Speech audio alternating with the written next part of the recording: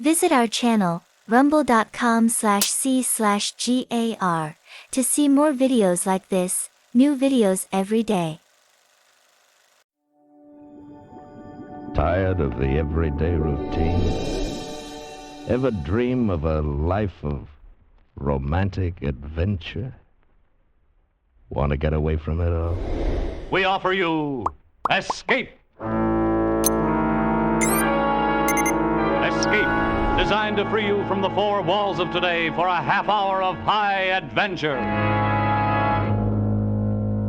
Tonight we escape to the interior of China and the story of a gentleman gambler from Virginia, matching wits with a murderous warlord whose word can mean life or death. As Ahmed Abdullah tells it in his famous story, The Ambassador of Poker.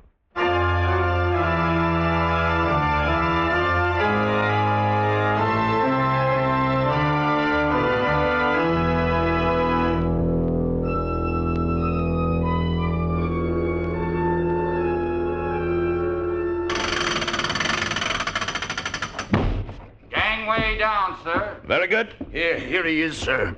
Captain, I demand to know the meaning of this. This sailor has forced me to pack my baggage, vacate my cabin, and come here. He did it on my orders, Mr. Fairbairn. You are leaving this ship. Leave it. But you're mistaken, sir. This is only Hong Kong. My passage is paid to Singapore. In this envelope, you will find the refund of the remainder of your passage. It comes to $43, I believe. Good day to you. Well, you can't do this. I demand an explanation. I shall give it to you in a word. Poker. There is not a man aboard, officer or crewman, who has not lost every cent he had to you. You're implying that I play dishonestly? That I cheat? Let's just say that you win, too, consistently. Sir, I am Randolph C. Fairbairn of Charlottesville, Virginia, sir. A Southern gentleman. I have never cheated at cards in my life, and I never will. Here in my wallet is all of the money I won on this voyage. Some $324, I think. Take it.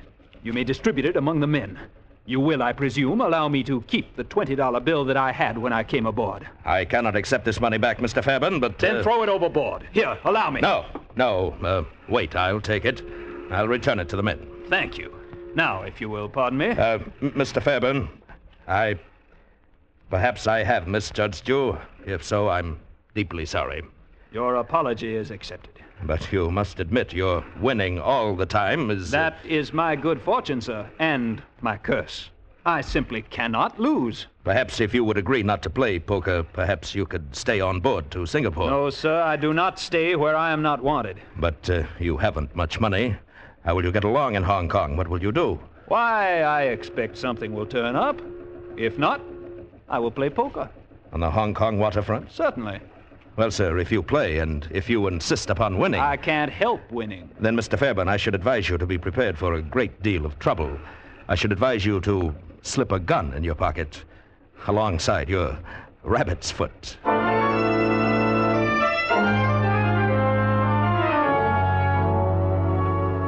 Mr. Fairbairn, are you staying on another week? Why, yes, I believe I will. Oh, well then, sir, we shall have to have payment for the room in advance. Yes, I'll take care of that tonight. Right now I have something important.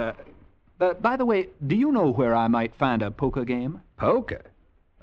Oh, no, sir, not in this hotel. Poker? Yes, sir. If you don't value your life too highly. On the waterfront, Pearl Dock Street, down the alley of the Heavenly Fish, the Black Dragon in the back room.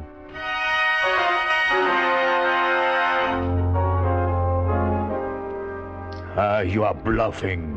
I call you. 3 lovely ladies. Well, mon ami, you are unlucky tonight. You wait. Just you wait. All right. Deal the cards. Gentlemen, I beg your pardon. Huh?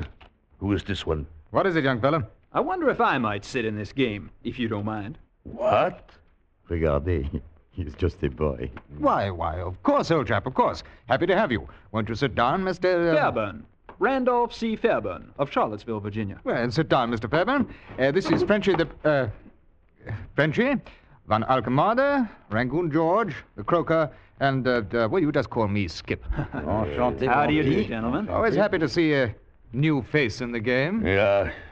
How many chips do you want? Why, $17.64 worth as a starter. There. Is that all you have? I'm afraid it is. For the moment, at least. Oh. Well, I don't think I'll need any more. Me, I love the innocence of the very young. Deal, mon petit.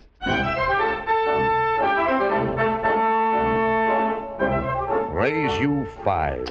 Very well. Call. 3 aces. Sorry. Full house. 9s over 4s.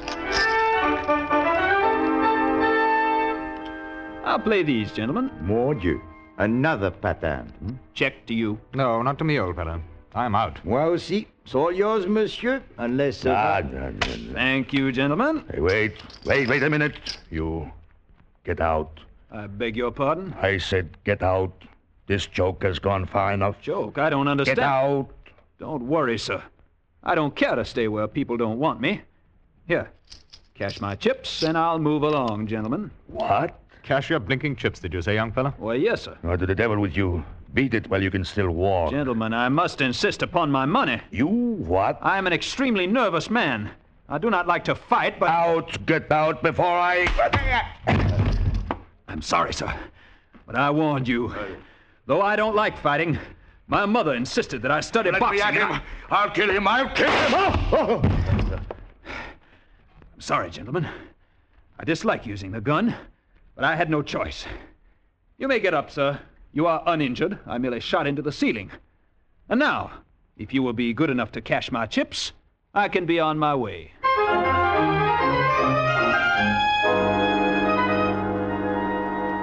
$84, $85, and 20 cents. That's it to the penny. Thank you, gentlemen. Now, if you will remain facing me with your hands up until I've left the room... Be careful with that thing. There is very little danger. I'm really a very indifferent marksman. Who's that? There is no need to fear this humble one, sir. Good evening.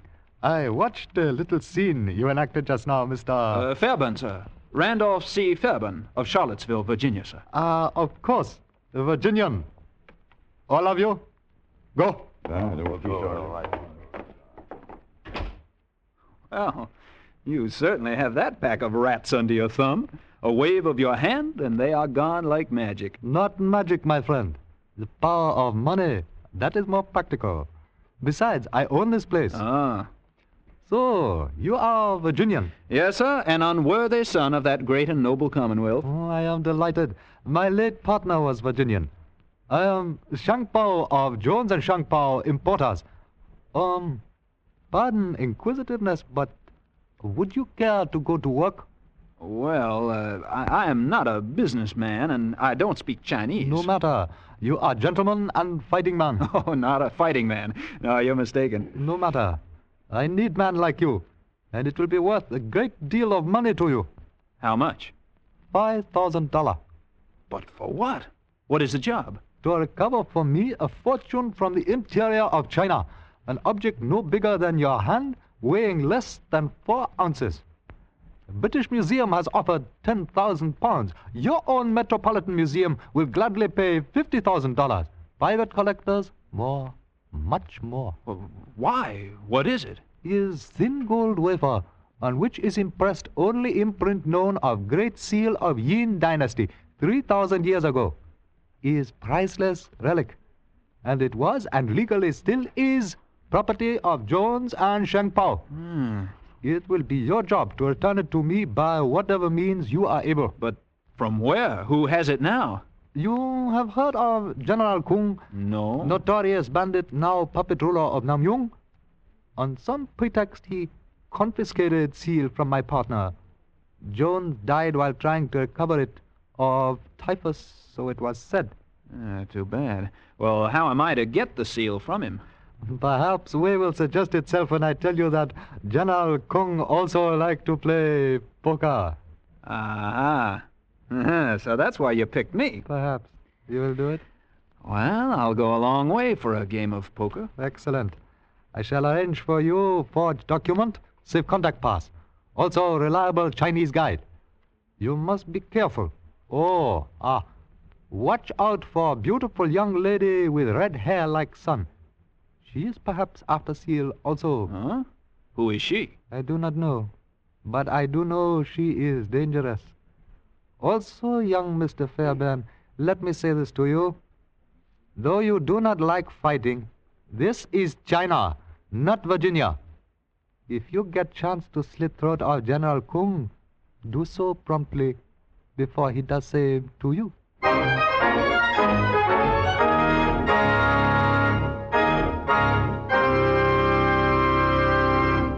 In just a moment, we will return you to the second act of Escape.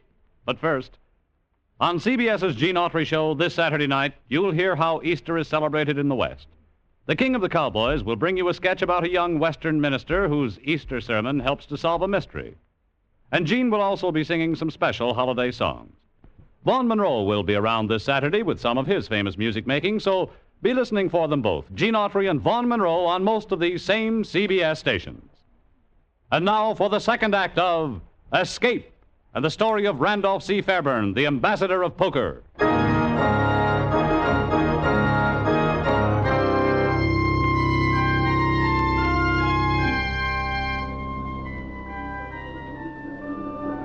Is this the place, Mao Tzu?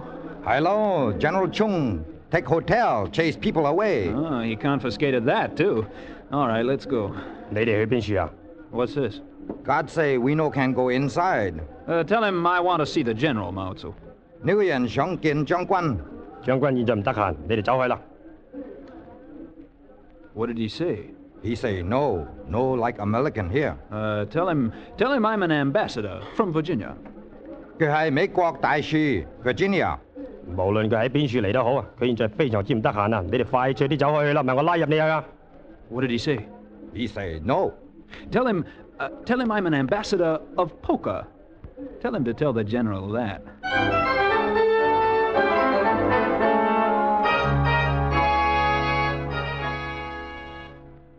Did you say poker, Mr. Fairbairn? I did, sir.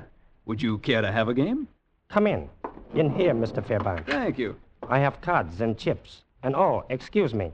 This is Miss Grushenka, Mr. Fairbairn. How do you do? Wow.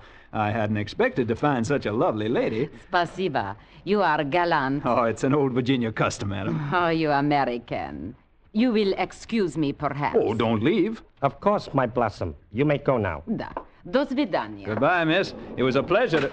Now, Mr. Fairbairn. I'm sorry. I hope I haven't interrupted anything. It is nothing. Only a woman. Sit down. But a very beautiful one, with lovely red hair. Still a woman. I have not played poker for many moons. Cut for deal? And the stakes? Shall we say 100 a chip? $100? All right.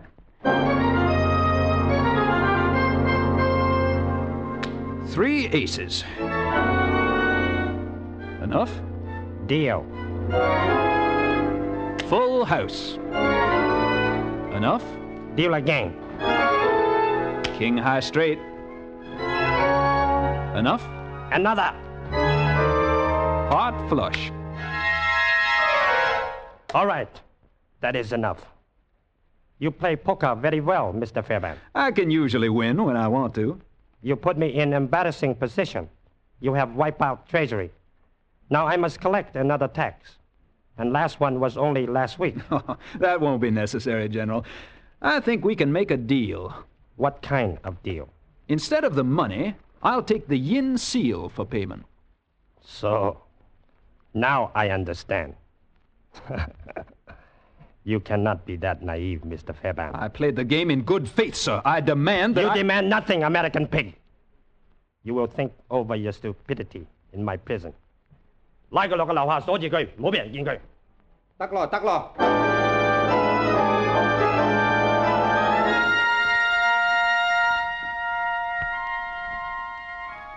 將軍唔准我哋入去咯。It's quite all right, I tell you. General Kung has given me his permission. 真個好唔得咯。Dolja, dolja. Oh, hello, Mr. Fairbairn. Well, hello. Nice of you to come and see me. If I get you out of here, will you help me? What happened to your Russian accent? Will you? Well, yeah. Of course, it wasn't a good accent anyway.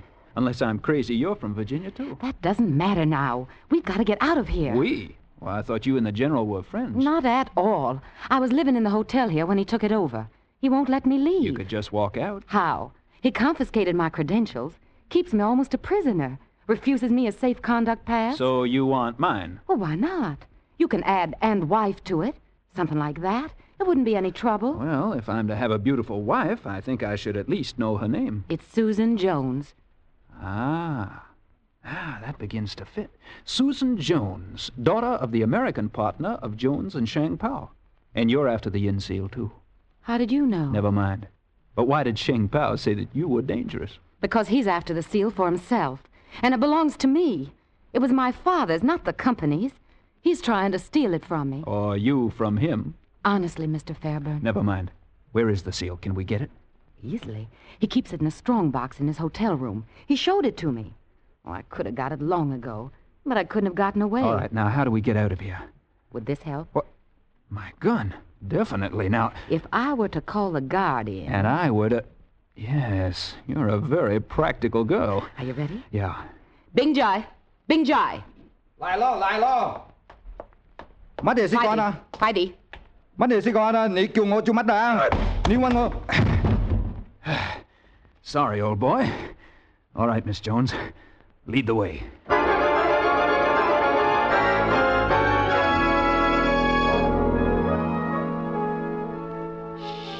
What's the matter? He's in there. We'll have to do something. What? You leave it to me. You be ready when his back is turned. Miss Jones, I don't think I should let you, a young lady from Virginia. Shh. Is Grushenka? Ah, my blossom. Come in. So, at last, you come to me, my sweet one. Da, дорогой. Come to my... Good heavens, what did you do to him? Simple. A judo trick. My father insisted I learn judo. Did you kill him? No. But he'll be asleep for a couple of hours. Long enough for us to get the seal and get out of here.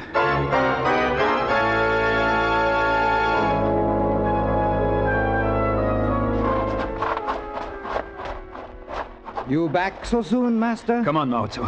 We've got the seal. Let's go. How are we going to travel? We'll use this car. That's General Kung. So I see. And that's his chauffeur, no doubt. You two get ready to jump in. Okay. I'm going to say hello to him. Oh, I say, old man, how are you?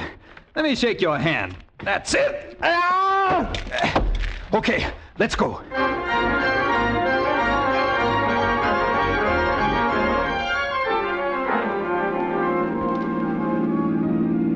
We're going to have to get rid of this car soon. Mao Tzu, what's this village up ahead? Chengpen. Can we get a train there? Oh, yes. Little train, sometime. All right. Mao Tzu, you get rid of the car. We'll see about the train.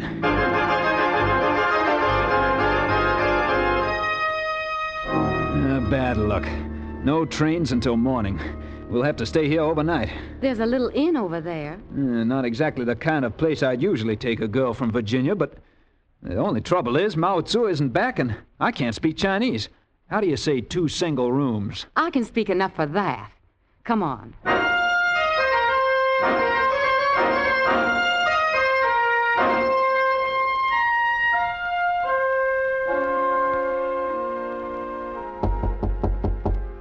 Yes?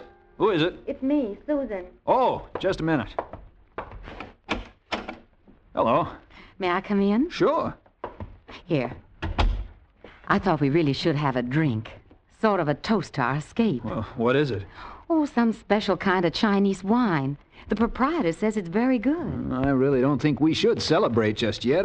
Well, of course, if I'm repulsive to you. Oh, no, nothing like that. You're...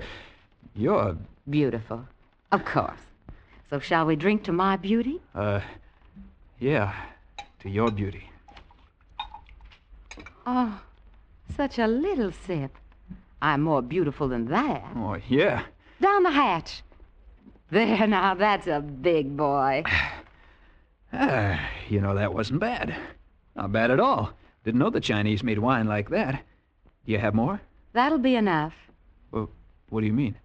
In about 2 minutes, you'll be fast asleep. Asleep? Some of these Chinese wines are interesting. Special. Something like a Mickey. I don't think you'll be terribly sick, though. when you wake up. Susan, what is this? Simple, dear. I can buy a lot of negligees like this one with that $50,000, and I don't intend to share it with Sheng Pao any more than he does with me.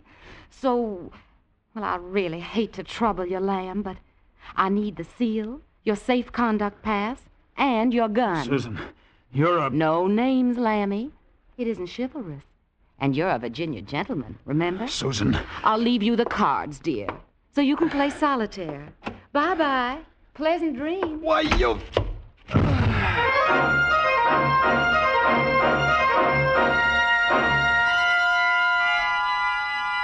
Oh, my head. How long has she been gone, Mao Tzu? For 5 hours. That's enough. We can't catch her now. I think maybe yes. How? She take first train. Is slow train. We take next train. Is fast train. We catch her before she get to Hong Kong. Good boy, Mao Tzu. Let's go.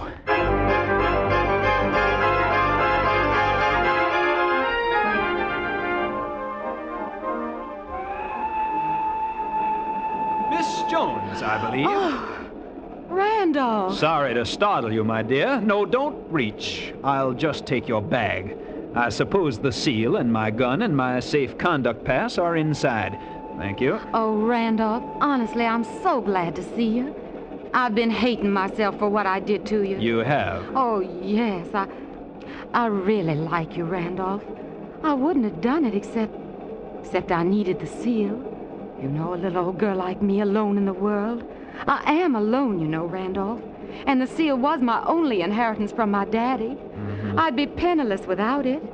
You wouldn't want that, would you, Randolph? You wring my heart, Miss Jones. All right. I suppose it's just as well, really. This way, at least, I won't be a criminal. What do you mean? It's you who'll be the criminal, you and Sheng Pao.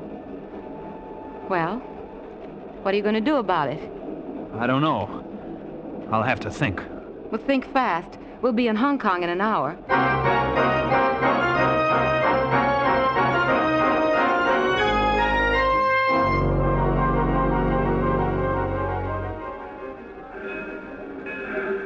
Well, Randolph, what are you going to do? Come on.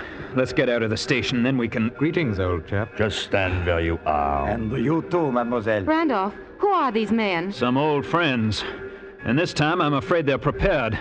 I can feel their preparation in the small of my back. Yeah, so march.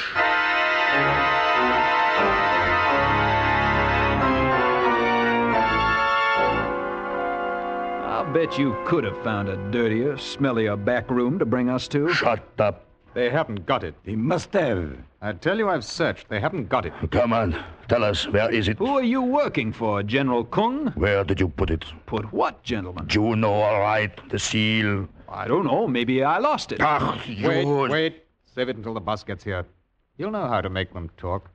Trust the Chinese. Yeah, but it may be ours. Well, here is cards. Why not play while we are waiting? Well, that's an idea. Why not? Your deal, Frenchy. Randolph, darling, if General Kung... Don't worry. I'll think of something. I know you will. You're wonderful, but just in case, I want you to know I am sorry for what I did. Hey, you kissed me. Yes. Did you like it? Yes, only down it my hands are tied. But I've got an idea. Just a minute. All right, deal him out, Frenchy. What's the matter? Afraid to let me play with you? Afraid I'll beat you again? Well, what do you say, chaps? Why not? Yes, money. Our money. I'll untie him.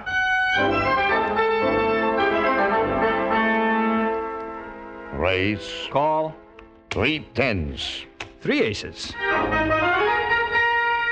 3 aces. 4 deuces. 4 kings. Straight flush. Straight flush. Royal flush. Oh, he's cheating. He must be. I'll kill him. I'll kill him.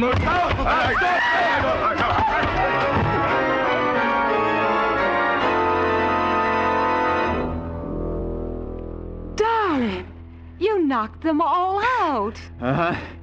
What a mess. My cards all over the room. Leave them. Let's get out of here. Listen, somebody's coming. Maybe it's the general. Hurry. Just a minute. I've got to find... there. All right, let's go. Good evening. Not leaving so soon? Oh, Sheng Pao. So Mao Tzu found you. A good thing I sent him off to... But wait a minute. How did you know where to find us? Perhaps if we will go back into... No, wait a minute. We want to talk to you. There is no need for me to talk to Miss Jones or to you. You are through. Just hand over the yin seal. Randolph, he's got a gun. So you are a double-crosser. Randolph!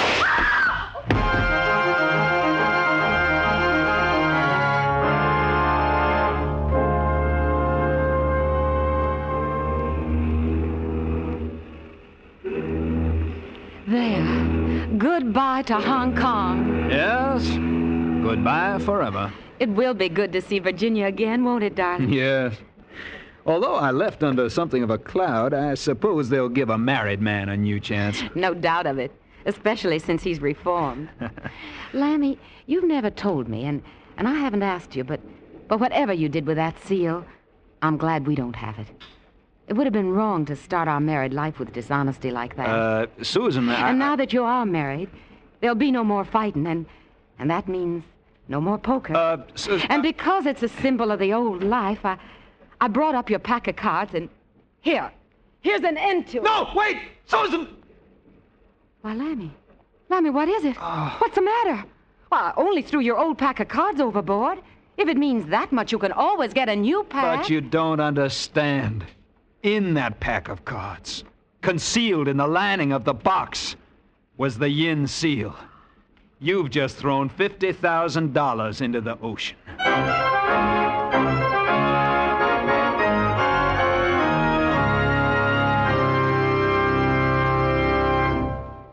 Escape is produced and directed by William N. Robeson.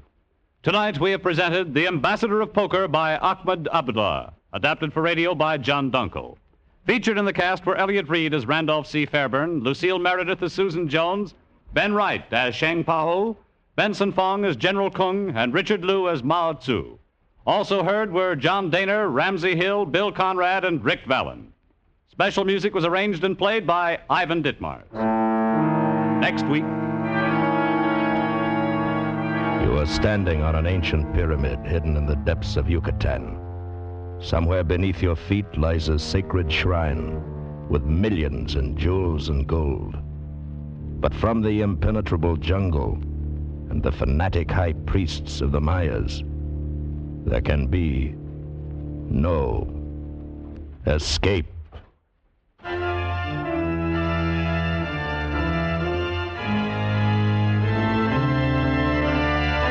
Next week, we escape with the story of a man and woman whose lust for gold led them to dangerous defiance of the laws of a primitive but still powerful cult. As Les Crutchfield and Paul Pierce tell it in The Golden Snake. Goodbye then until this same time next week when, once again, we offer you Escape.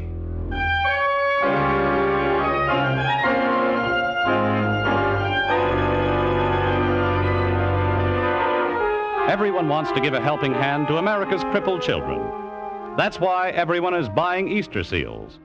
Money from the sale of these seals helps to carry on the good work of the National Society for Crippled Children and Adults, which conducts an extensive program of education, research, and personal care for the physically handicapped. So do your part by buying Easter seals. This is CBS, the Columbia Broadcasting System.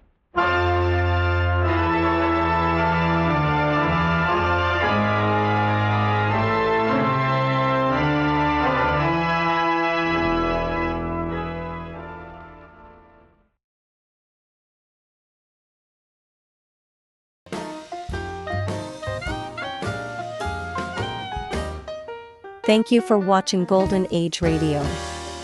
We post all new episodes every day. rumble.com/C/GAR. Arcade of America, presented by DuPont.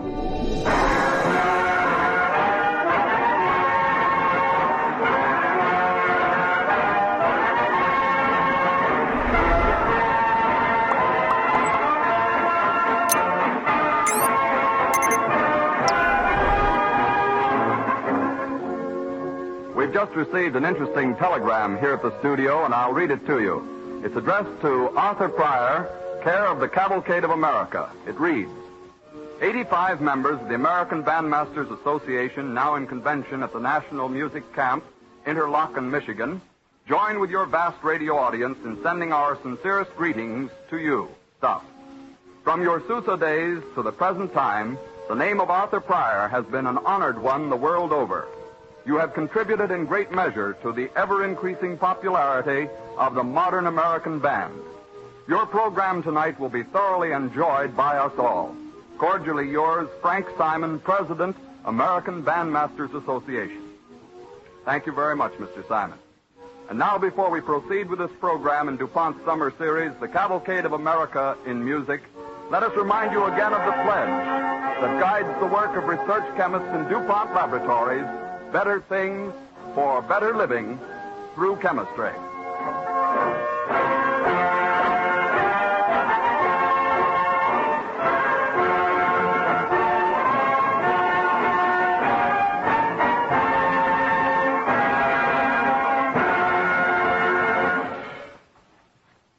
Arthur Pryor and his band open the program this evening with a number dedicated to one of the greatest personalities this country has known.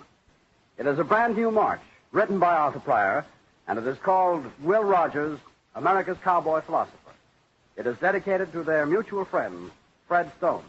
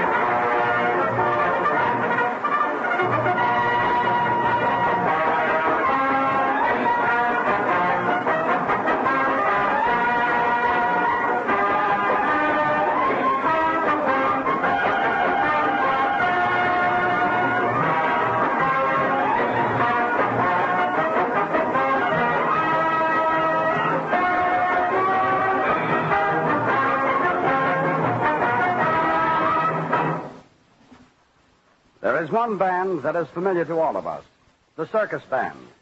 First, we hear it leading the great free parade. Next to the company is the death-defying deeds arena, pausing appropriately when a breathtaking acrobatic act is to take place, accenting the thrill with a roll of the drums. What would a circus be without its band? The great free-ring shows of the little one-horse affairs would be equally ineffective without the musical background. Arthur Pryor and his band bring us an impression of a circus, which should take us back to our childhood days. Here comes the grand opening pageant.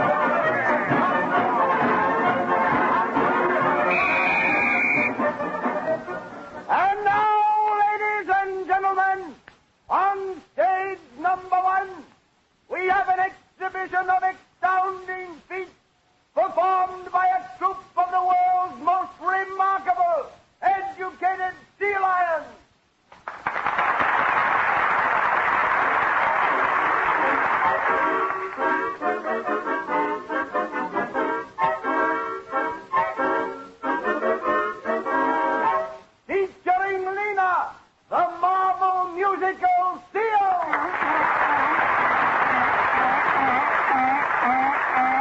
Lena will now play My Country 'Tis of Thee without the aid of any mechanical device.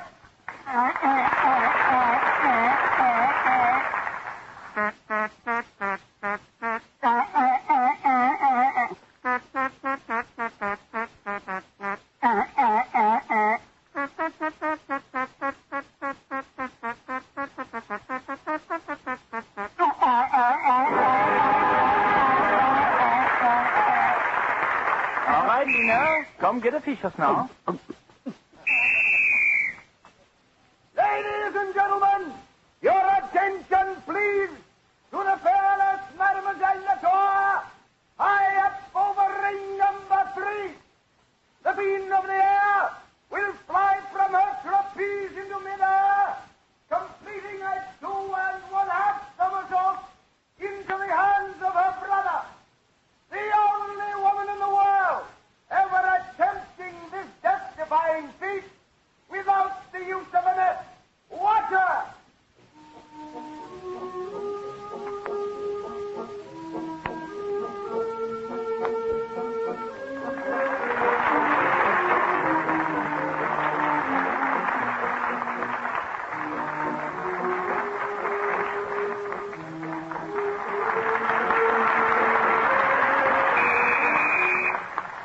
Are you ready, Mademoiselle Latour?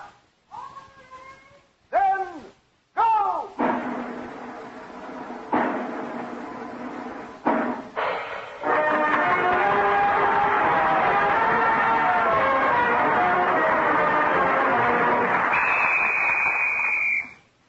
And now, ladies and gentlemen, the crowning feature of the circus.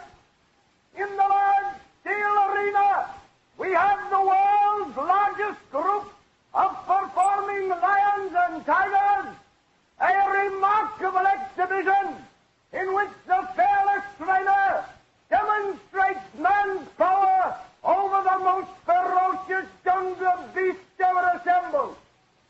Ladies and gentlemen, we present Major Rex Rocco.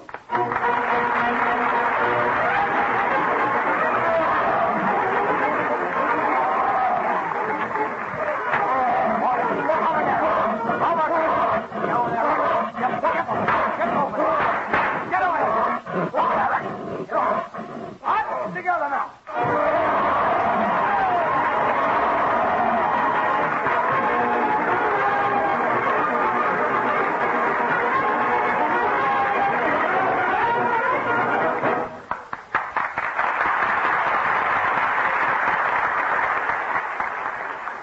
Earlier in the program, we spoke of the American Bandmasters Association, which is holding its annual meeting this week.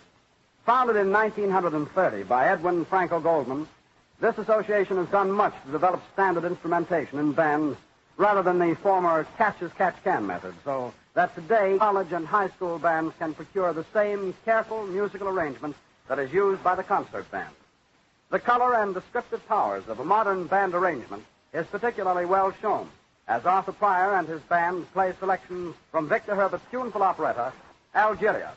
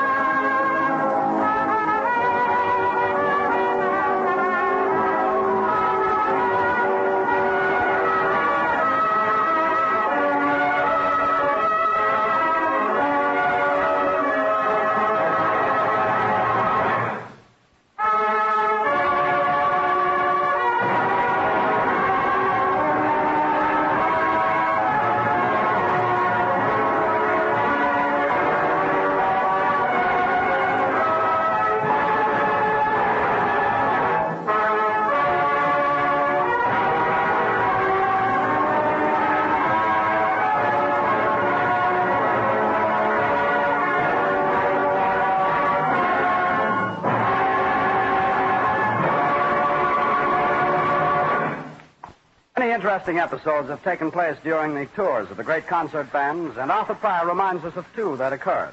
One when he was solo trombonist and assistant conductor for John Philip Sousa, and the other when he and his own band were playing an engagement in Miami, Florida. The Cavalcade of America, presented by DuPont, brings us first to a scene in Kansas City, Missouri, about 25 years ago. The convention hall is crowded with 8,000 or 9,000 Missourians who have already enjoyed a trombone solo played by their fellow Missourian Arthur Pryor, but they are not satisfied. Let us join the audience on that day as Sousa's band plays its final selection.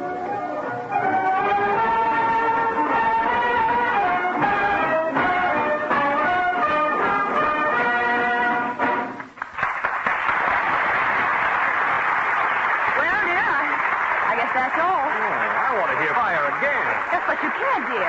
They've had 2 encores already, and it's getting late. I don't care. Pryor's a Missouri boy, and he's the one I came to hear. I'll get him out again.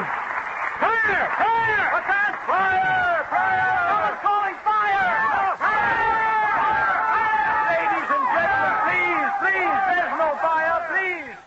Boys, strike up Dixie and B flat.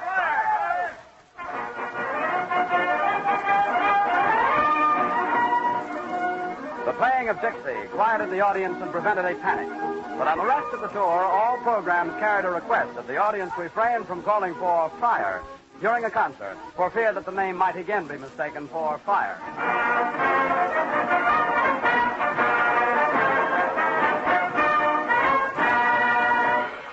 A few years ago, Arthur Pryor and his band were playing in Miami, Florida. After the concert, Mr. Pryor is in his dressing room when he hears a commotion outside. Oh, no, you can't tell me. I know. It's a cheat. It's a swindle. It's not Pryor's band, I know. But, my dear sir... Oh, I know, I tell you. It's not Pryor's band. What's all the excitement? Oh, Mr. Pryor, this man says... I repeat it. It's a cheat and a swindle. You have a nerve to call yourself Pryor's band? Some crank, Mr. Pryor. It ain't only me. You've swindled all that audience. What seems to be the complaint? Just this. You ain't Pryor. This ain't Pryor's band. I was always under the impression that I heard Pryor's band when I was a boy, back in St. Joe, Missouri. Pryor had a black beard. You don't look any more like him than I do. Oh, I begin to see the daylight. Well, I'm sure I don't. Somebody's been impersonating you out in Missouri. No, nothing like that. This gentleman is thinking of the first Pryor's band, my father. Your father's? My father, Samuel D. Pryor, had a black beard and had a band back in St. Joe, Missouri. Well, you ain't by any chance little Artie Pryor, who used to play in your father's band, are you? That's right. Well, how time does fly. I guess you got the right to the name of Pryor's band after all.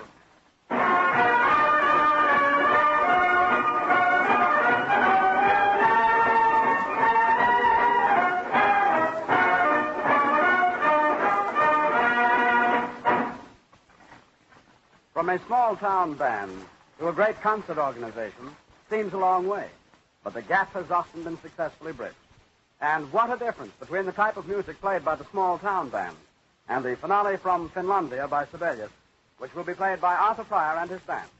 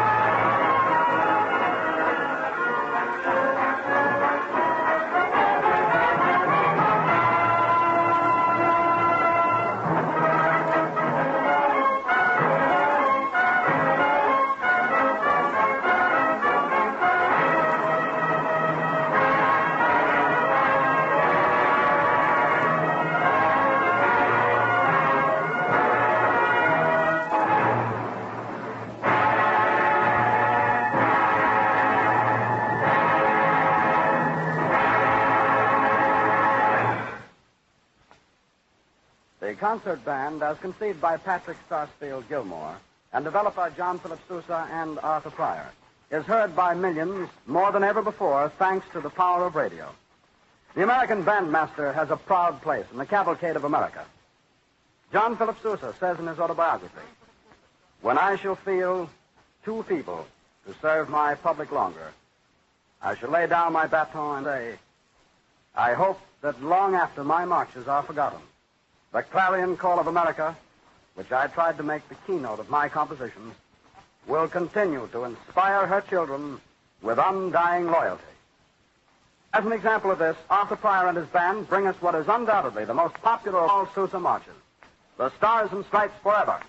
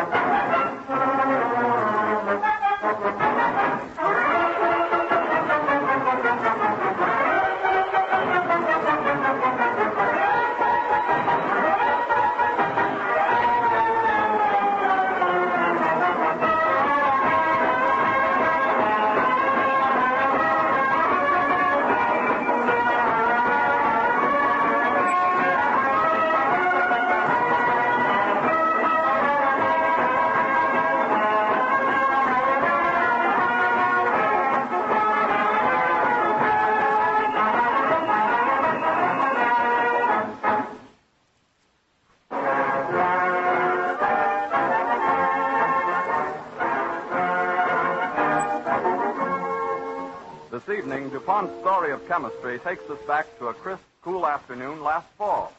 Mr. and Mrs. Henderson are driving to the country for a vacation weekend with friends. Oh, I forgot to tell you, Frank. I want to stop at the Bartlett farm. Now, dear? Yes, to tell Mrs. Bartlett we'll stop by Sunday evening for eggs. I'm going to put a lot of them down in water glass for the winter. All right, dear. Say, no detour this time. The new concrete highway is open. Oh, good. Well, that'll save us half an hour. It certainly will. And look at it with you. What a road. Mr. Henderson might have been surprised to know that the same water glass his wife mentioned in connection with preservation of eggs helps give strength, smoothness, and long life to that new concrete highway. But it's true. For chemical research long ago discovered that one of the very best chemicals for the all-important task of thoroughly drying or curing new concrete was our old friend water glass, or to give it its chemical name, sodium silicate. This product is made by fusing a good quality of sand with alkali and bears a close resemblance to glass, except that it is soluble in water. That's how it got the familiar name water glass. Sodium silicate is a mineral product, and therefore fire retardant, and its tough film protects against vermin. That's why it is widely used by makers of wallboard, insulating materials, and shipping containers. Sodium silicate also finds use in the making of rubber, paper, textile fabrics, and pottery. And soap manufacturers, among the first to employ large quantities, are using more every year because its material increases the cleansing qualities of their products. Thus, sodium silicate assists in the production of thousands of things concerned with our daily comfort. It is another example of how chemical research touches the lives of all of us, as described in the DuPont phrase, better things for better living through chemistry.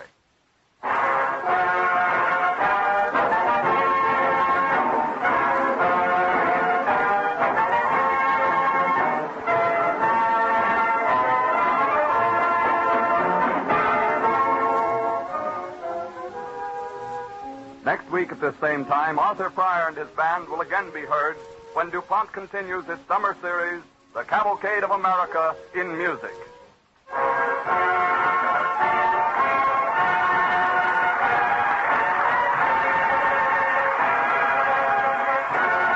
is the Columbia Broadcasting System.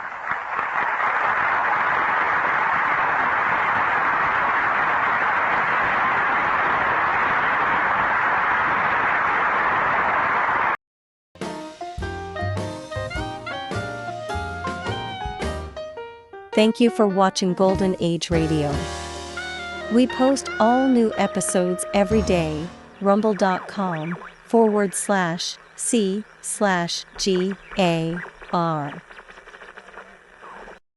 Good evening, creep. Tonight, your Mystery Playhouse presents Inner Sanctum.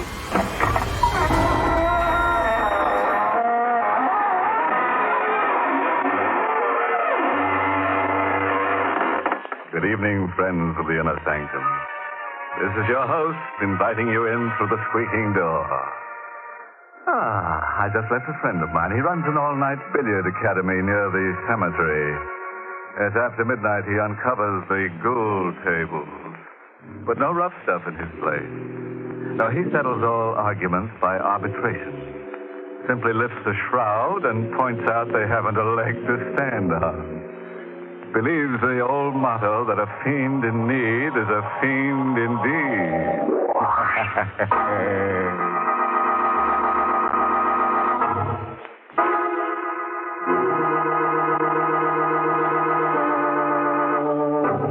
Now, dust off the edge of your chair, because that's where you'll be sitting for the rest of this half hour, and listen to Murder Comes at Midnight.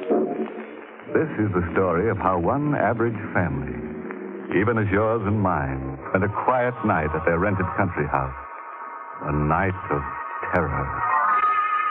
As I said, the Cannings were just an average family.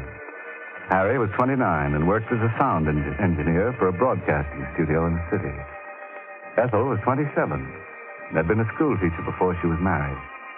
Now she was kept pretty busy between writing the great American novel and taking care of Judy, her 7-year-old daughter. This was the first year they had rented a house in the country for the summer, and Ethel didn't take much to the idea of being alone either. At first, I didn't know what it was that woke me. Perhaps it was because I was expecting Harry. He phoned that he was working overtime. He wouldn't be home till after midnight. I didn't like the idea of his driving 60 miles from this city at that hour. Or maybe it was just because I wasn't used to being alone with Judy in the old house. I got out of bed. I opened the connecting door to Judy's room. She was sleeping quietly. I closed the door softly, went across to my window. Something had awakened me. What? Was it a sound I heard in my sleep? Or was it a premonition? I looked out the window. The night was dark with 1,000 secrets. Harry should have been home by this time. My watch showed a few minutes after 12. Maybe he'd had an accident. Maybe that's why I awakened. Some sort of telepathy. And then I saw the headlight. It was Harry. He was turning in our road. The headlight phased me for a moment as he swung into our driveway. Everything was all right then. I'll be right down, Harry. Breathlessly, I raced downstairs to let him in. I was so happy I could cry. It was only then I realized what tension I'd been under, all because of my silly fears. I unlocked the door quickly. Oh, Harry, I was so worried. Sorry to bother you so late, miss. Had an accident with my car. Oh, I thought you were my husband. Oh, sorry to disappoint you.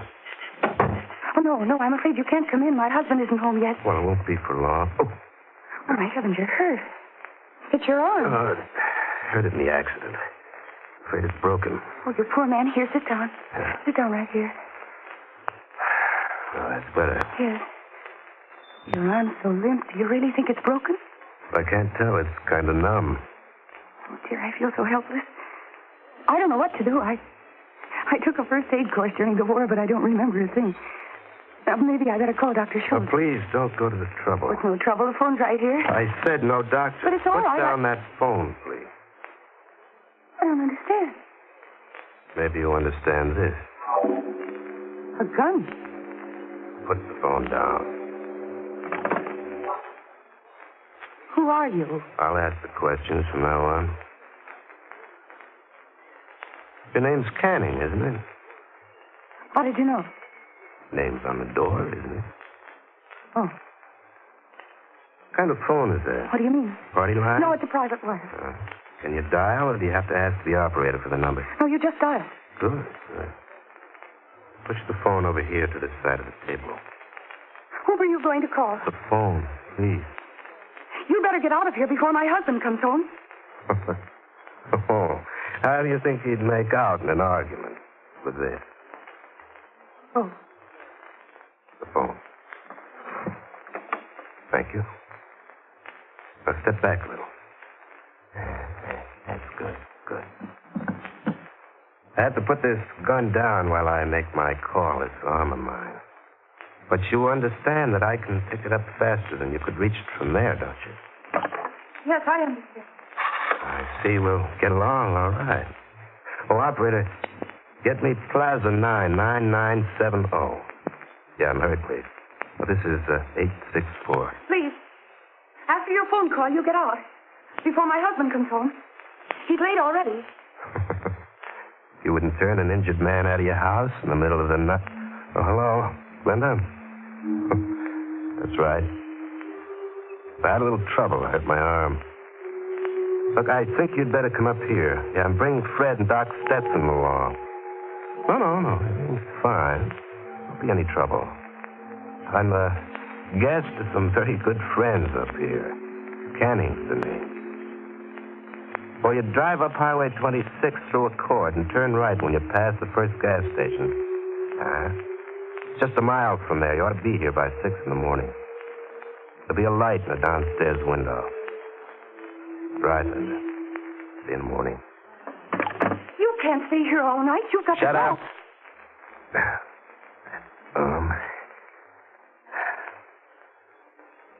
What's that over there? Radio? Yes. Pretty big. It's a sending and receiving set. Harry built it himself. He's a radio engineer. Can you get shortwave police calls? Yes? Turn it on. But I don't... Turn it on. No. Well, getting brave, huh? I don't think you'd dare to shoot me. It would be murder. They'd send you to the chair. Now you get out of here. You call your friends and tell them to meet you someplace else. Now there, I've opened the door. Now get out. Worried about your husband, aren't you? Afraid of what'll happen to him if he comes home now, huh? I want you to go away. And if you don't go now, I'll run out and scream for help. There are other houses in this neighborhood, and somebody will hear me. Oh, go ahead and run. What? I won't shoot you. You won't? I don't have to. What do you mean? You wouldn't dare to run out and leave your kid upstairs. That little red-headed kid with the cute curls. Judy. How do you know I have a daughter? Easy. The doll carriage over there. How do you know she has red curls? Maybe I guessed it. And her name, too? Turn on that radio. All right.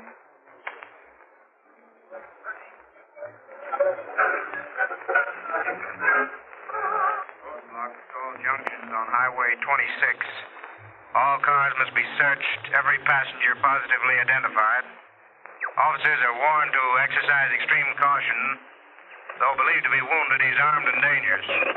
I will repeat, Arnie Bishop, known as the Gentleman Killer, escaped from custody on board the Allegheny Limited at 11 o'clock while being escorted to the death house at the state prison. He's thought to be heading north in the direction Turn it of the off. port. Now you know who I am. Arnie Bishop. You're Arnie Bishop. How many rooms in this house? 6. Fine. My friends and I will stay here for a few days. It'll make a fine hideout. What will you do when my husband comes home? Don't worry about him. Now, suppose we go in the kitchen, and you can make me something to eat. Wait. Huh? Why did you choose this house to come to? This house of all others. Can't you guess? Yes, I think so. How did you know Judy's name? And about the color of her hair? Ah, you're getting warm. My husband, Harry. Harry told you. Ah, you know you're pretty smart. Oh, please, don't you have any pity at all? Tell me what you did to Harry. He's not hurt much. I just tapped him on the head. He picked me up on the road, gave me a lift. I pumped him, found out all about this house and about you and Judy. Then I knocked him out and kept going. It was pretty tough driving with one hand, but I made it. Where's Harry now? In the back of the car, he can't get loose. I'm going out to Stay where you are. But Harry's hurt. I can't leave him out there alone. About this little red-headed kid of yours, where does she sleep? Upstairs? You wouldn't hurt her. Better stay here if you want to make sure. Oh, no. That's better. Now, suppose we have something to eat.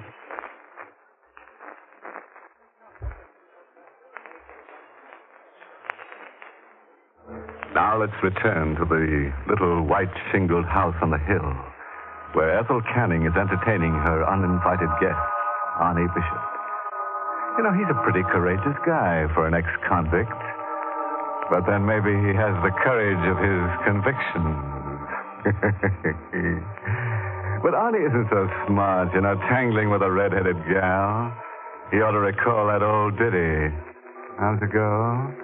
Beware of a girl with deep red hair. A man is safer in the electric chair.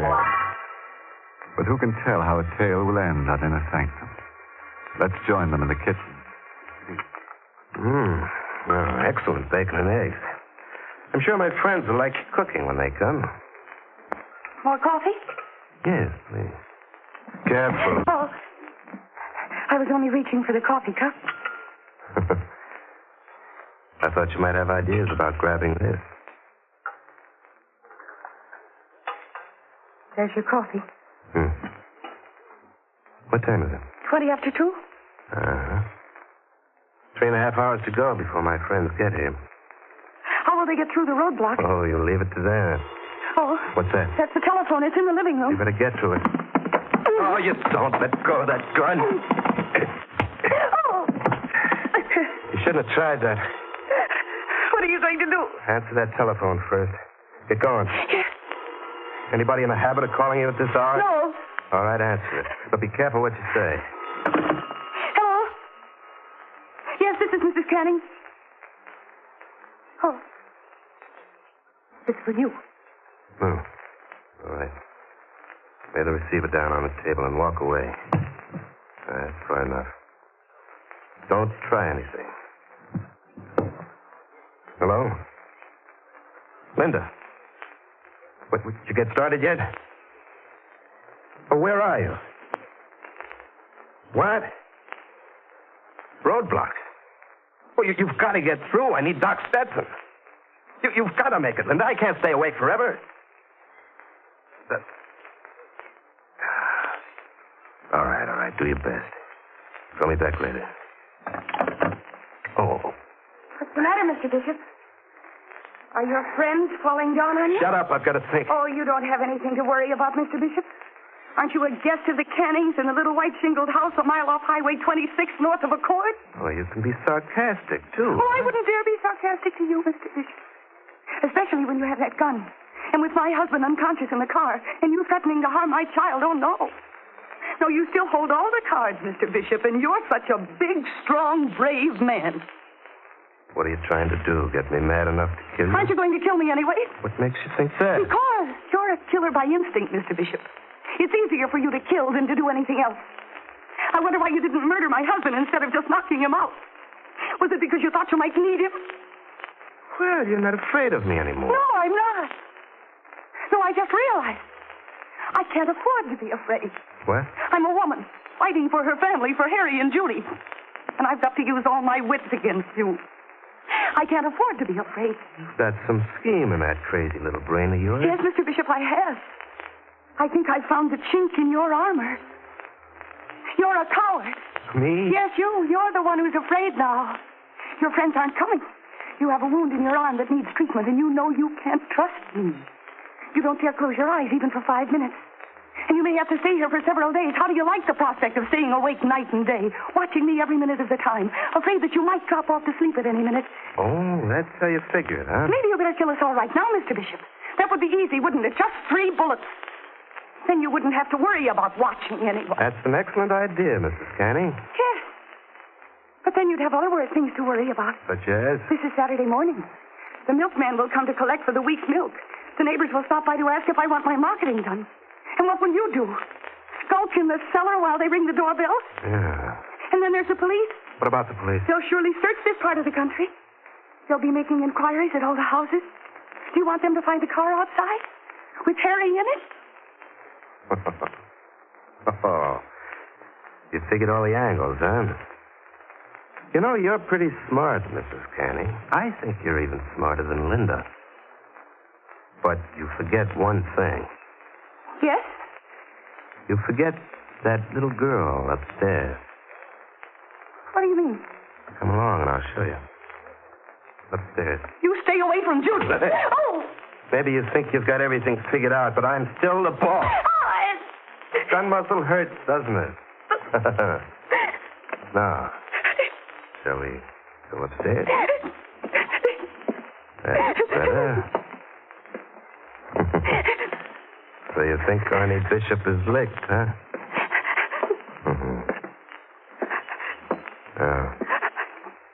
Which is Judy's room? What are you going to do to her? Which is Judy's room? Or are you going to make me open all the doors to find out? That one. All right, let's go in. So you first, Mrs. Canning. I warn you, if you hurt You first, Mrs. Canning. Please don't wake her. Very pretty child. How peaceful she looks. And innocent. Hey, you know, childhood's the best time of life.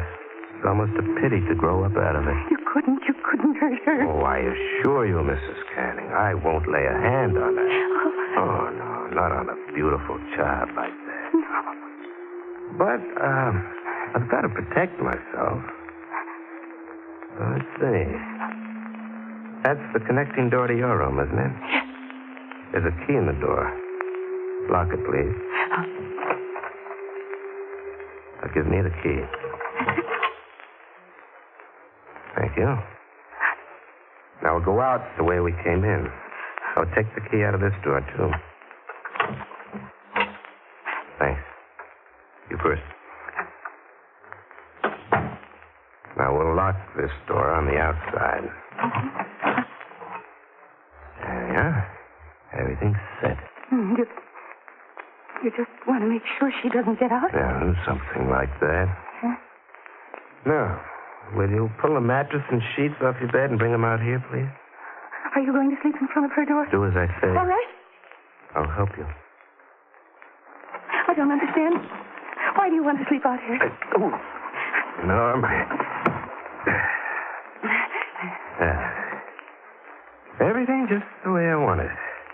The mattress against Judy's door. But you can't sleep on it that way, half up against the door. I didn't say I was going to sleep on it. Oh, what are you going to do? Mrs. Canning, we'll see if you can figure out how to beat this angle. What do you mean? What would happen if I were to put a match to this mattress in Betty? Oh, no! This whole floor would be in flames in 5 minutes. With both doors locked. Judy wouldn't have much of a chance. Oh, no! Still think Arnie Bishop is licked, Mrs. Canning? You're right about one thing, Mrs. Canning. I am in a corner. With this bum arm, I've got no chance of running if the police come. So if they do, and if I'm cornered, I'll set a match to this mattress and fight them off till the whole house is just a bunch of rubble with Judy in it. You understand me thoroughly, Mrs. Canning. Yes. So it's up to you to see that the police don't come. You're going to lie for me, Mrs. Canning, and you're going to cheat for me, and you're going to kill for me if necessary, because I always have a match ready. Now, do you still feel like trying any tricks? I'll do whatever you say. More like it. Now, the first thing you're to do, go downstairs and run that car into the garage. Get it out of the way. But don't touch your husband. Don't even look in the back of the car. I'll be watching, understand? Yes. Glad we understand each other at last. Let's go.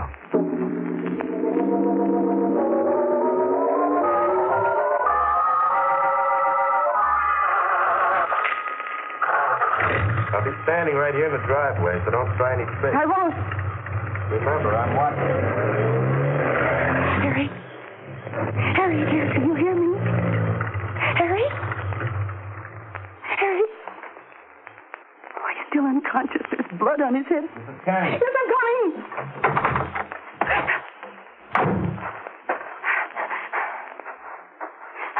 You did take a look at him, didn't you? No. All right. No. All right, come inside.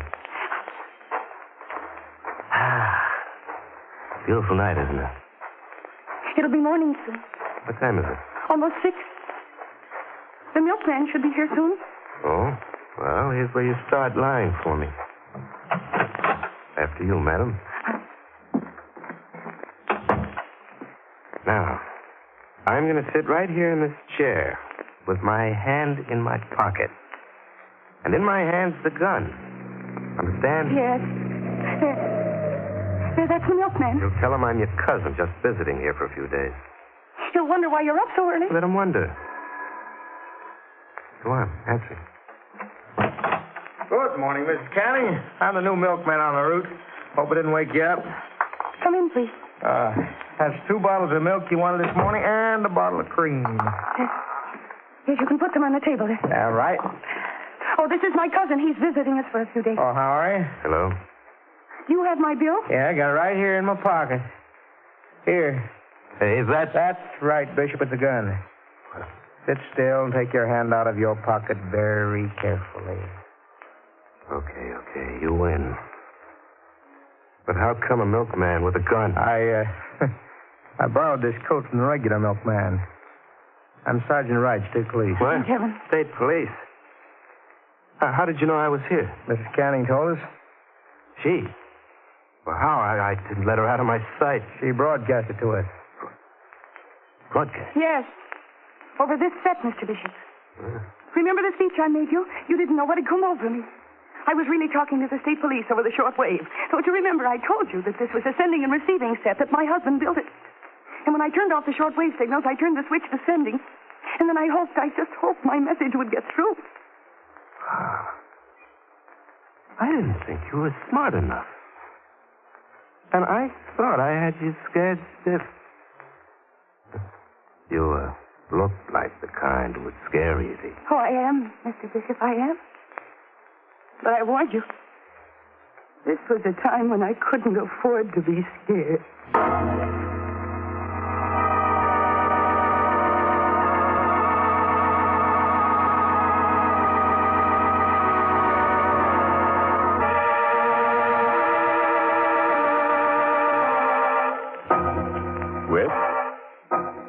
Which all goes to prove that a determined man can always get what he goes after.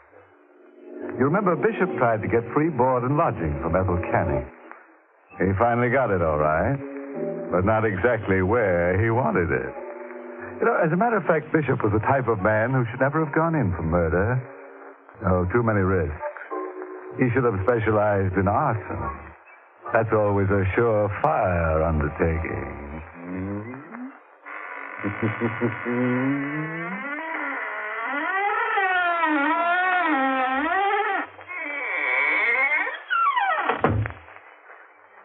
That was your host, Raymond Edward Johnson, closing the door on Inner Sanctum, tonight's performance from the Mystery Playhouse.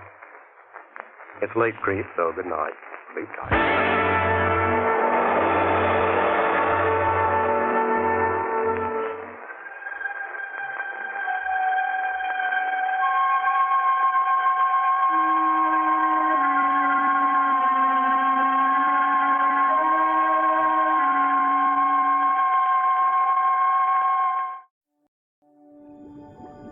Wait a minute.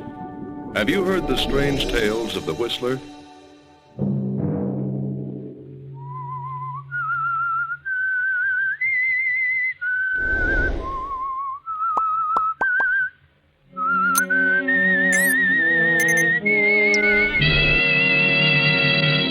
I'm the Whistler. You promised me that you wouldn't gamble again. You've broken that promise, and I won't give you another cent. This time, John, you can work it out for yourself. Another Sunday night, and again CBS presents The Whistler.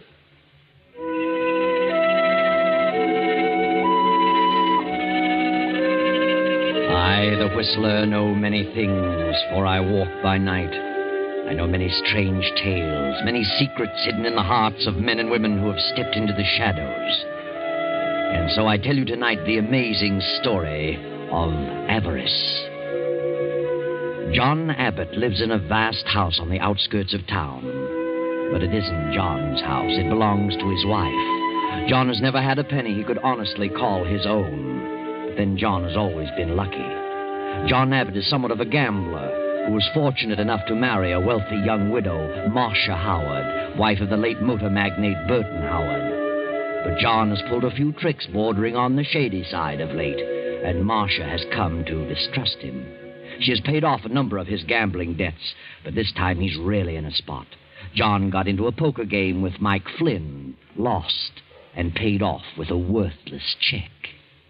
Hello, Mike. How are you? I haven't seen you since that big night last week. Where have you been keeping yourself? Where have you been keeping yourself? Well, my wife's been rather ill, you know. I've intended to get in to see you and the boys for some time. Did you try real hard, John? Try? Why? What do you mean? I kind of got an idea you were trying to avoid me. Oh, why should I? Would you have dropped in today if Muggsy hadn't tipped you off that I wanted to see you? Why, of course I would. In a pig's eye. I resent that, Mike. You do? Well, I resent this. What? This rubber check. You got a lot of nerve horning in on a game when you can't pay off.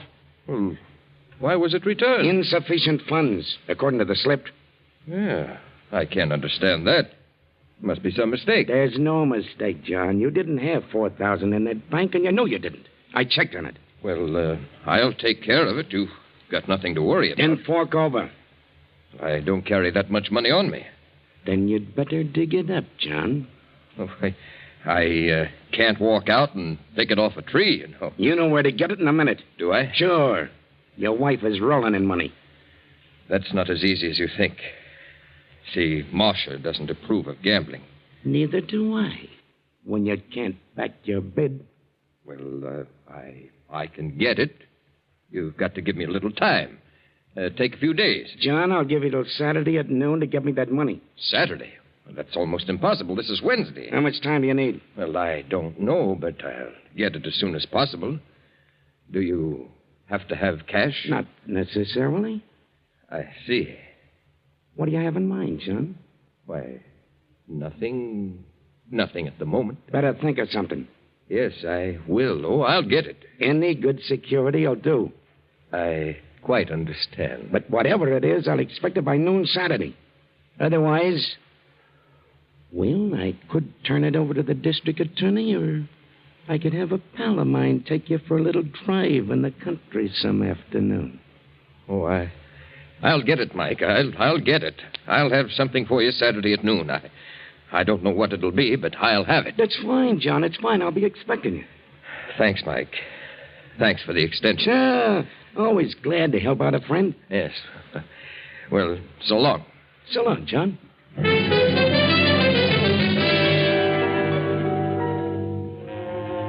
So John Abbott walks out of Mike's office and home in a deep fog, goes to his wife's room on the floor above, slips easily to the side of her bed.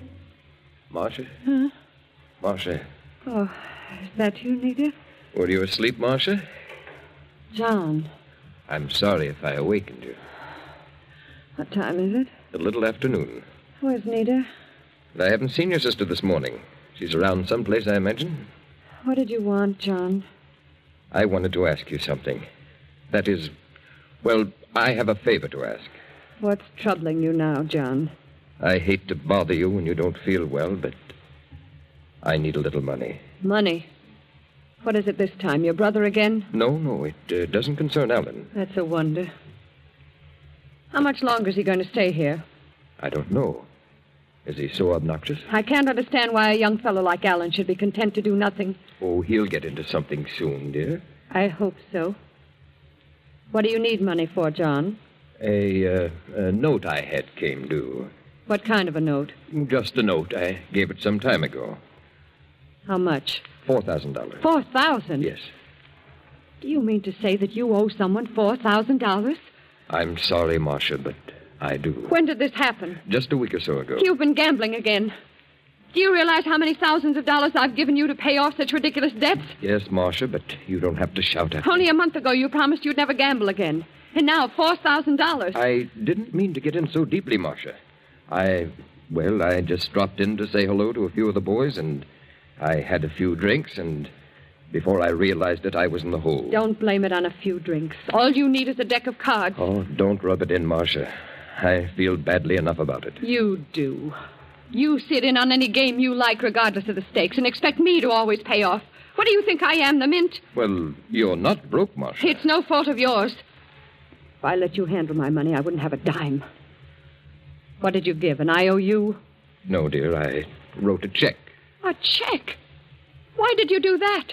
You have no account of that size and never did. Well, they wouldn't take my IOU. Who wouldn't take it? Were you playing with Mike Flynn again? Yes. You're a fool, John, an impossible fool. But that isn't the point, my dear. Will you help me? No, John. You promised me that you wouldn't gamble again. You broke that promise, and I won't give you a dime. You can work it out for yourself. Where would I get $4,000? Why don't you try working for a change? Well, I don't expect you to give it to me. I'll pay it back. You pay it back? Do you think I believe that? You act as though you were down to your last penny. What good does all that money do you anyway? What good will it ever do you? More good than it would ever do you. I might be able to get into some kind of business if I had enough capital. Business? You? Well, what's wrong with that? You talk as though I were a good-for-nothing loafer. You are. You and your brother. I'm sorry I didn't know that before I married you. And now your brother's hanging around here. And what for? Pretending to be in love with my sister. I don't like him, and you can tell him to leave. That's right. Get yourself excited over Have nothing. a good reason to be excited. You're not half as sick as you think. You have all the symptoms of a hypochondriac. Get out of here. Get out of this room. I'm going. And tell your brother that I... Marcia. Oh. Marcia. What's going on in here? What was Marcia yelling about? I don't know. She's fainted. She certainly can get worked up easily. You'd better call Dr. Manning. Very well. I'll call him from downstairs.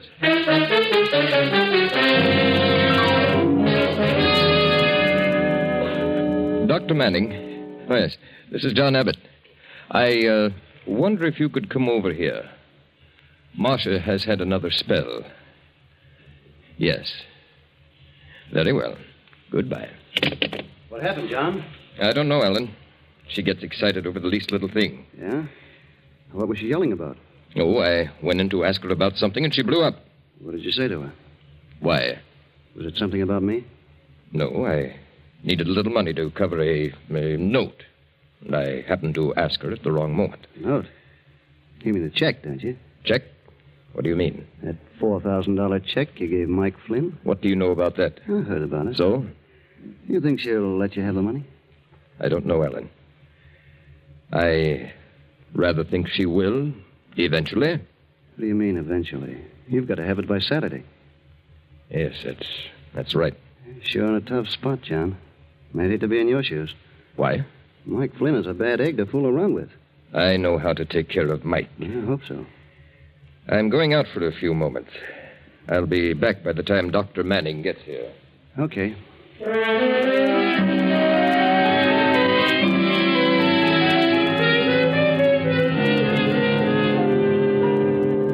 John goes out and walks around for a while, pondering over his predicament.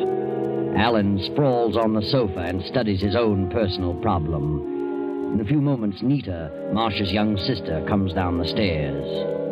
How is she, Nita? She's a little better. I gave her some of her medicine and she pulled out of it. What upset her? Oh, it doesn't take much to upset Marcia. She's such an unreasonable woman. I wonder what John said to her. Probably some trivial little thing. Maybe. Sometimes I feel I can't stay here another day. Why do you stay, Nita? Well, I feel it's my duty to stay. It wouldn't be right to leave Marcia in this condition. Is that the only reason for staying? No, Suppose she's angry because of my being here? I don't know. I don't think she likes me very much. I don't know why she should feel that way. I've tried to be nice to her. She doesn't seem to like anyone very well. She makes herself miserable. No one seems to be able to do anything for her. Suppose she resents your being here, Nita? Why should she? Oh, I don't know. She might invent some crazy idea and, well, I wouldn't want to see her get angry with you, Nita. What reason would she have to do that? Oh, I don't know.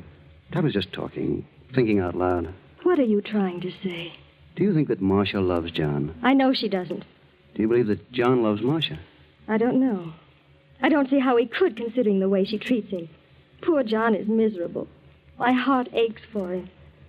Nita, you know that I love you very much. Don't you, darling? Yes.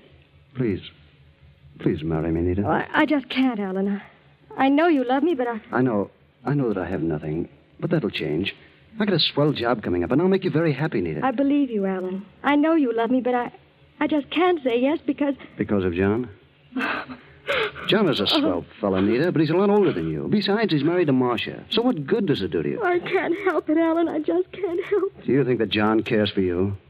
I think he does. Has he told you so? No, it doesn't matter. I worship him. He'll never divorce Marcia. He can't afford to. I know. Then what do you expect to happen? Are you waiting for Marcia to die? Is that it? How can you say such a thing? Oh, why not be frank? Marcia may live for years, and the longer you stay around here, the worse it'll be for you. If you married me and got away from here for a while, you'd forget all about John. I don't think so. The longer you stay, the more miserable you'll become. Perhaps. But I can't leave. I can't. I've tried. Very well, Nita. I think you're foolish. Out of your mind. Please, Alan, let me alone. Don't say another word about it, please. Okay. I won't say another word. Not another word.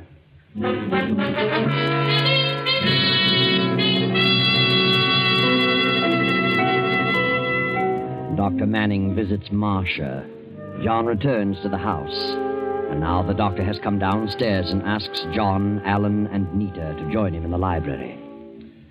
I want to have a little talk with the three of you. Yes? About Marcia? That's right. How is she, Doctor? She's much worse than when I saw her last. Worse? Yes. She's suffered some emotional upset. She can't afford to do that. Her condition is very, very serious. I've warned you before about the result of the slightest argument. Well, I don't know what occurred this morning, but I warn you that another such occurrence will cost her life. Is she that bad?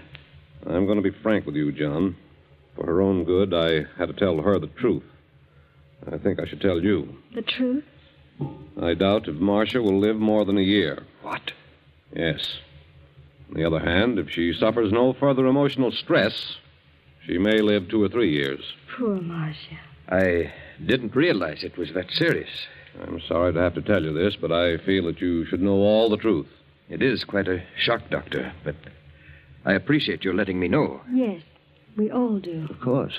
Well, I must run along now. I want to have a few words with your housekeeper, Mrs. Simmons, about Marcia's diet. Good day, Doctor, and thanks for coming over. It's really serious. I thought Marcia was more or less of a hypochondriac. I really did. Yes, so did I. Well, this puts a new light on the situation. What situation? Well, I'm sorry I caused Marcia to become upset. Yes. We must be very careful from now on about what we say to her. Yeah, that's right. Very careful. All of us.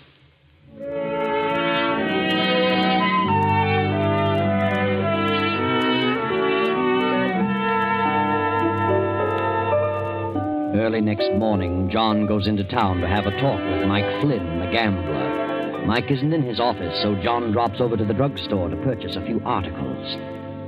Well, how are you, John? I haven't seen you for a week or so. Where you been keeping yourself? Oh, I've been rather busy the past few days. Yes? What can I do for you? Well, I have a list of things here. Quite a few items. I'll let you fix them up, and I'll call for them later. Very well. Got some nice specials on today. No, just what you see there on the list. Oh, yes, of course. Now, let me see. Yes, Yes, I have everything here. I'll be back.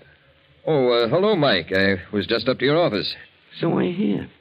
Got some good news for me, John? Why, yes. That is, well, I think things are going to be all right. That's all? I'm glad to hear it. For your sake. I wanted to ask a little favor of you, Mike. Favor? Yes. Well, that all depends on what it is. What you got in your mind, John? Well, I suppose we go over to your office. Okay. Whatever you say. Just wrap those things up, Mr. Smith. I'll call for them in half hour or so. Come on, Mike.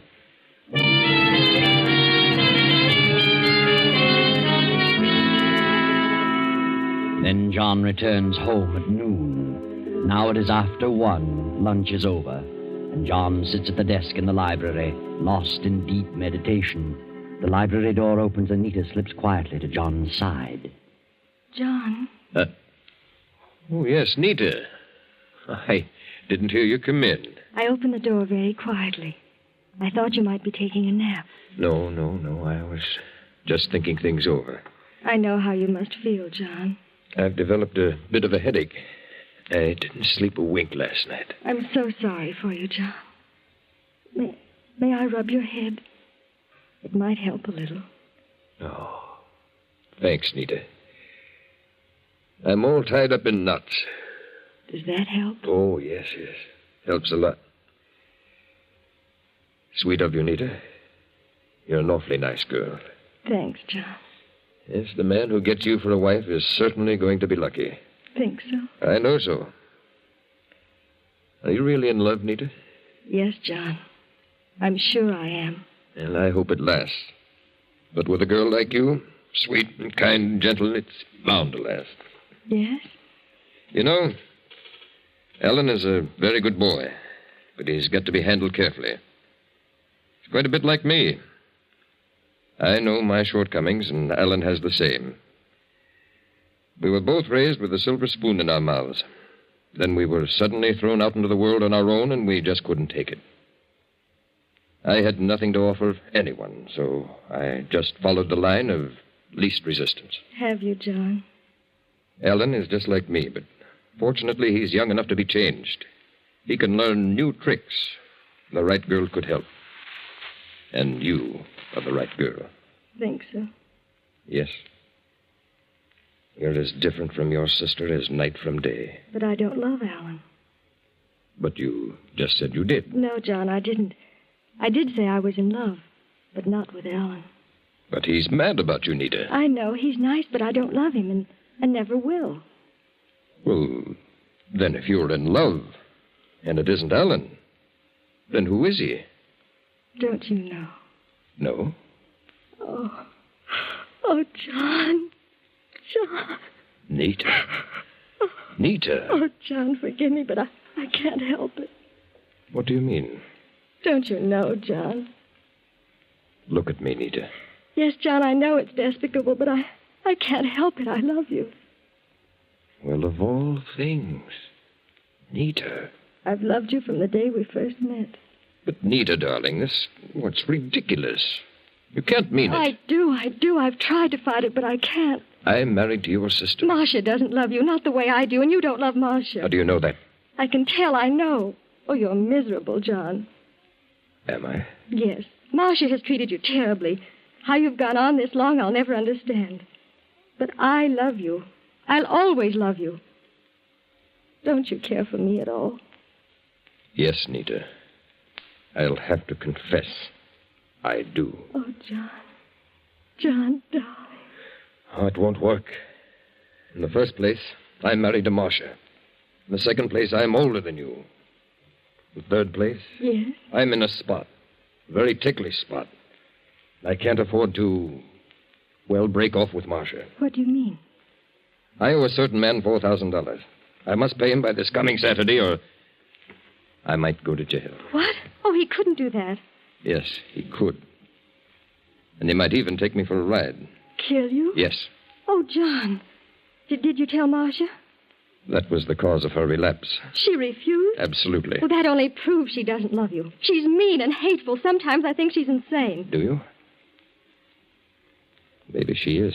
You mustn't give up hope, John. You'll get the money. How? There'll be a way, John. There must be a way. We'll make a way. Make a way? What do you mean? I'm not sure, but we'll find it.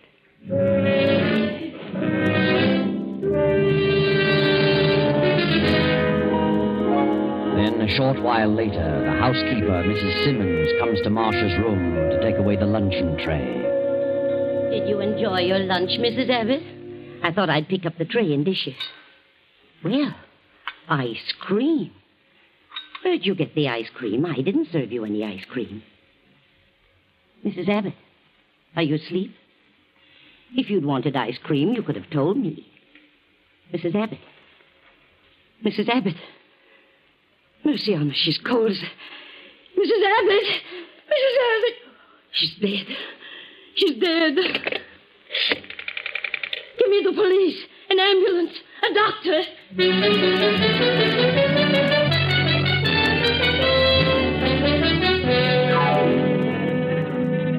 The police arrived. The ambulance arrived. But Marcia was dead.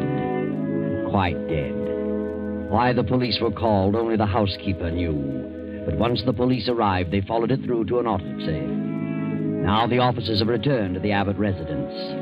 Captain Barnes is speaking. You're Mrs. Simmons, the housekeeper? Yes, that I am. Mm-hmm. And you're Nita, Mrs. Abbott's sister? Yes. And you? I'm Alan Abbott, John Abbott's brother. You live here? I'm visiting here. I see. Mrs. Simmons, you served lunch to Mrs. Abbott? I did. What did you serve? I served chicken soup, creamed carrots, toast, and tea. And, ice cream? No, You didn't serve ice cream? I did not. Are you positive, Mrs. Simmons? I'm positive. You don't have to shout. I thought you didn't hear me. I heard you. Will you two step out of the room for a moment? I want to talk to the housekeeper alone. Of course, Captain. Certainly. Mrs. Simmons, how long have you been with Mrs. Abbott? You mean, how long have I worked here? That's right. Too long. Didn't you like it here? I don't want to talk about it. Didn't you like Mrs. Abbott? I certainly did. She was so good to me. I worshipped her. Poor thing. Poor thing. You came here the day she married her first husband, didn't you? Yes, and they were so happy. It was very pleasant here then. You mean there came a time when things ceased to be pleasant? Yes, that's what I mean. When did things take on a change? After she married John Abbott. How long after she married Abbott did her health begin to fail? It was about a year. Did they quarrel often? Yes, quite a bit. What about? Well, about money. Mr. Abbott didn't have a cent when they were married. And he's never earned a cent nor done a day's work since. He was always gambling, always losing money. Her money. Then she got disgusted and clamped down on him. And shortly after that, she began to fail. Yes, and she changed completely. She became morose and cranky. You just can't realize what a change there was in her unless you knew her. How long has Alan Abbott been visiting here? Visiting? Mm-hmm. He's way past the visiting stage, the lazy loafer. Been living here over 6 months. How long has Nita been here? She came to live here over a year ago. Mrs. Abbott asked her to stay with her when she first took ill. And that was a big mistake. Mistake? To have her sister here? What do you mean? I'm talking too much. I don't want to get mixed up in this. I'm leaving this house at I'm once. afraid you're going to stay right here, Mrs. Simmons, until I tell you to go. You mean I'm arrested? We call it detained, until this is cleared up. What are you doing here anyway? Why are you snooping around asking so many questions? Why did you call the police when you found the body? I don't know. I was just excited. You didn't call the doctor. You called the police. What was in your mind to cause you to call the police instantly? I don't know. I really don't know. She's had bad attacks before, and you always call Dr. Manning. But this time you called us. Why? I don't know. Then I'll tell you, because you knew she'd been murdered. Murdered? I didn't. Then you must have suspected it. Who'd you suspect, her husband? No. Alan? No. Neither? I don't know what you're talking about. Then it must have been you who served the ice cream. I didn't serve ice But cream. it was served. And there was arsenic in it. Arsenic? Rat poison. Mrs. Abbott was murdered. I knew it. Her husband did it. No, she did it. Nita did it. Why? Because she was madly in love with John. She wanted Marcia out of the way. I knew she was a devil. Bring them all in, Murphy. Nina, your sister was served ice cream at lunch in this dish. Mrs. Simmons says she didn't serve it. Well, what about it? I'll ask you that. What do you know about it? Why, I... Wait a minute. What's the ice cream got to do with it? I'll tell you in a moment. Did you serve that ice cream, Nita? You don't have to answer that, Nita. Did you? Yes. Yes, I did serve it. What did I tell you? Where did you get the arsenic? What? Arsenic? Mrs. Abbott died of arsenical poisoning. This dish contains arsenic. Where did you get it? Why should I do such a thing? You had a motive. You were in love with John and wanted your sister out of the way. That isn't true. You bought the ice cream and you served it. I did not buy it. Then where did you get it? I don't know. You'd better tell. You're in a tough spot. Wait a minute. Nita did not do it. She couldn't have done such a thing. I bought the ice cream. I gave it to Nita to serve to Marcia. And you put the arsenic in it. Nita would never do that. She isn't the kind. John did it, and he had a motive. What motive? He gave Mike Flynn a rubber check for $4,000. Mike gave him till Saturday or he'd turn it over to the DA. Marcia refused to help John out, so he killed her. Is that true about the check? Yes, but I didn't kill Marcia. That's ridiculous. Of course it is. And if anybody had a motive to kill her, it was Alan. What? Yes. Alan was in love with me, asked me to marry him. But I knew what was back of it. Nita. He wanted to marry the money he knew Marcia would leave to me. I did not. I told him I loved John and turned him down. He was jealous of John. If Alan poisoned Marcia, he figured John would be blamed and that would put John out of the way. He put the arsenic in the ice cream. He must have. She's crazy, absolutely crazy. She's not the only one. The housekeeper accuses Nita. Nita accuses Alan. Alan accuses John. And both men trying to protect Nita. But I've got a piece of evidence that definitely pins it on one of you. How about it, Sergeant? What'd you find? I checked the box of rat poison we found in the pantry. It was purchased yesterday noon, and the poison register was signed by John Abbott. The druggist confirmed it. You all right, John? Yes, I bought it, but I swear I'm innocent. The evidence is all against you, John. And as to Nita's part in it, well, it'll all come out in the trial. But wait, it isn't over yet. The door bursts open and Dr. Manning rushes in, waving a special delivery letter just received at his office. Read it, Doctor. Listen to this. John doesn't love me. He cares for nothing but my money. He's in a spot over a bad check, a spot in which he deserves to be. Alan is no good and pretends to be in love with Nita, but he really wants to marry her for the money he thinks I'll leave her. My sister is in love with my husband, which disgusts me. And if I leave my property to her, John will marry her at the first opportunity. This house is filled with nothing but avarice and greed. I can bear it no longer. The thought of hanging on to life under these conditions for another year is intolerable. A few minutes ago, I slipped down the back way and found some rat poison. Removed a portion of it, slipped back to my room and mixed it with the ice cream. Enclosed is a short will, witnessed by Mrs. Simmons. I leave all my property, personal and real, to the children's home at Montebello. This will end the disgusting situation created by my late husband's fortune. Signed, Marcia Howard Abbott. Well, there you are. None of them killed Marcia, but they certainly had the motives. Now, all of them are left to face the world penniless. And there's still a $4,000 check standing between John and Nita. Too bad.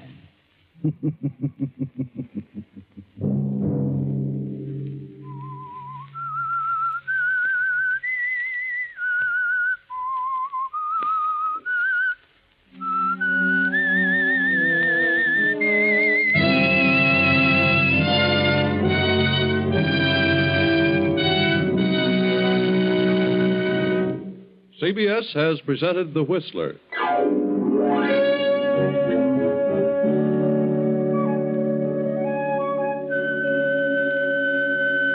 Original music for this production was composed and conducted by Wilbur Hatch. The Whistler is written and directed by J. Donald Wilson and originates from Columbia Square in Hollywood. Next week, same time, I, the Whistler, will return to tell you another unusual tale. Good night.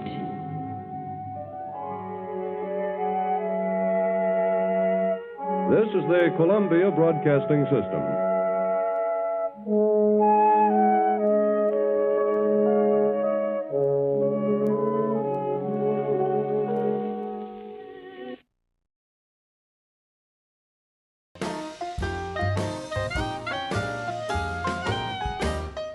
Thank you for watching Golden Age Radio.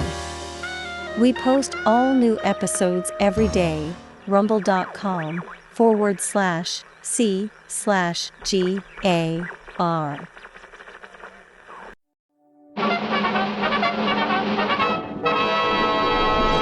From Hollywood, California, the Lux Radio Theater presents Spencer Tracy and Fay Ray in the Sinclair Lewis drama Aerosmith.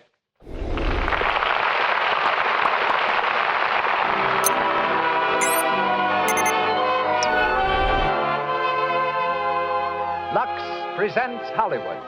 Our sponsors wish to thank you for your splendid support of our products, in appreciation of which they bring you these Monday night productions. Headlining our program tonight are Spencer Tracy of Metro Goldwyn Mayer Studios and Fay Ray. As guests, John R. Kissinger of Huntington, Indiana, the United States Army private who risked his life that a cure for yellow fever might be found, and Terry Hunt, the man who keeps the screen stars physically fit. Louis Silvers conducts our orchestra. And now, here's our producer. Ladies and gentlemen, Mr. Cecil B. DeMille.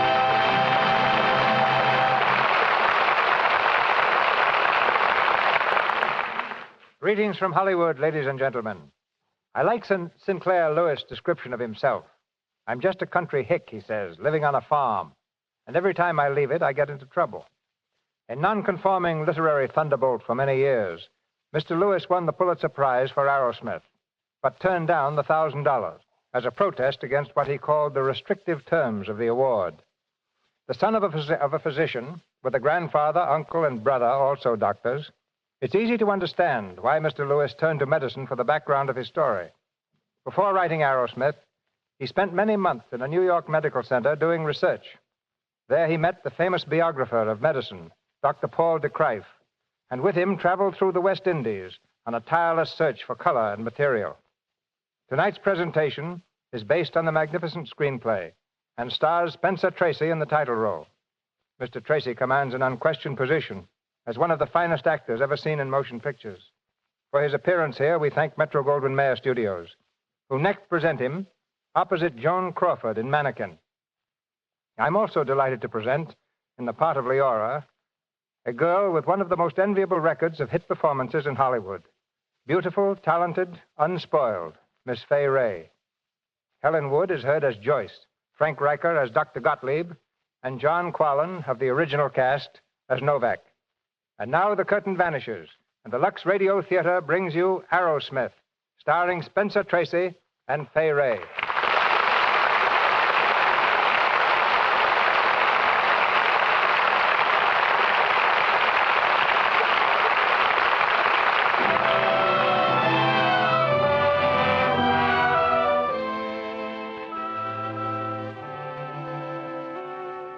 The Zenith Hospital, somewhere in the Middle West. At the end of a long corridor, a student nurse is on her hands and knees, vigorously scrubbing the floor. From the elevator comes a young doctor, just out of medical school. He steps along briskly, pardonably impressed with his brand new degree. As he passes the nurse, she splashes water onto the floor and into the cuff of his trousers. Hey, Oh, I'm sorry. why don't you look where you're slopping that water? You got me soaking wet. Well, I didn't mean to. Never mind now. I want to find Ward D. Can you direct me? I could, yes. Well, if it isn't interrupting your work. This isn't my work. Nurses aren't supposed to scrub floors. The superintendent caught me smoking a cigarette. You go back for Ward D, turn right, and then left. I've been informed that the first duty of a nurse is to stand when a doctor speaks to her. Oh, gee, I've been getting fresh again. Oh, I didn't know you were a doctor. It may interest you to know that I'm assistant to Dr. Gottlieb at the university, and that I'm on my way to Ward D to take a strain of a very dangerous microbe. And after I've done what I came to do, I'm going to report you. Look out for the pail. Oh.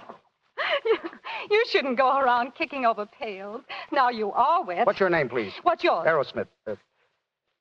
Say, you know, you're not reporting me. Oh, gee, there I go again. Well, scrubbing floors just makes me rebellious, and being rebellious naturally makes me fresh, and there you are. I'm sorry, really. My name's Leora Tozer. It's a silly name, isn't it? What's wrong with it? I kind of like it. Oh, do you? Well, thanks. When can you get away for dinner? With you? I've decided to overlook reporting you. How about tonight? Well, Why not?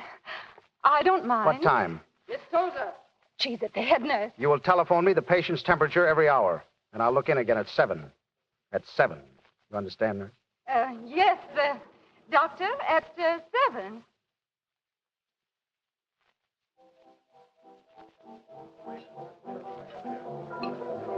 We got the same results every time. The injected rats lived and the others died. That's what gives you the check, see? Yeah. Yeah, I think so. You're really interested in research, aren't you? Oh, it's the only branch of medicine. You get to feel that when you work with Gottlieb.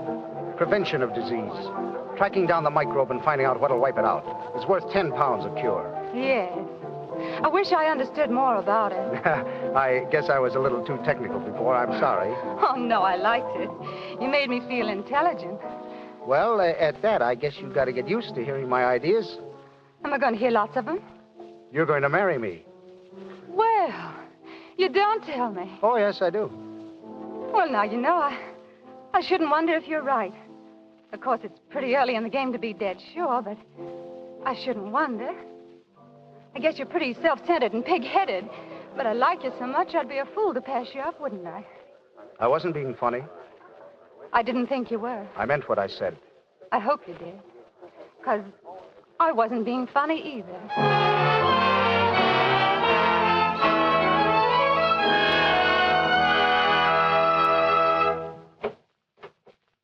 Good morning, Dr. Gottlieb. Oh, come in, Martin. Come in.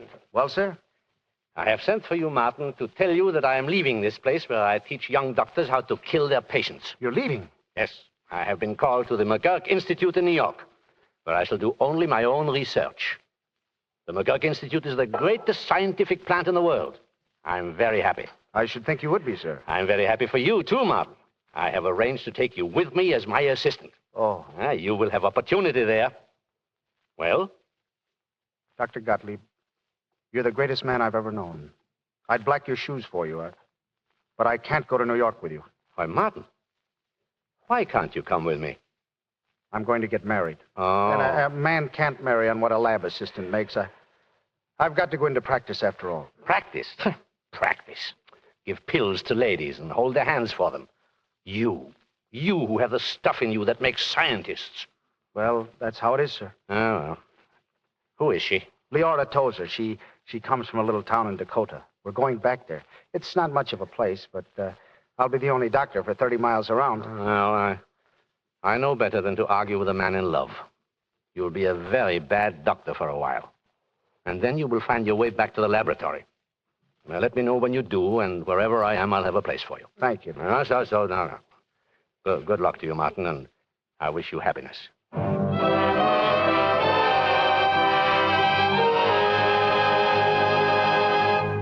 Martin, come in here. What is it, honey? Look what I found in the attic. Paul's old Prince Albert coat. Hey, you don't expect me to be married in that, do you? I certainly do. And you can wear it when you make your calls. Oh, but Lee, darling, I'm a country doctor. Of course you're a country doctor. But you're the biggest man around here. You got to listen to folks' troubles and help them out. You got to mend their bones and settle their domestic problems and pull their teeth all in one day. You got to see that the milk's pure and the meat's fresh and the backyards are kept tidy. That's what being a country doctor means, Martin. Oh, Dr. Aerosmith, I'll be so proud to be your wife. 366 human souls in this town, all depending on me to keep them fit. Oh, Lee, sweet, I didn't know a man could be so happy.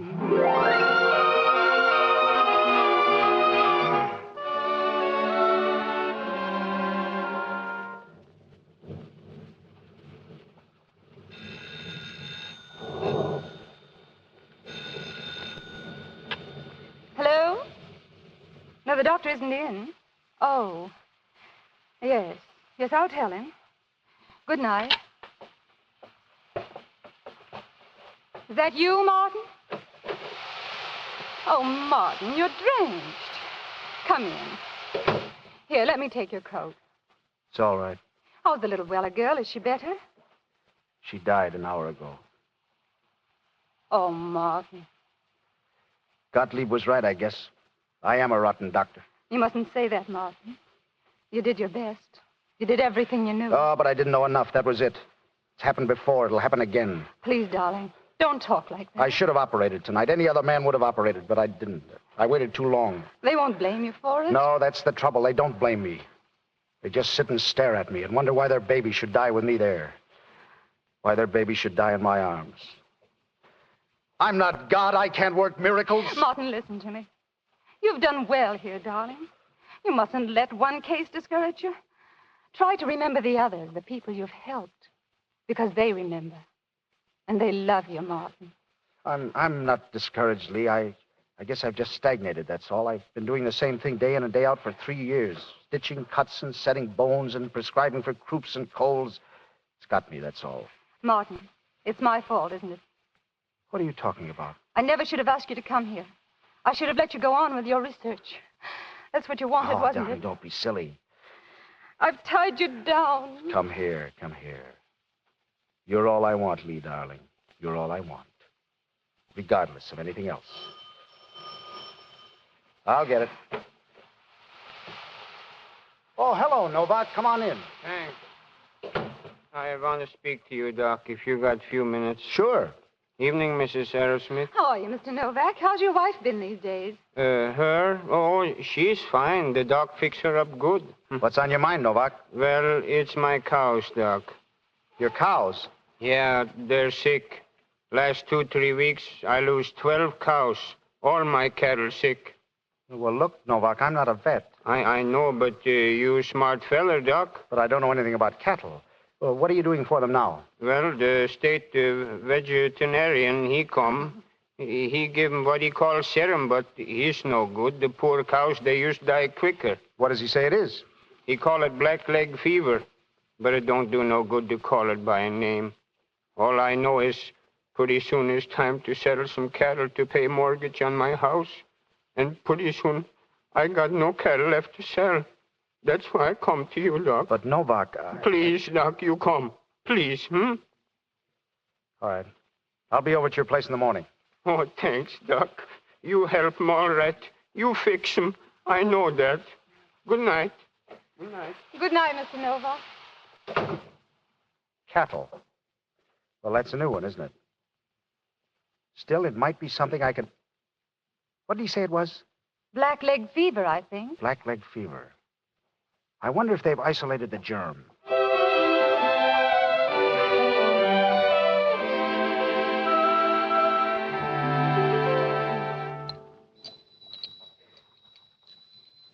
Martin, don't you think it's time you went to bed? You've been working with this serum stuff all day. Research, honey. Turn off that boiling water, will you? Your research has made an awful mess out of my kitchen. It's my laboratory now. Gottlieb used to say that any man who really wants to find out things can make a lab out of toothpicks and a piece of string. I use pots and pans. Yes, Mrs. Bull just phoned. She says her back is worse again. Tell her to go out and hoe potatoes. Martin. I'm busy. But, Martin, you can't throw over your practice for a lot of cows. It isn't the cows, Lee, sweet. It's the fun. Now, you go back to bed, darling, please. I'll be pretty busy.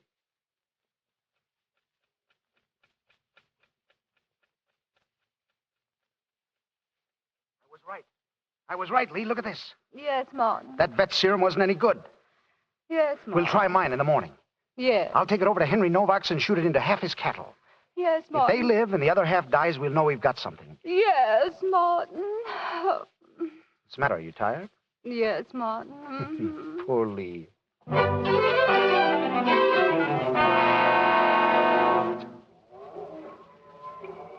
Well, that's 5 days, Novak. Not a new case yet. Not a one, Doc. By golly, Doc, I think you better be state vet around here. I'm sorry about the ones that died, Novak. Yeah, well, you should ought to have shot your stuff into them, too. No. That's where you're wrong. You see, the ones we gave the serum to are all right. The ones we didn't give it to aren't. But you have to try both ways when you're experimenting. That's how you find out which way is best. Yeah? Well, I ain't kicking, Doc. How much I owe you? Oh, not a cent. Forget it. It was just for fun. Pretty good fun for me, all right.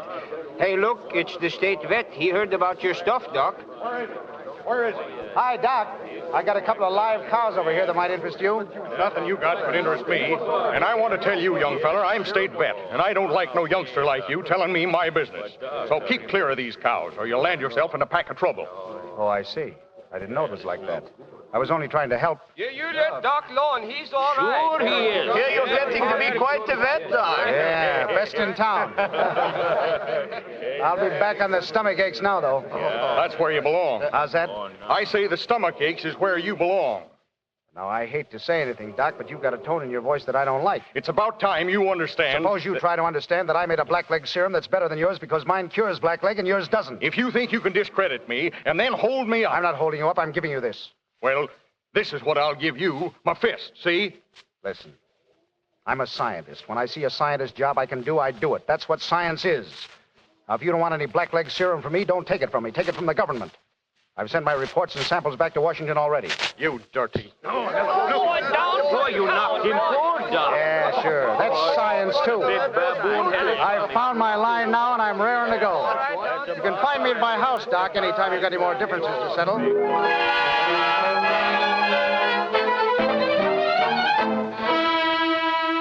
Quick, Martin, open it up. I'm so excited. You've never had a letter from New York before. It's from the McGurk Institute. Listen. We have been watching your work on blackleg fever. May we offer our congratulations. Dr. Gottlieb has recommended you for a position in our experimental laboratory. Good old Gottlieb. May we hear from you soon. Yours truly, Dr. A. DeWitt Tubbs, Director. What do you think of that? Martin, you're going to accept it? Why, of course we're going to accept it. But it means giving up everything. Just on a chance. Oh, but Lee, darling, it's the chance we've been waiting for. We've got to take it. Of course, if you want to. I'm going to love New York, darling. And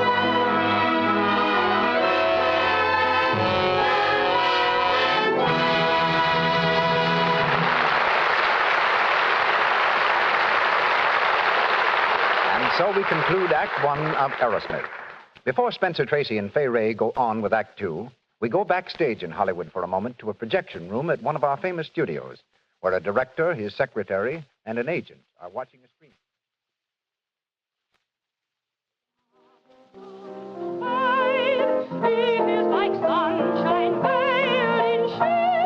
She has a beautiful voice, Joe, but I can't very well put that girl in the middle of a chorus scene. Why not? What's the matter with her? Well, look at the close-ups. Look at her skin. But the girl can sing. Joe, I haven't time. I'm late now. Come around sometime and I'll talk it over with you. I'll be on set 3, Miss Sherman. Well, of all the silly Now, things... Joe, take it easy. It's too bad, but... Well, I should think a girl like her would have known about Lux toilet soap. She looks as if she has cosmetic skin. That's a very smart crack. No, Joe, I mean it. Seriously. She has those little blemishes and things. It comes from not getting makeup off thoroughly. The pores get all choked up and the skin gets so coarse-looking. Say, I didn't come here to get a lecture on skin culture. Well, you're getting one. You'd better tell some of your talented new singers about Lux toilet soap. That's what the movie stars use to guard against cosmetic skin. Hey, listen, that girl can sing, and no director can tell me Remember, otherwise. Joe, the chief himself complained about her complexion. Why, what good is a voice? Well, maybe you're right. You're an agent for a lot of other Hollywood women. Ask them. They'll tell you that they use Lux toilet soap regularly, and that its active lather is what keeps their skin so swell. Well, I'll remember that. And so will the women, I hope. Back to Mr. DeMille and our play. Spencer Tracy and Fay Ray continue in Aerosmith.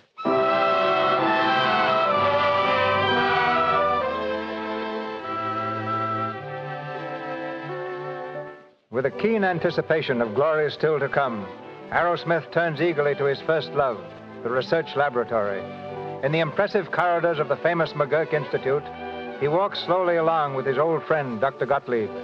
The old man's arm is about his shoulders, and he smiles delightedly at the young scientist. So, Martin, you found your way back to me, huh? Just as I said you would. That's right, Dr. Gottlieb. And you have come on your own feet, too. It was a good piece of work you did with those cows of yours. You have earned your position here. Yeah. And I'm glad. Very glad. Well, good morning. Good morning. Dr. Arrowsmith, I presume. Yeah. Arrowsmith, this is Dr. Tubbs, our director. Oh, how do you do, sir? How do you do? Allow me to welcome you, Doctor. It's always a pleasure No, to... not now. Please, Dr. Tubbs. For the moment, you leave my prodigal son to me, huh? I want to show him his laboratory. Oh, well, of course. Good day, Arrowsmith. Good day, Dr. Tubbs. Here, come in, Martin. Well, this is your laboratory. Say, You like it, huh? like it. This will be better than giving pills, eh, Martin? Dr. Gottlieb, do you really think I know enough to work here? I mean, I want to succeed, but... Succeed? Yeah. I know that word. It is a word little schoolboys use. Now, let us be clear, Martin. You will do your own work here and have nobody but yourself to satisfy. You will learn to work twice as hard as you can, and then when you get stuck, well, I have a fine collection of detective stories in my office. Oh, come in, Terry. Tubbs is looking for Dr. Gottlieb. Oh, he's mad at me again, eh? Arrowsmith, this is Terry Wickett. He is a roughneck, but a good scientist. You'll like him. How are you, Arrowsmith? How are you? Well, see you later, Martin. And now I go and smooth the feathers of our ruffled director. You brand new, Arrowsmith? That's right. Well, what do you think of dear old McGurk? Well, frankly, I'm very impressed. Yeah, I was, too. This place was built to impress people. Wait till they start giving receptions for society. You'll love it. You don't, evidently. I'm a scientist, not a teacup juggler. But I got my lab and a chance to work by myself. I can put up with almost anything if I got that. So can I. You'll be all right, then. Keep plugging, that's all. And don't let Tubbs poke his nose in too much. Well, let me know if I can help you, will you? Sure, thanks. See you around.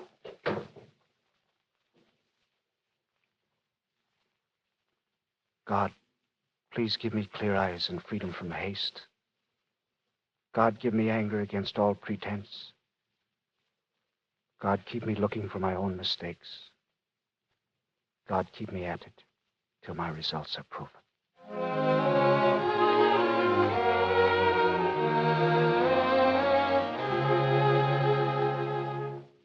Martin? Martin, what are you doing? Huh? Oh, nothing much. I was just thinking. Are you ready for dinner yet? Huh? Are you ready for dinner? Martin, what's the matter with you? For weeks you've done nothing but sit around and stare at things. It just scares me to death to see you this way. You won't be scared much longer, Lee. What do you mean? I've made up my mind to chuck it before they fire me. I've been at McGurk 2 years, and I haven't accomplished a thing. I'm worse at science than I was at doctoring. You mustn't say such things, Martin. It's going to be all right. I know it is. Why, for all you know, you may be plumb on the threshold of a great discovery this very minute. I got a kind of feeling that you are. Don't look at me like that. I have. And you'll feel much better after you've eaten your dinner. I bought a wonderful fish this afternoon. I'm not hungry, Lee. Neither am I. I guess I'll go out for a walk. I'll come along. In this snow? Oh, I love snow. We'll hike across the park. It'll be like the Canadian Northwest tonight, Martin.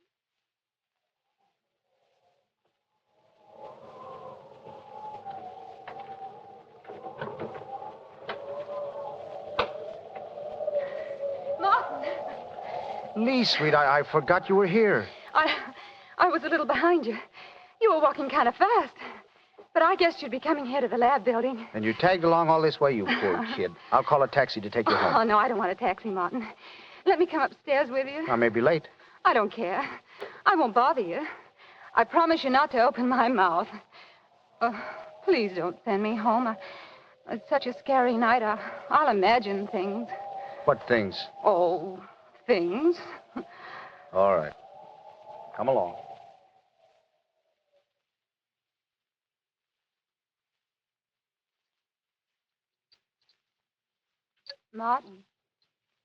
Martin, I don't want to interrupt, but What is it? I thought maybe I could help. Oh, sure. There's a flask in the incubator, the one on your right. Bring it over, will you? A flask? I don't see. Oh, I've got it. Is this it, Martin? Let me see. No, honey, the flask on the right I want. Well, this one was on the right. What? Why, it couldn't have been. Yes, it was. There's only two of them there. This one was standing up on the right side. Let me see that. Well, that's funny. What's the matter? Get out of the way. Here, wait a minute. Get me a clean microscope slide. They're in the top drawer. Microscope slide? Here. Now, get out of the light. Stand over there. No, darling, over there. What is it, Martin? Martin. Why, it's impossible. It can't be right. It can't be. What is it? I don't know. I left this flash chuck full of some germs I was working on. They ought to have been doing great. Now they're dead. What killed them? Well, does it matter? Does it matter? I'll say it matters. Germs don't commit suicide. Something killed them. Something got into that flask and blew those bugs to pieces. Now, what was it? What was it? But Martin, suppose it did kill him. Don't you understand, darling? If it killed one type of germ, it may kill others. It may kill them all. It may even kill... No, I won't throw away my luck. I'll work it out. Tomorrow, No, darling. tonight and tomorrow night and the night after that. I've got to find out what killed those bugs.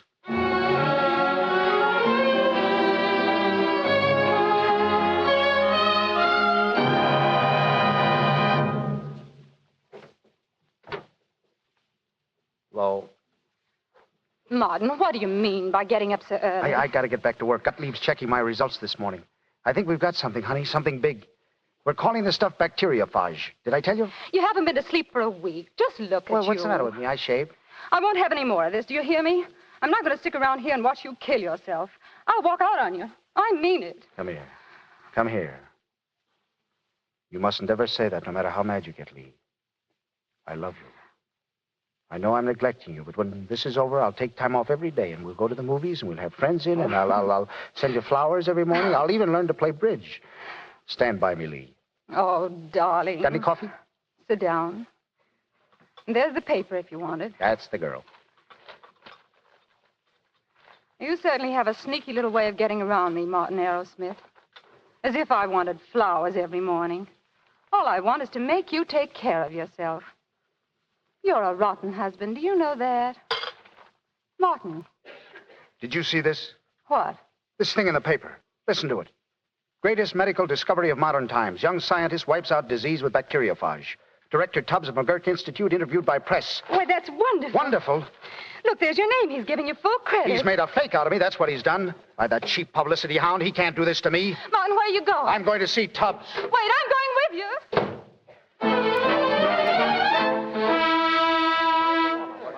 Give us some more dope, Rick, will you, Dr. Please, gentlemen, please. Now, give us a little dope. Let me through here. Get out of my way. Martin, wait. Good morning, Aerosmith. Aerosmith? Hey, how about I've got nothing to say. I want to speak to you, Dr. Tubbs. Of course. Excuse us, gentlemen. Come in here, Aerosmith. Martin, please. Martin. Well, and how are you, Mrs. Aerosmith? Come to share your husband's glory? There's no glory to share. Are you responsible for this stuff in the papers? Of course, my boy. I don't deny the responsibility. I claim it. A slight overstatement to catch the public's eye. A slight overstatement? You tell the papers I can wipe out all disease when you know I haven't even cured whooping cough yet, and you call that a slight overstatement? I understand your surprise, my dear fellow. My surprise? I'm only surprised I don't twist your fat neck. Martin, my husband's a very violent man, Dr. Tubbs. I know your husband, Mrs. Aerosmith, and I mean the world to appreciate him as I do. After all, he's still got his name to make. You made that for me. You made my name smell from one end of this country to the other as a quack and a faker and a racketeer. Now you call those reporters in and you tell them I'm through with you and your front-page science and that I've resigned from your cheap Jack Institute. I'd so much rather tell them about the paper I've just signed. That makes you the head of your own department and raises your salary from $5,000 a year to $12,000. I won't take it. I'm through. I don't accept your resignation, Martin. I pin my faith on you. I do more than that. Martin, my boy. Now, what is it, Dr. Gottlieb? Can't you see we are busy at the moment? Yes, busy turning my friend Martin into a megaphone. Don't worry, Dr. Gottlieb. Something has happened, and something perhaps not altogether bad. Martin is not the discoverer we thought he was. What? You don't mean someone has stolen a march on us? Here it is, in the medical journal. A Frenchman, Derel, of the Pasteur Institute in Paris, has just published his report. It is the same thing, Dr. Tubbs. You got into the newspapers too soon. I'm sorry, Martin. The same thing. This is most unfortunate. Most. Of course, there could be no talk of a new department now and no raise in salary either. If you'll excuse me, I'll speak to those reporters. Yeah, how about something for the paper here? Come on. You may not be the discoverer of bacteriophage, Martin, but you may still be the man to test it out. Come and see me later in my laboratory. Then we will discuss what further work you still will have to do.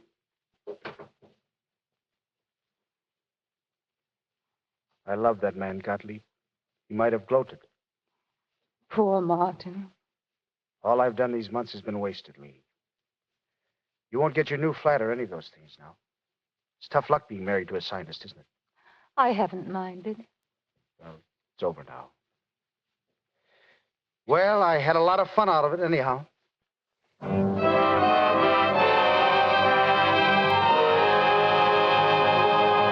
Believe me, gentlemen, what I say is true.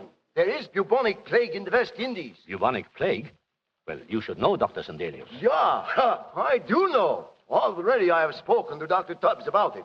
He is anxious for the Institute to send a representative there. He would be if there's any publicity in it. Now, please, Terry, just one moment. What do you think, Arrowsmith? Well, it might be a good chance to test out the bacteriophage.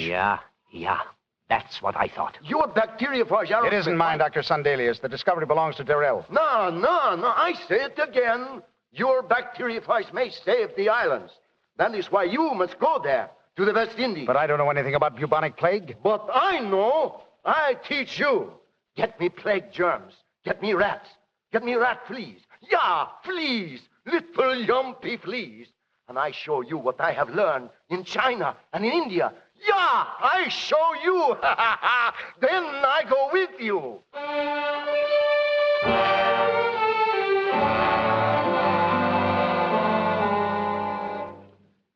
So, you're off tomorrow. All packed and ready, Dr. Gottlieb. Taking your wife along, Martin? Oh, no, of course not. She'd like to go, but that's out. Good. Sit down.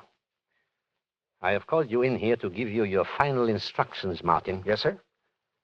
Can you be trusted, Martin, to perform a little experiment where you are going?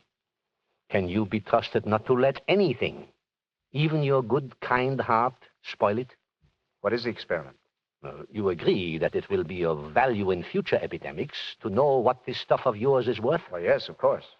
Now, if you could give your injections only to half your patients and sternly deprive the other half of them, then you would know. I certainly would, but... That is the experiment we mean. Oh, I couldn't do that, Dr. Gottlieb. Why couldn't you? Sit by and watch half my patients die. It wouldn't be human. So you're just a country doctor after all. Country doctor, nothing, but I've got some pity in me. They'll be dying down there. They'll be dying and begging me for help. Sure they will. So many men are kind and neighborly, and so few men ever add to human knowledge. You have the chance now, Martin. But Gottlieb... I'm an old man, Martin. I have been an honest scientist all my days, but I count on you to carry on my torch after me. Are you going to fail me? Are you, Martin? No. I won't fail. I'll do my best, Gottlieb.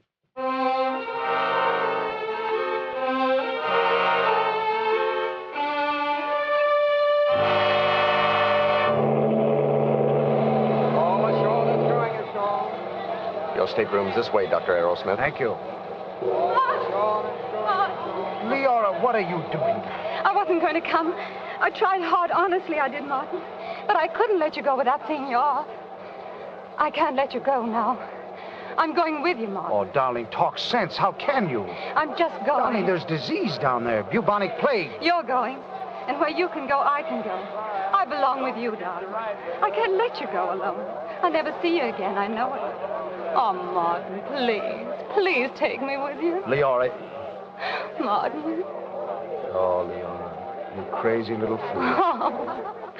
Oh, Martin, I'm simply going to love the West Indies.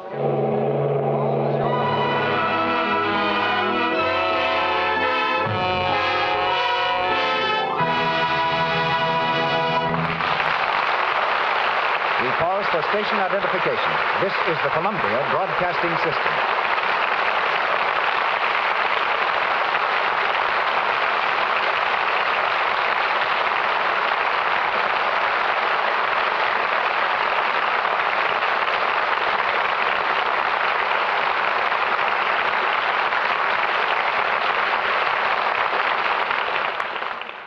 weekly custom of giving you little inside glimpses of Hollywood between the acts of our play finds us host tonight to a favorite physical director of the stars, Terry Hunt. Now presiding over the gymnasium at United Artists Studio, Terry for 12 years has been keeping the stars in glowing condition. His subjects have included Marlene Dietrich, Mary Pickford, Clark Gable, Jeanette MacDonald, Norma Shearer, and Paul Muni. Gary Cooper and Frederick March take orders from him daily. People are always interested in superlatives, Terry. So from your observation, who physically is the most perfect among the women stars? That's a little too tough to answer, Mr. DeMille. But I can name certain stars who, in my opinion, have at least one feature which you could call perfect. Just put them all together and you've got something. You mean a composite picture? Made up of what? From whom? Well, I'd say this mythical girl would have the carriage of Norma Shearer, the face of Virginia Bruce or Joan Bennett, the eyes of Claudette Colbert, and the shoulders of Fay Ray. She'd have the figure of Ginger Rogers, the neckline of Merle Oberon, and the torso of Jean Parker or Carole Lombard. She'd also have the legs of Marlene Dietrich and the hands of Dorothy L'Amour. Now, the odd part about all this is that most of the beautiful features I've mentioned can be developed. A woman who pays attention to her diet, who exercises regularly, gets enough rest, and who otherwise takes care of her appearance can be just as attractive as the women on the screen. And what's your particular prescription for exercising? Based on my work with the stars, I have found that posture and reducing exercises bring the best results for women. I prefer the twisting, rolling, and stretching routines, and, provided the subject has a strong heart, jumping rope. For years, I've advocated extreme cleanliness of the skin, and a most helpful and enjoyable way of obtaining it is to take a shower with plenty of soap. Not just a hot or a cold shower, but both. I've used many soaps to find the best, and I'm glad to say that Lux Toilet Soap is not only my choice, but that of the stars as well. The kind of shower I've suggested, with a heavy, rich lather of Lux soap, will not only thoroughly clean your skin, but will aid in preventing you from getting stiff. Frederick March tells me that every morning before reporting to the set of The Buccaneer, you come to his home and put him through his setting-up exercises. My thanks for keeping him as fit as Lafitte, the pirate whose part he plays. Mr. March is a perfect contradiction to the reports you sometimes hear that Hollywood stars live a life of ease and indolence. When making a picture, he's up every morning at 6 o'clock and goes through at least 45 minutes of real training before breakfast. I wish everyone could get a look at the stars in a gymnasium. You'd all realize how seriously they really work to keep physically fit. And now, if you think I can be of any help in telling you more about health through exercises, I'll be glad to answer your questions as best I can and without charge.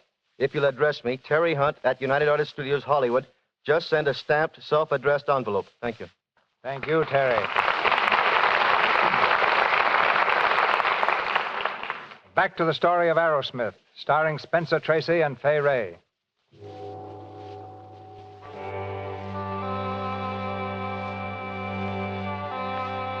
The town of Blackwater in the West Indian tropics. In a tiny bamboo hut on the edge of the town, Leora waits alone for Aerosmith to return. From outside is heard the dismal wailing of the natives, praying vainly for release from the plague. Suddenly, the door is flung open, and Aerosmith enters. Well, Martin? Well? It's a bust. The authorities won't let me try my experiment. They say it's inhuman. What are you going to do? I'm clearing out, Lee. Get my stuff packed, will you? But where are you going? There's a tiny island about 20 miles across the bay, the island of Carib. It's all native and plague raging like wildfire. I'll have a free hand there. Come on, hurry up, will you, darling? Martin. What? You're not planning to leave me behind. Oh, Lee, sweet, I've got to. I didn't come here to be left behind, Martin. You're not afraid? Certainly, I'm afraid. I'm scared blue. But that isn't the point. I came down here to look after you. I'll be all right. How do I know that? It might get you, and if it did, nobody but I could nurse you. And even if it didn't get you, I'd go mad not being with you. Oh, don't you see? I haven't any life outside of you. I've got to be with you. Always. Be reasonable, Lee, darling. I don't know where we'll be living or what we'll get into. I can't take you along out there. It's no place for a woman. Now, if I'd known you were going to behave like this, I'd have choked you before I let you come. You did everything else but choke me. Oh, all right.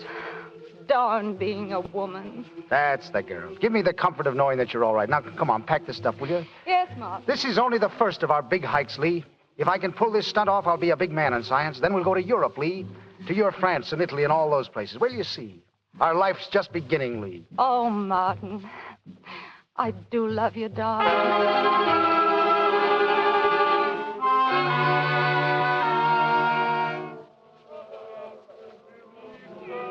2 lines there. Keep them in 2 lines, Sandelius. 2 lines. 2 lines. Ah, what a place this is, Martin. They don't even understand what I'm talking about. We've got to make them understand.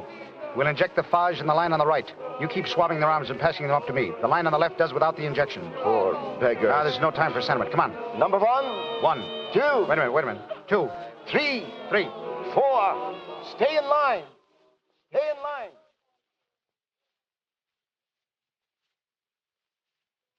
$110. 111. Easy. 110, Sandelius. 111. Keep them coming, man. 112. 100 and... Oh, How do you do? I didn't know there was a white woman on the island. I'm Joyce Lanyon. Oh, yes? You might have seen Mr. Twyford's house on the hill up there. I'm visiting with his daughter. You don't belong here, then? Hardly. I'm from New York. Well, do I get your injection or don't I? I'll get on the other line if you like. Stay where you are. Thank you. I wish you'd find something I could do to help you. You? I know what you're doing here, this experiment. I think it's marvelous. Well, perhaps you wouldn't if you were on the other line. That's not very fair. I volunteered to do that. I'm sorry. Then let me help. Do I strike you as so hopelessly useless? I think if I had a twin sister, she'd be just like you. That's how you strike me. That's an original compliment. It's no compliment. It's a scientific fact. Now move along, please, and give science a chance to carry on. All right, Sandelius, pass them up. Sandelius. Yeah, Martin. What's the matter? I don't know. I think maybe I'm sick, Martin. Good God. Yeah. Now maybe I take some of your injection, too. Catch him. Catch him there. Sandelius. Sandelius.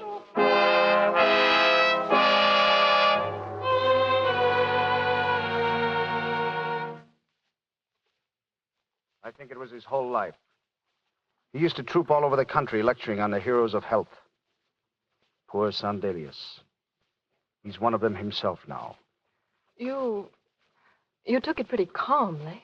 If one of your field officers dies in battle, you can't stop to mourn for him. You've got to carry on. And you did. Wonderfully. All these long days. All by yourself. I had you to help me. We better go in now. No, not yet, Joyce. I'm too excited to turn in yet. Don't you see, my life had its first great climax today. The experiment. All our troubles are over now.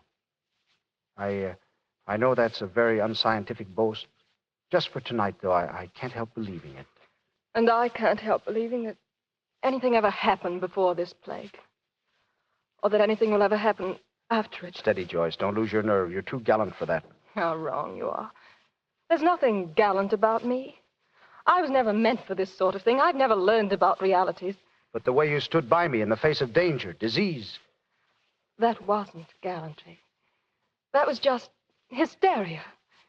Hysteria over falling in love with you, Martin. What? I have fallen terribly, insanely in love with you. But you don't mean that. I don't believe in mincing words. I don't believe in not saying what's on my mind. I know there's nothing to be done about it. I'm not a child. But I was unhappy when I came here. I'm not unhappy anymore. That's something, isn't it? I've never learned about women like you. You belong to the great class of things I've had to give up for my work. You make my life seem suddenly rather empty, but very exciting. You're too heroic to mean that. You're stone. I wish I were. Do you? You're finished here now, aren't you? You'll be leaving soon. I should, of course, but it might be a good idea to stick around for a while. See how the experiment turns out. How long would that take, Martin? I'm not sure. 10 days, perhaps. 10 days. I'm glad, Martin. I think I...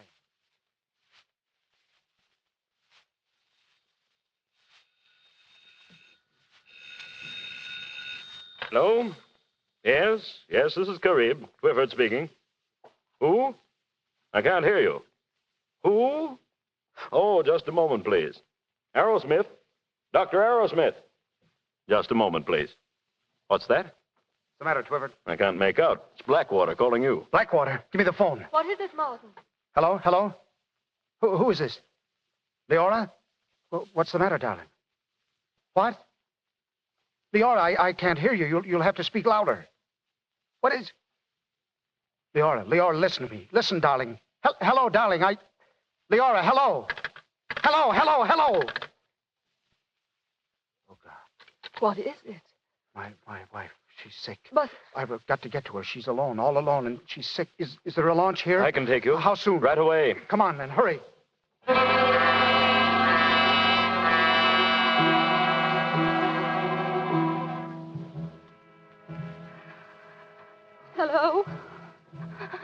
Hello? I'm trying to call Carib again. Can't you call it for me? Hello? Operator.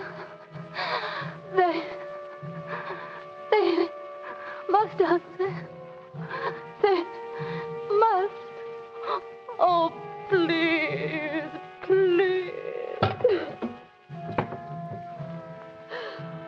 Oh, Martin, why don't you come to me?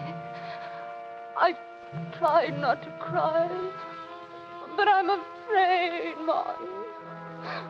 I don't want to die alone. You will come. I know you will. But hurry. Please hurry, Martin. Help me. Oh, Martin. Where are you? Where are you, Martin? Leora. Oh, God. Leora, look at me. Leora. Is she all right?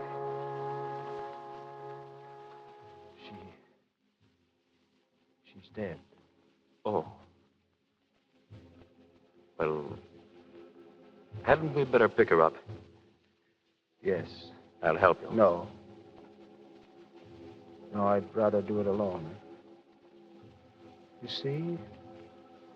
She hardly weighs anything. Oh, Lee, darling, I loved you.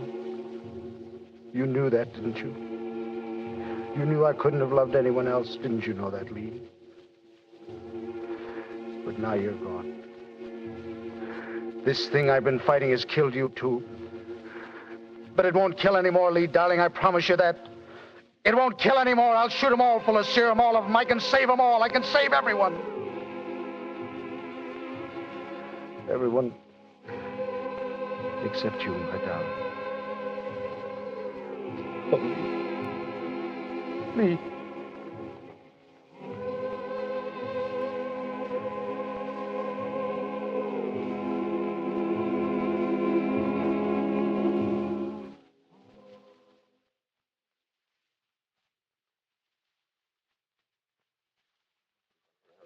McGurk Institute. One moment, please. Miss, when are we going to see The Dr. line's busy. Aerosmith? Dr. Aerosmith has just returned, and he's too busy to see anybody today. We've got to have some sort of a statement. Really, we must see Dr. Aerosmith. Can't we see him just a moment?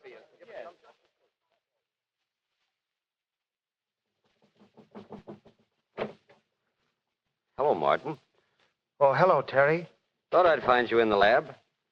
We heard about your wife. Sorry, fellow. Thanks, Terry. Well, how'd it go down there?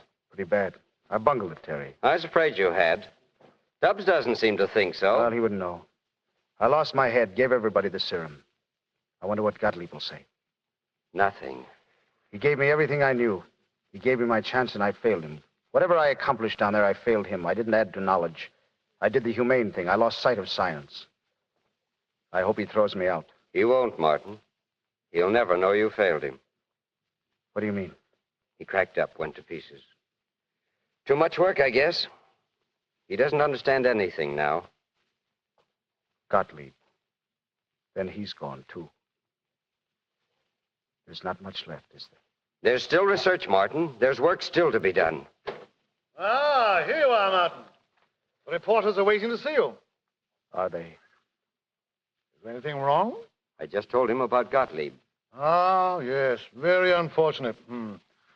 But we've a man to take his place, thank heaven. You, Arrowsmith. Does that surprise you?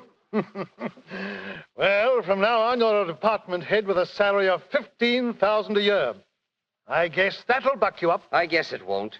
You can take it if you want, Arrowsmith, but I came in here to tell you what I was going to do. I'm going to clear out of this swell joint with all its swell equipment and publicity and build my own lab in the Vermont woods and really get something done for a change. Your own lab? Sure. What do you say? Is it a go? Martin. Joyce. You didn't expect to see me here, did you? Do you think I'd have missed welcoming you home? Thanks, but... Oh, I know how it is, Martin. I heard everything. But I helped you once. I thought perhaps I could help you again. You're sweet, Joyce. Thank you. Well, I guess this lets me out.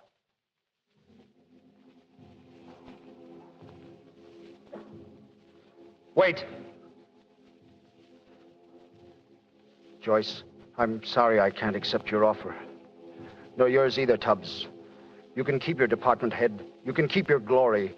And you can see those reporters yourself. Tell them I'm not what they think I am. See, I'm a bust, a failure, a washout. But I'm not licked yet. I'll do something for science if it kills me, but I can't do it here. Gottlieb said a man could build a lab from a bottle and a piece of string, and that's what I'm going to do. Come on, Terry. I'm going with you.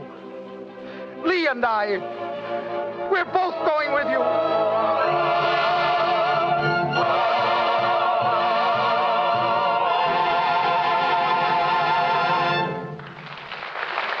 Do not let yourselves be tainted by skepticism. Live in the serene peace of laboratories. Say to yourselves first, what have I done for my instruction? What have I done for my country? Until the time comes when you may have the immense happiness of thinking that you have contributed in some way to the progress and good of humanity. With these words of Louis Pasteur, we ring down the curtain on Arrowsmith.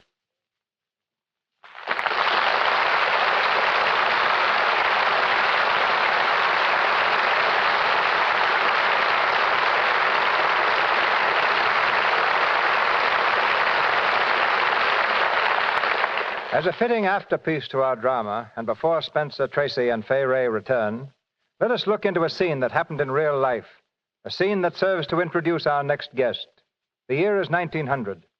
The place, the town of Quemados in Cuba, infested with a deadly plague that's killed more American soldiers than fell in the Spanish-American War. Two men stand in a room facing Dr. Walter Reed. They are Private John R. Kissinger of Ohio and John J. Moran, a civilian clerk, who've come to answer Dr. Reed's call for volunteers.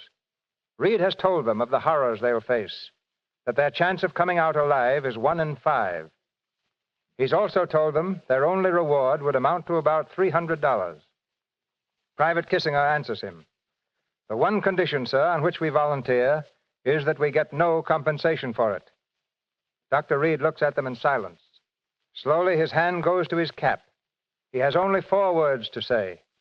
Gentlemen, I salute you. This was the scene that marked the real beginning of Dr. Reed's work in showing how the dread plague of fever can be banished from humanity. Tonight, the unsung hero who helped make that possible is with us. I'm proud to present the former private, John R. Kissinger.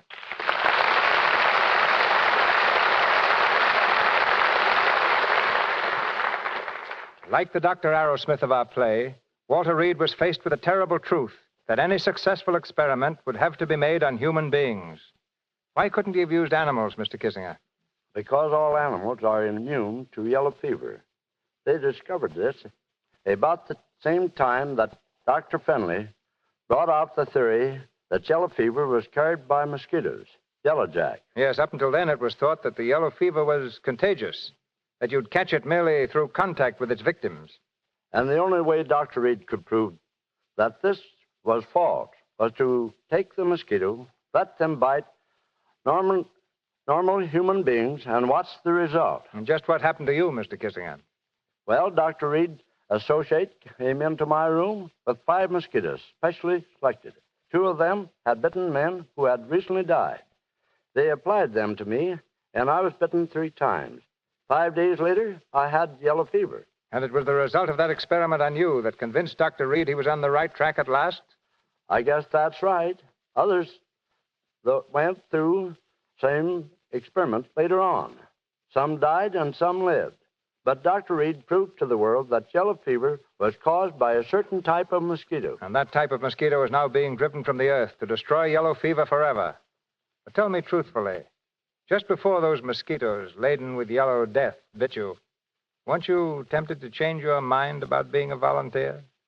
I had seen my comrades die from it, Mr. DeMille, and I knew exactly what I was in for. My thoughts then are my thoughts now, that a man is lucky to be able to die for the cause of humanity. Thank you. I salute you, Mr. Kissingham.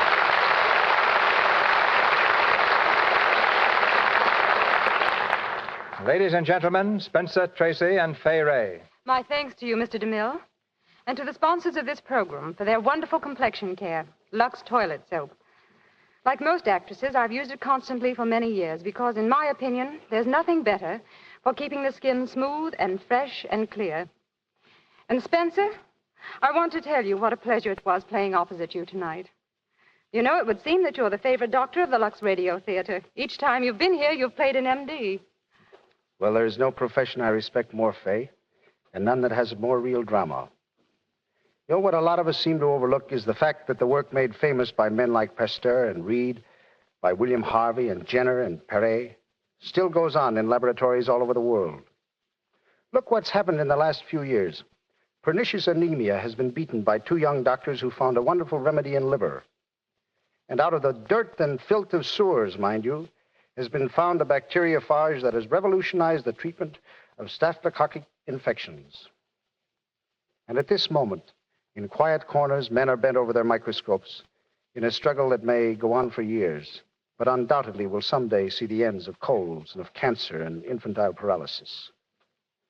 In a world where so much is measured by power and wealth, where destruction is still practiced and tolerated, what a source of comfort it is to know that some great minds still think great thoughts, how to help humanity. Yes. The world stands still without medicine, without unselfishness. Not all of us can be Aerosmiths, but we can and should make our little sacrifices for the common good. Which leads me to an announcement our sponsors join me in making for the annual mobilization of human needs. This is a national drive for the support of hundreds of welfare organizations throughout our country.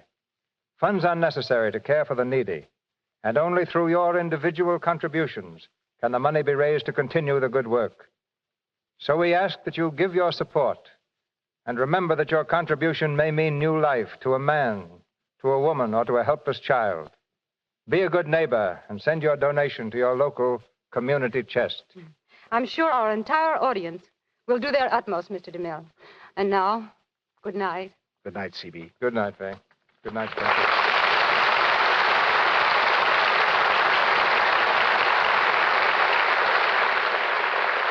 Melodrama comes to our microphone next Monday night.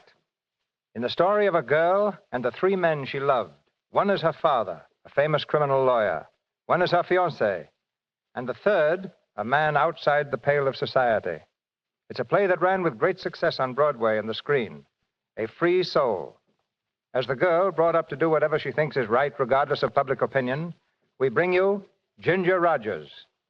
And starring with her, Donna Michi and Charles Winninger.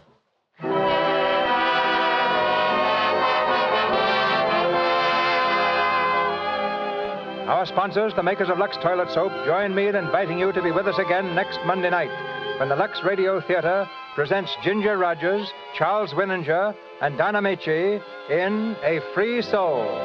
this is Cecil B. DeMille saying good night to you from Hollywood.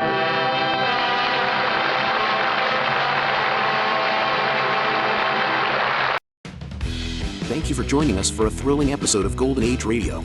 We're excited to have you as part of our audience.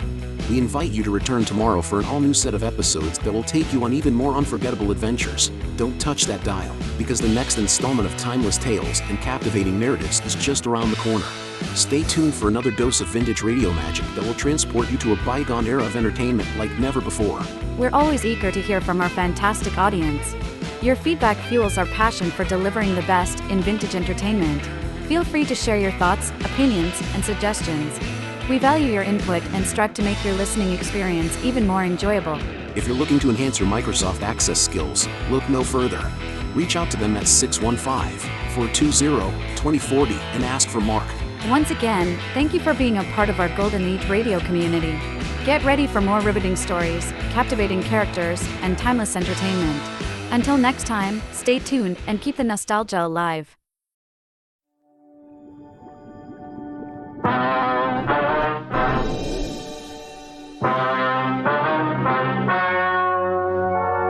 The story you're about to hear is true.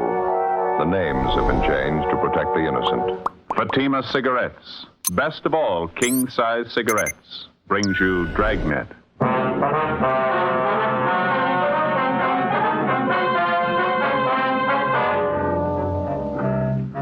You're a detective sergeant. You're assigned to traffic investigation, hit-run felony detail.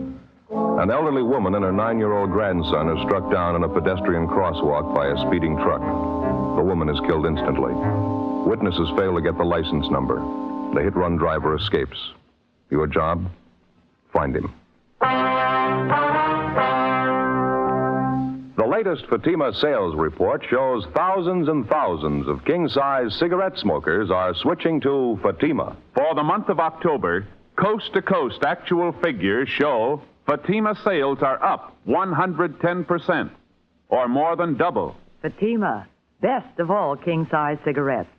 Definitely the best quality in its class. But the same price as the cigarette you're now smoking. Remember, thousands of Americans are switching to extra mild Fatima. Next time, insist on the best. King-size Fatima in the distinctive golden yellow package.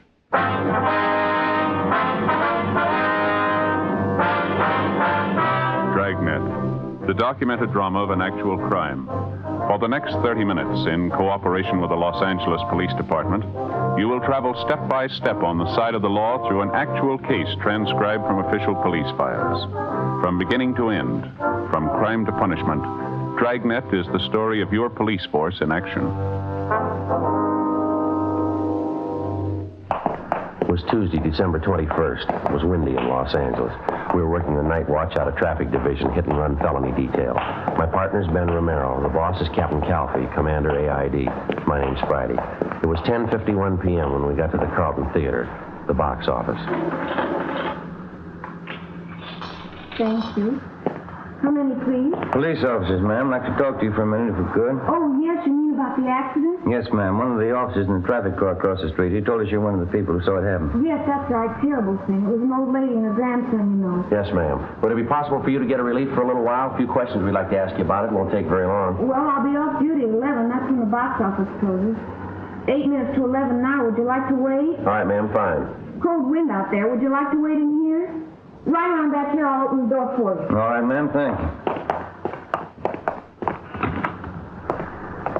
Yeah, it's nice and warm. Did anybody get the license number? Do you know, officer? I mean, on that truck that ran them down? No, not that we know of. We understand the officers in the traffic car talked to you. You didn't see the number either? No, I'm sorry, I didn't. The whole thing happened so fast. I saw the old lady grab the little boy, pull him next to her. It was an awful thing. The truck hit them both together. It's funny the things you notice. The boy was carrying a little box of candy. I heard this terrible thud when the truck hit them. I looked and the candy was spilled all over the street. I just couldn't help it. I got sick to my stomach. Yes, ma'am, I can understand. Now, about this truck that ran them down, do you think you'd know it if you ever saw it again? Well, I'm not sure. I think I might, yes. It was one of those delivery trucks, you know. I think you'd call it a panel truck.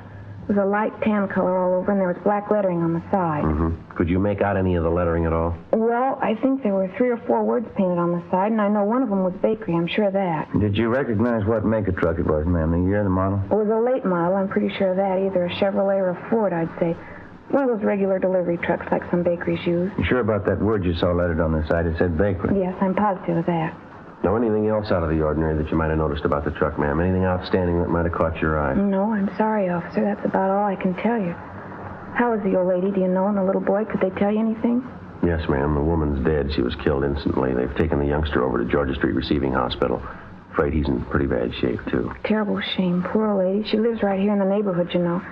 Seen her shopping in the market next door here Saturday afternoon. It's just tragic. Yes, ma'am, it is. Boy's her grandson, you know. Somebody said he was down visiting her for the Christmas vacation. Seemed like a nice kid, well-behaved. She seemed so proud of him. Sure be a sad Christmas for the family. Just one more question, ma'am. When the boy and his grandmother were crossing the street, would you say the visibility was good? I mean, is there any reason why it would have been hard for a driver to see them? No reason in the world, officer. It's a clear night. You can see how well the intersection's lighted up, all the Christmas lights strung up along here. The lights from the theater marquee. It was just as well lighted then as it is now. Yeah, I see. The intersection was perfectly clear, no other cars around.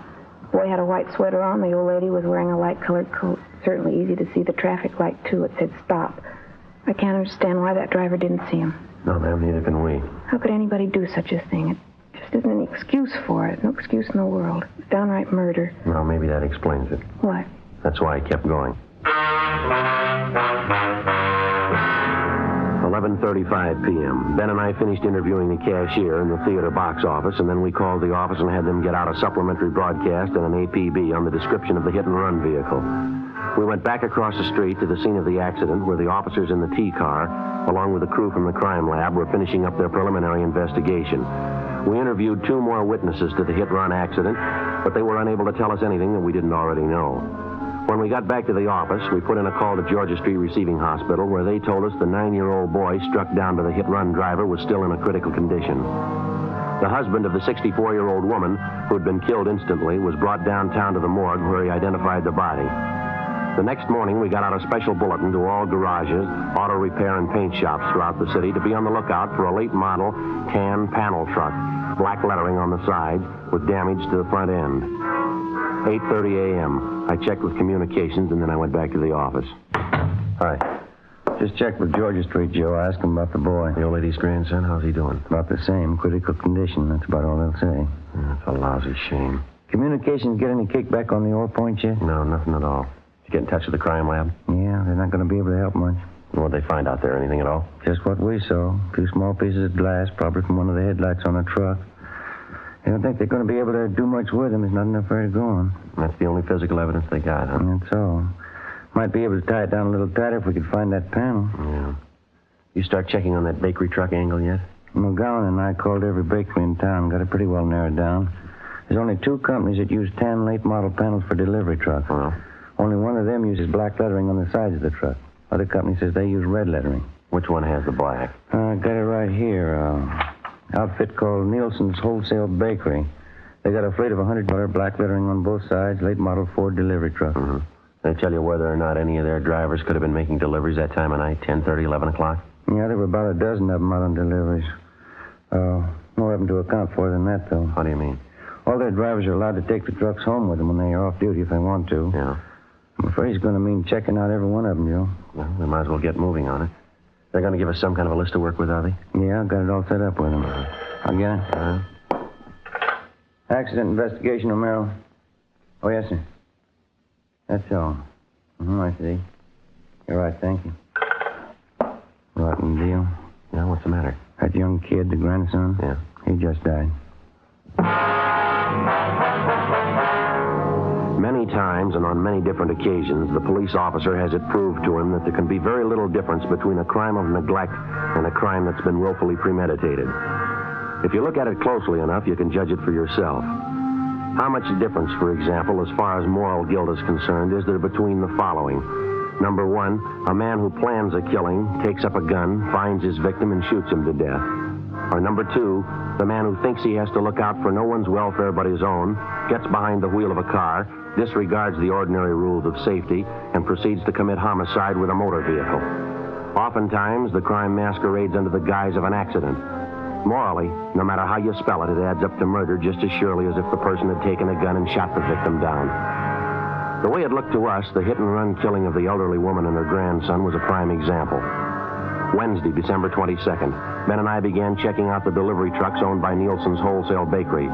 Late that afternoon, we located one of the trucks with recent damage to the front end. We checked and found the driver's name was Arthur V. Singer. We drove out to his home to interview him. No, I wasn't working last night, officer. I was off. What's it all about? Did you spend the night at home, Mr. Singer, or were you out? Was home part of the time. After dinner, I went downtown, did a little bowling. Our neighborhood team bowls every Tuesday night. Where is that, sir?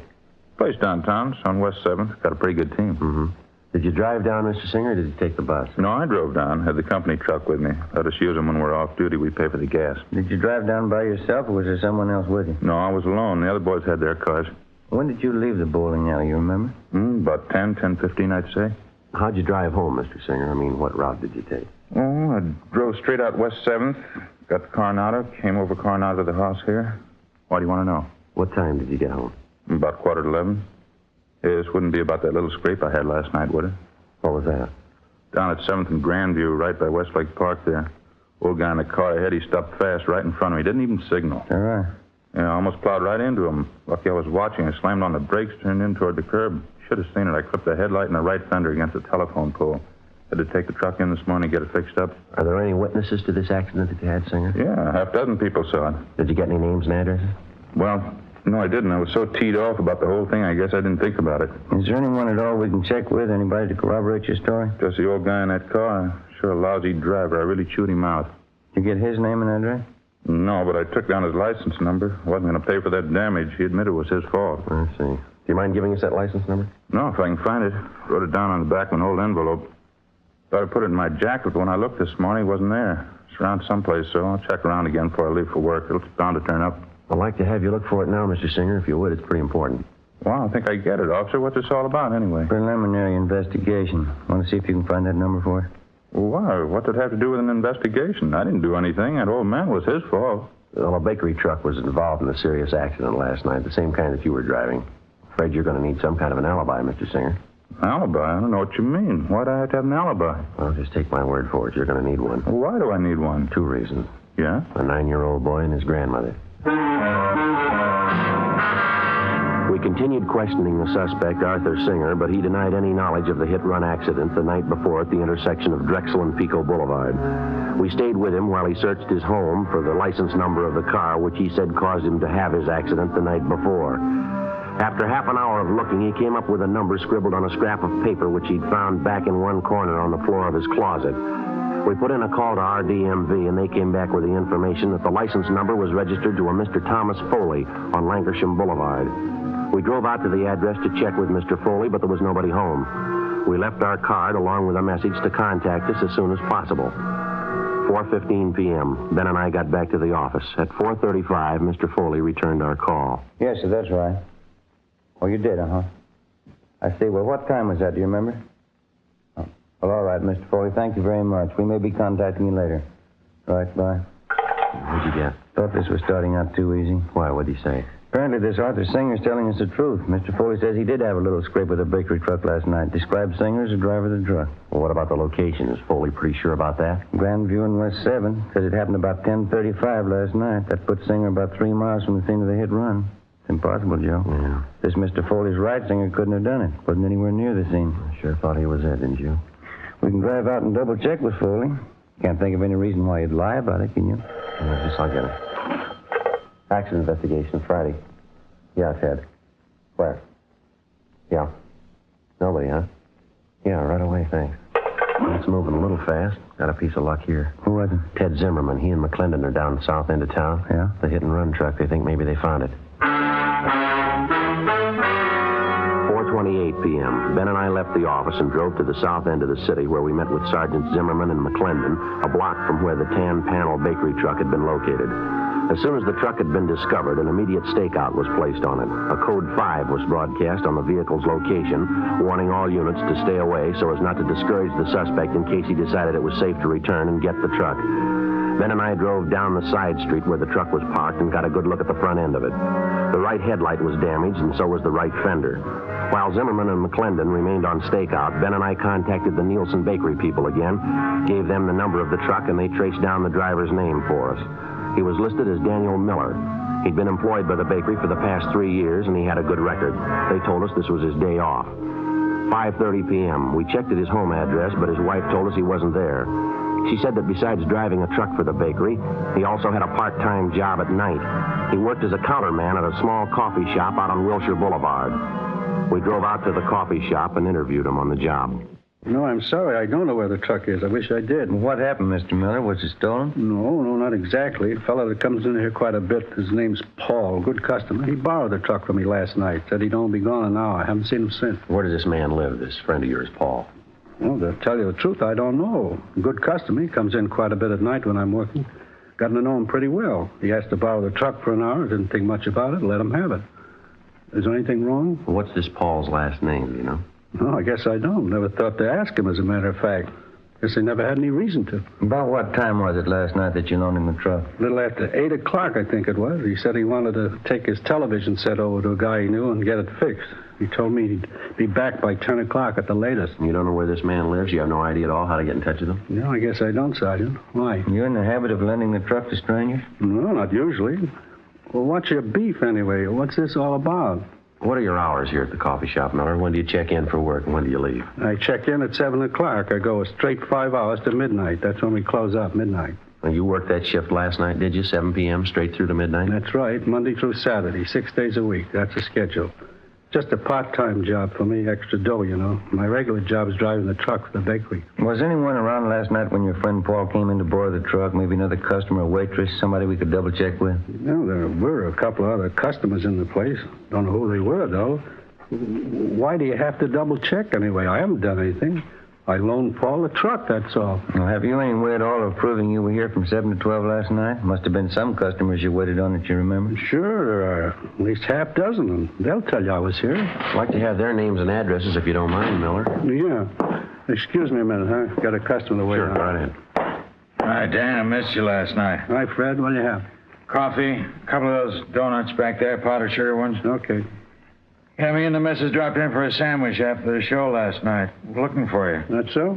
Yeah, about 10:30. Where were you, Dan?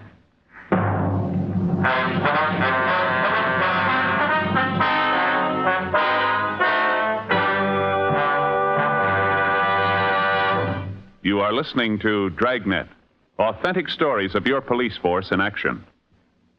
If you smoke king-size cigarettes, listen to Fatima's amazing new offer. Buy a pack of Fatimas. Enjoy their extra mildness and superbly blended tobaccos. If you don't like Fatimas better than the king-size cigarette you're now smoking, return the pack with the unused Fatimas before December 1st, and we'll give you your money back, plus postage. Fatima, Box 37, New York 1. We make this amazing offer because we believe Fatima is the best of all king-size cigarettes. Smokers all over the country are confirming this every day. Fatima's latest sales report shows Fatima sales up in every state in America. For the month of October, coast-to-coast actual figures show Fatima sales up 110%, or more than double. Yes, thousands of Americans are switching to Fatima. So why wait? Switch to Fatima today. Best of all, king-size cigarettes.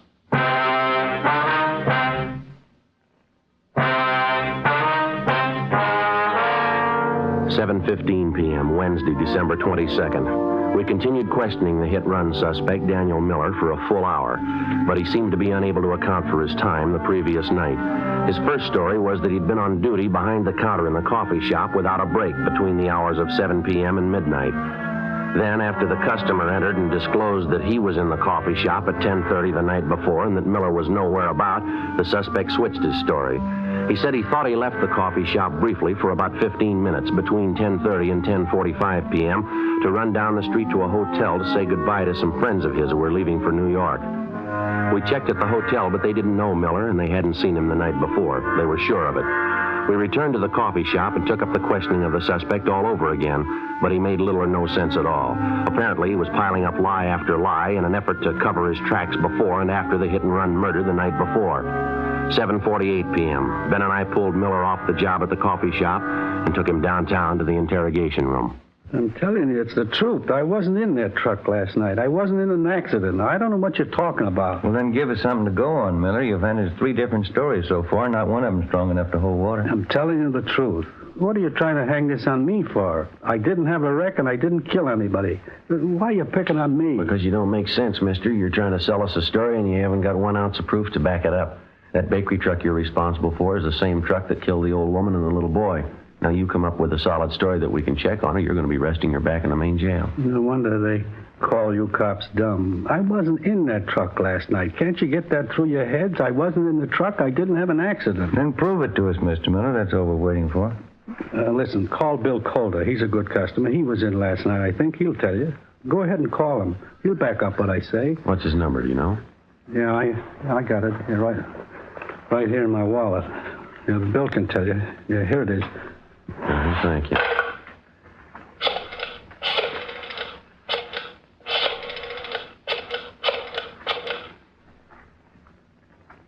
Hello, William Calder there, please? Yes, ma'am, it's important. All right, will you have him call Michigan 5211? Yeah, 5211. That's extension 2512. Right, thank you very much. Well, he's busy. He'll call back in a minute. He'll tell you the truth. I was in the coffee shop all night. Just those couple of minutes I ran down to the hotel to say goodbye to those friends of mine. That's the only time I left the place. Well, how come you couldn't tell us that to begin with, Miller? You say you've got nothing to hide? Well, why do you have to hand us 3 different stories? Which one are we supposed to believe? I got nervous, that's all, when you first come in and started to ask questions. I didn't know what it was all about. I didn't know there was any trouble. I just loaned the truck to this guy, Paul, as a favor. How'd I know what he was going to do, getting himself in a jam like that? All right, now try to look at it from where we stand, Miller. You loan out your truck to a man. You don't know his last name. You don't know where he lives. You say he must have been driving the truck when the lady and the boy were killed. Sure, he must have been driving it. I wasn't. I was back at the coffee shop. I was there until midnight. All right, then prove it to us. If you know the man well enough to loan him the truck, you ought to be able to find him. No, they must be Bill Calder. He'll tell you. Go ahead. See what he says. Interrogation room, Friday. Oh, yeah, Mr. Calder. Well, my name's Sergeant Friday, LAPD, Accident Investigation. Friday, yes, sir, that's right. Wonder if you'd tell me if you know a Daniel Miller? Mm-hmm. When's the last time you saw him? Do you remember? I see. The place where he works, the coffee shop? Were you in there last night by any chance? Did you see Miller in there? You're sure? Yes, sir. No, sir, that's all for now. Thank you very much. We're going to contact you later on. Thank you. Goodbye. Well, how about it? He told you, didn't he? That enough for you? He says he hasn't been in the coffee shop for 3 days. 9:45 p.m. Our interrogation of the hit-and-run suspect, Daniel Miller, went on. At his suggestion, we called half a dozen people who he figured might substantiate his alibi, but none of them were able to. Miller continued to deny any knowledge of the hit-run killing, but he still couldn't account for his whereabouts at the exact hour the 9-year-old boy and his grandmother were run down. The time element especially didn't work in his favor. Nothing worked in his favor. 11:30 p.m., Ben and I took Daniel Miller over to the main jail where he was booked in on suspicion of 480 V.C. The following afternoon, his lawyer obtained a writ, and he was released from custody. The writ was returnable in 5 days. He came immediately to the office to plead with Ben and I to help him find Paul, the man who'd borrowed his truck and thus clear himself. We took him up on it. Either way, we figured we'd get to the bottom of it. If Miller dreamed up the character Paul to escape blame for the hit-and-run killing, we were bound to find out sooner or later. If Miller was telling the truth, we had little reason to believe he was, and a man named Paul had borrowed the truck the night of the hit-and-run killing, we were bound to find that out, too. In any event, we had to investigate. It's the job of the police officer to prove guilt or innocence, not guilt alone. 2 days passed, and then another 2. The Monday following the Christmas weekend, we were ready to call a halt. I don't know what else we can do. I think we've given enough time, don't you? The deeper we get into it, the more it looks like Miller's our man. I still can't make up my mind. Why do you have to be stubborn about it? We've checked every possible angle on this story. We still haven't an ounce of proof that this guy Paul he talks about even exists. We can't string along with Miller forever. I suppose you're right. We've given him a square enough break on it. I still got that funny hunch. It's possible he might be telling the truth. We've gone 4 straight days on it, Joe. Haven't come across one lead to back up his story. Too much for me. I can't buy it anymore. Go ahead. Sergeant. Oh, how are you, Miller? I'm okay. Glad to see you. I've been looking for you. We've been looking for your friend, Miller. Still haven't found a trace of him. That's why I came down to see you. A friend of mine called me this morning. He knows this guy, Paul, I told you about. He says he saw him last night, going into a hotel down on South Flower. How come we haven't heard from this friend of yours before? We've checked through twice on the list of everybody you know. This fella's been out of town, just got back yesterday. When he heard about the jam I was in, he called me about seeing Paul. Mm-hmm. This hotel Paul was supposed to have been seen going into. Have you got the address of it? Yeah, it's over on South Flower, right near 12th. Want to go over there with me right now? This friend of mine wouldn't kid me. Paul must be there. You're sure about that? He must be there. I'll bet a month's pay on it. You might be low, mister. What? Stands to cost you a lot more than that. We went up to the third floor, room 318, but the man registered as Paul Barton wasn't in. He'd left no word at the desk as to when he'd return. We sent Miller home and told him to wait for our call. Ben and I went on stakeout at the hotel. At 7:25 that night, Paul Barton returned to his room and we began questioning him. He showed no signs of being upset. His answers were quick, straightforward, and they seemed to make sense. The interview went on, a half hour, an hour, and Barton began to grow a little nervous. He contradicted himself. Big holes began to show up in his story as to how and where he'd spent his time the night of the hit-run killing. 8:45 p.m. Ben and I took Barton back to the office. We found Zimmerman in the squad room and had him phone Miller at his home and ask him to come downtown as soon as possible. Meantime, we checked Paul Barton through R&I, and then we took him to the interrogation room where the questioning went on. You're a little mixed up about that, aren't you, Mr. Barton? I thought you said you went to that bar downtown about 10 p.m. and then you went to visit at your sister's house. Now you tell us you went to your sister's house first and then you went to the bar downtown. Now, which is it? Well, that's getting a little high-handed, isn't it? Why do I have to account for my time to you? If it wasn't important, we wouldn't be asking you. I think you know that. Well, I don't know anything of the kind. You're trying to take advantage of me. That's the only impression I can get. I think I've answered enough of your questions. I'm going back to the hotel. Just a minute, Barton. There's one more thing. Yeah? Last time you were arrested for a traffic violation, you want to tell us what the charge was? What? I think you heard me. Well, that was a year ago. I was driving a little too fast going out Beverly Boulevard. And what's that got to do with it? Our record bureau says the charge was for drunk driving. Your license was revoked, isn't that right? Well, so what? I haven't been driving. I haven't been near a car. What about last Tuesday night? Huh? Last Tuesday night, did you do any driving then? No, of course not. Sure about that? You're not trapping me. I answered all your questions. Now I'm getting you're out going of to here. stay right where you are, mister. Stay put. Ben, you want to check next door, see if Miller's come in? Yeah, okay. You can't make me stay here. It's illegal. You got nothing to hold me on. All right, then there's nothing to worry about. This won't take very long. We got a man by the name of Miller coming in. He says he thinks he knows you. Miller? I don't know any Miller. Nice going, Paul. Where you been? I said, where you been? What'd you do with the truck? Grab him, Ben. Grab him. All right, now let me go. Settle down. Come on, mister. Settle down. I didn't do a thing. Well, look, you can't prove it. You can't prove I did. They're going to prove it, Paul. I'm going to help them prove it. You sure been a real good friend. But give me a break, Danny. I didn't mean it. Honest, I didn't mean it. I loan you the truck. You get boozed up. You run down the little kid and the grandmother. Then you take off and leave me holding the sack, like I did it. But I didn't mean it, Danny. It was an accident. I wasn't boozed up. Yeah, you're a real good friend. I hope you get it in the neck. I hope you get it with both barrels. Look, Sergeant, it's not true. I wasn't boozed up. I only had 2 drinks. Now, believe me, that's all I had. Yeah. I couldn't have been drunk. It doesn't affect me that way. 2 drinks never hurt me. A couple of drinks never hurt anybody. They killed a little boy and his grandmother.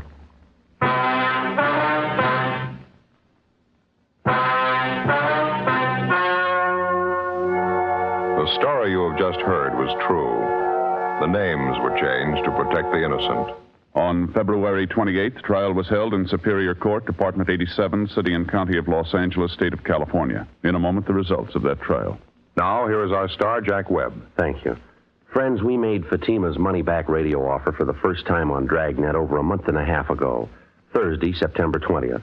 Here's what happened. Over 10 million listeners heard Fatima's famous offer. That's right. Millions heard it, yet only 44 have written. Now, if you haven't smoked Fatimas yet, remember what we said back in September still goes. Buy a pack of Fatimas. Enjoy their extra mildness and superbly blended tobaccos. If you don't like Fatimas better than the king-size cigarette you're now smoking, return the pack with the unused Fatimas, and we'll give you your money back, plus postage. Thousands of Americans are switching to Fatima, so why wait? Switch to Fatima today. Best of all, king-size cigarettes.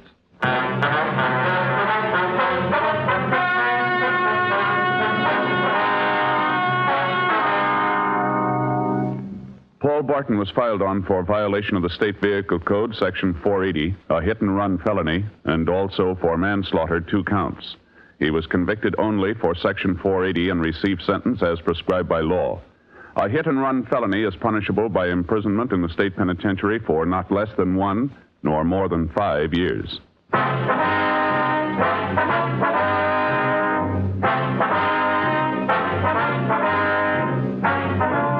You have just heard Dragnet, a series of authentic cases from official files. Technical advice comes from the Office of Chief of Police W.H. Parker, Los Angeles Police Department. Fatima Cigarettes, best of all king-size cigarettes, has brought you Dragnet, transcribed from Los Angeles. Stay tuned for Counter Spy next on NBC.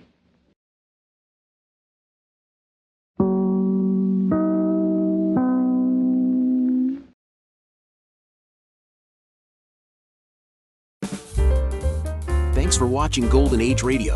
We have new episodes every day. Sit back, close your eyes, relax, and let your imagination take over. That's right. Radio is theater of the mind. So listen while you work, rest, drive, or sleep. Just be inspired. Let us know your thoughts. We strive to provide the best programming for you. Visit g3pl.com for your WordPress needs.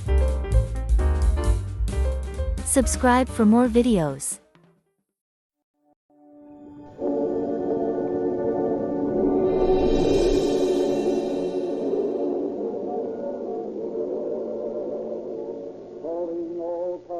Copyrighted program created by the Rio Grande Oil Company.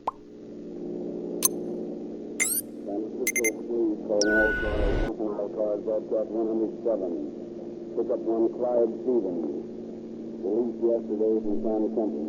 Forward report San Francisco parole officer today. This man is described as medium height, weight 140, Western Police.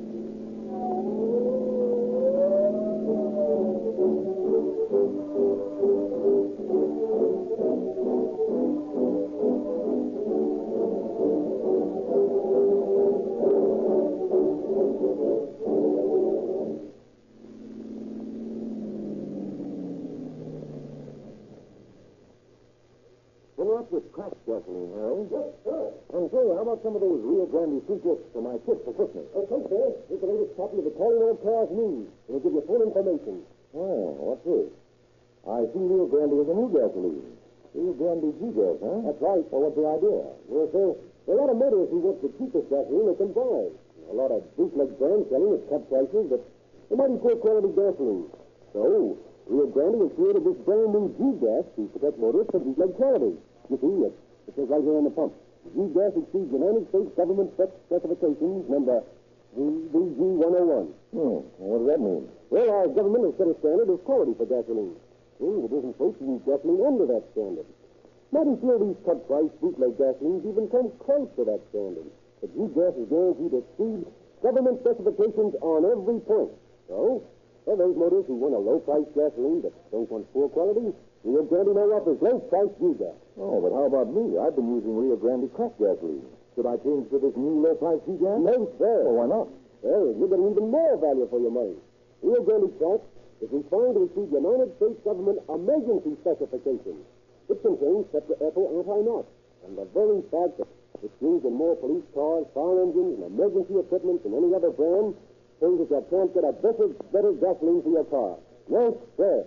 Rio Grande Cracked is still the best gasoline value on this market.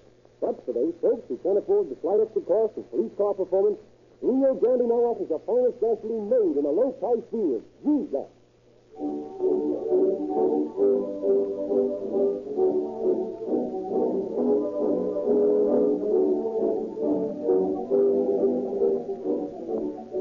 Now it is our pleasure to present Sheriff John A. Miller of Contra Costa County, who will speak to you from San Francisco.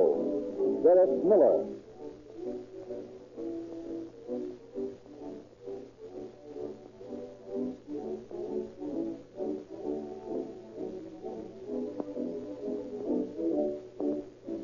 Good evening, ladies and gentlemen. The rehabilitation of the criminal is a vast subject, a subject much too vast to be discussed in the short time allotted to me. However, there is merely one point I wish to stress here. No matter how inadequate prison facilities may be for rehabilitating the criminal, certainly he can never be made into a useful citizen by dumping him back on society before he has paid his debt. The knowledge in the underworld that paroles are a sin breeds crime. Why should a man go straight when he knows that even if he is sentenced to prison for life, he can beat the rap within 6 or 7 years by shrewd agitation for parole? If we are to bring criminal activities to a satisfactory deadlock, we do not need a more humane attitude.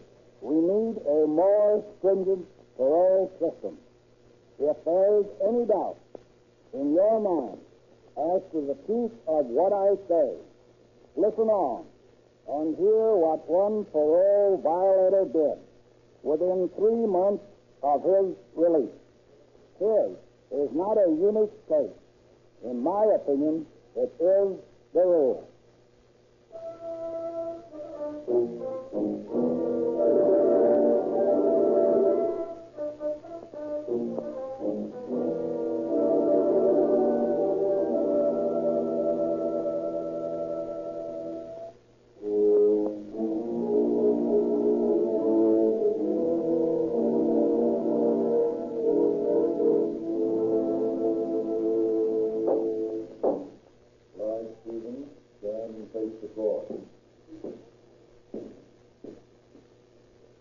Before I pass sentence upon you, have you anything to say? Nothing to say.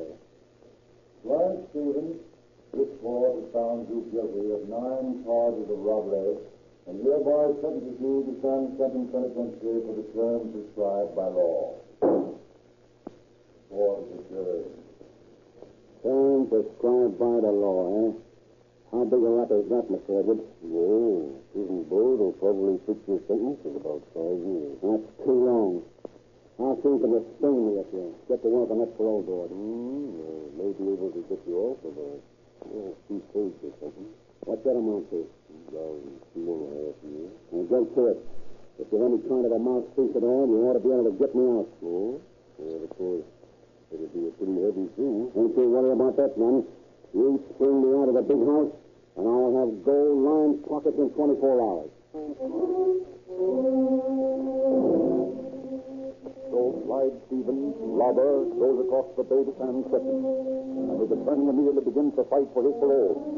Sentiment is appealed to, and political pressure is brought to bear. 3 years pass, and finally Edwards informs his client he will be freed at the next meeting of the parole board. A short while later, in the prison yard at San Quentin, Stevens confides to a friend. Well, Rudy, I'm all set. What do you mean, you're all set? I'm cracking out of this joint as soon as the board meets. Yeah? Sure. I just heard from my mouthpiece. Boy, you sure are lucky.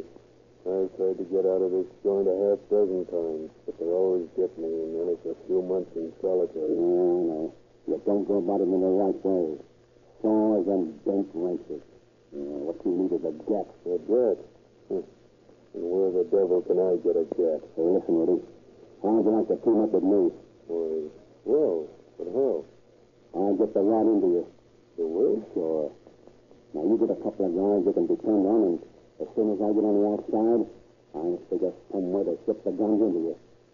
We join up as soon as you make the break, and by that time, I'll have some joints cased. Why, pal, we'll make that Gillinger mob look like sisters. That'll be okay with me. All right. Now, stop monkeying with files and wrenches and stay out of solitary. And you'll be at the business end of the 45 within 90 days.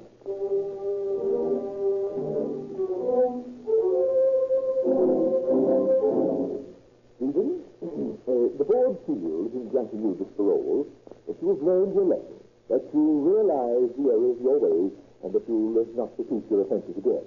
Oh, no, sir. I won't. I'm sure of it. Yes, sir. Yes. Now, you will be released this afternoon in time to catch the 5 o'clock ferry. You will be expected to report to the parole office in San Francisco at 9 o'clock in the morning and inform them at that time where you'll be living and so on and so on. Now, you understand, of course, that you'll be required to make regular reports to the parole board, and you must by no means overlook this highly important obligation. We're doing you a great service, and we do not want to feel that our work in your behalf is in vain.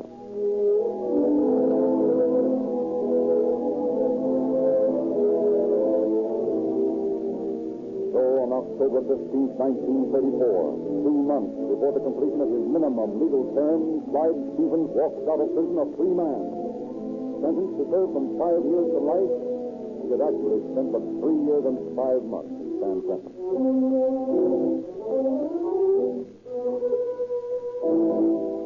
On his first night of freedom, Stevens heads straight for his old hangout, a noisy restaurant on Columbus Avenue.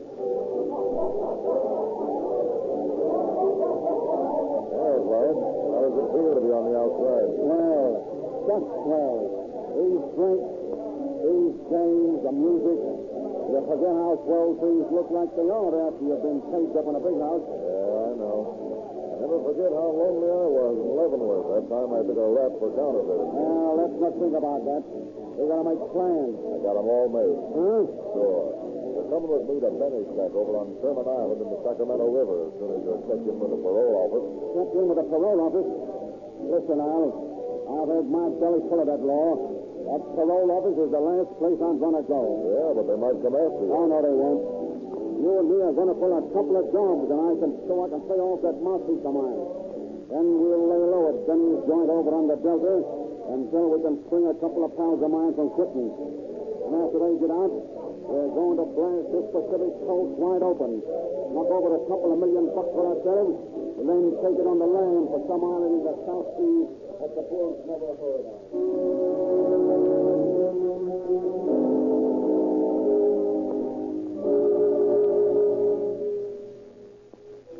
9 a.m., October 15, 1934, in the parole office, San Francisco.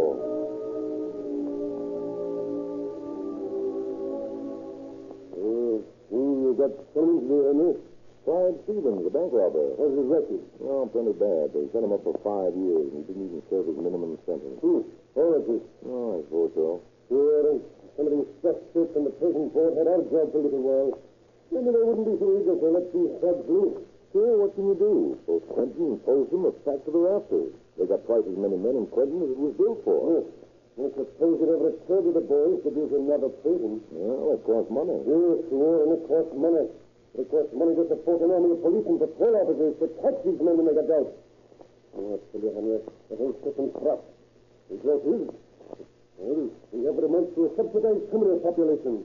With a threat and a gang of outlaws on the taxpayers' money. And when it costs them enforce the law. And when it costs them human life and the loss of property. All right. Don't get on a stumble, boy. What time's your bank robber due? He's a half hour late. Less than 24 hours out of prison, and he's broken his parole already. Let's make a leopard change his spot. Better call the police and tell them to go look for him. Okay.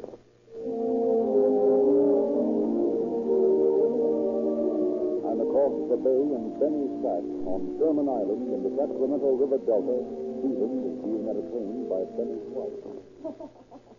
You shouldn't say things like that to me, honey. My husband wouldn't like it. You don't hear them, I am. So what, eh? You like me to say things like that, don't you? Uh-huh. Kiss me, huh, kid? Oh, sure. Yeah. So how come you ever lined up with that Benny guy? Oh, he's all right, baby. Not like you, I'll admit, but he's got a good heart. Oh, a dame like you needs more than a good heart. Hey, why don't you give him the, What for? the me? Do you mean it? Sure, I mean it. Listen, babe, I'm going places, see? I'm going to knock over a pile of dough in the next couple of months. I'll show you more nice things than that cheap pickpocket husband of yours ever could if he reached the tip of the Prince of Wales. So I could keep the work for that dame like you, Millie. A Rolls Royce, beauty parlor, a big extra apartment. Really high-class stuff. I bet it did. Sounds good to me. How's about another big kiss, huh? Oh, boy. All right, girl. When you're ready. Whenever you say. Well, just as soon as I knock over a half a dozen banks, we'll be all set to go.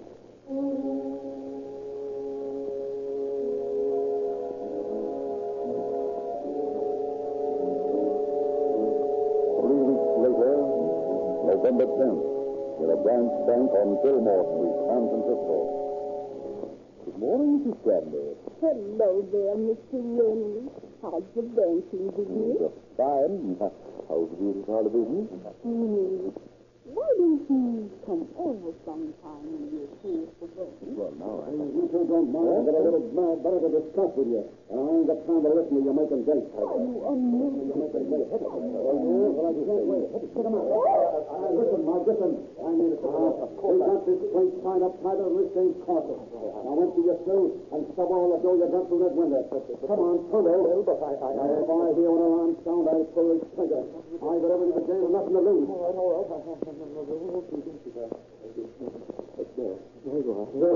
All right, Al. Stuff this stuff into the bag. Okay. All right, I got it all. Okay, well, let's scram.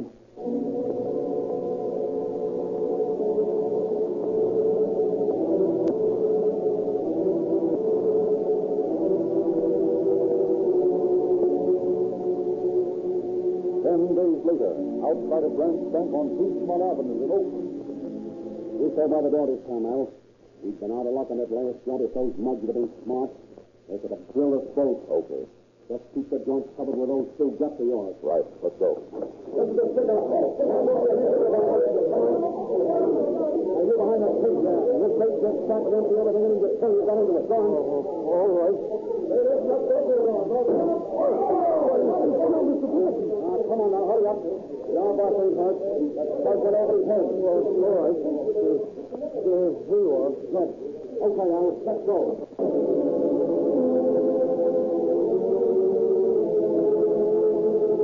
December 17th, 1934, 3 weeks later, in a small branch bank in downtown San Francisco. Back into the door earlier.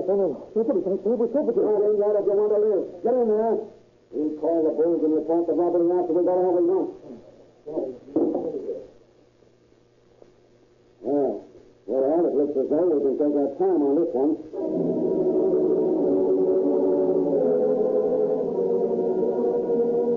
January 1935, in the garage of a fashionable hotel on Nob Hill, time 3 a.m. Good morning, gentlemen. We're looking for someone? No, we're looking for a car. Yeah, I think that Packard in the corner will do. Oh, but that car blows. Now get back into the office there. Hey, wait a minute. I'll open the door. All right, start up there and I'll fix on this way. All right. Hold in the corner, you, and sit down.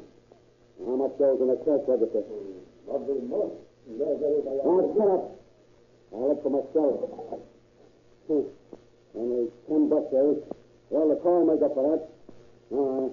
I'll just set this spring lock that he says to stay right here.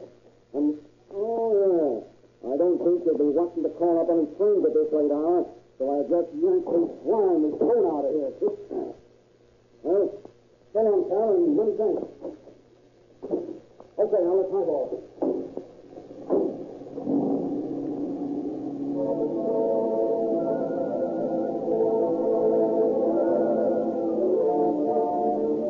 Next morning, the two bandits, using the stolen package, take a bank on Polk Street for several $1,000. And a week later, in a bank on Market Street, everybody stand where you are. Get to the stick out. Look here, you can't get away with it. Copper, eh? A copper, huh?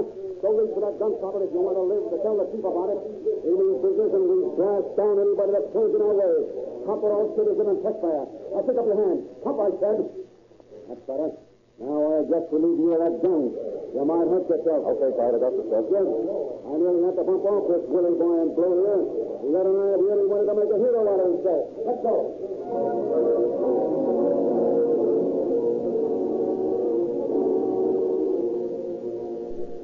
This situation is unbearable. We'd be the laughing stock of San Francisco. You've got to bring those men in. What would you suggest, Chief? We've done everything we can think of, and still we can't fix them up.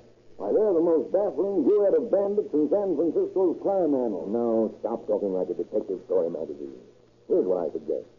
How many banks are there in downtown San Francisco? Oh, about 50 or 60. All right. Station 2 men in every bank in town. Tell them to shoot the kill. I want those two bank robbers. Yes, sir. I'll get the dragnet out at once. We'll solve this fast.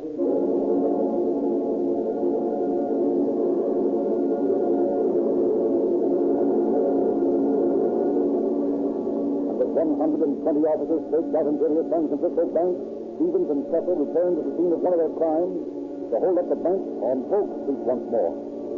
It is in the lull before the noon rush when Stevens approaches the teller's window while Kessel waits in the car outside. Talk over, mister. What? You heard me. Empty the cash drawer. All right, you know, there are two policemen stationed here. Then hurry it up. I haven't got much time. And don't try to signal them or I'll blast you. Get away with it. Oh, no? Come on. Give. There you are, but you'll never get through that door alive. That's what you think. Thanks enough for the tip, pal. So long. Oh! Oh, they're all fire! Come on, Al. The moving in there. Okay. There's another one up on the second floor window. Well, what are you waiting for? Let him have it. Get him? I don't know.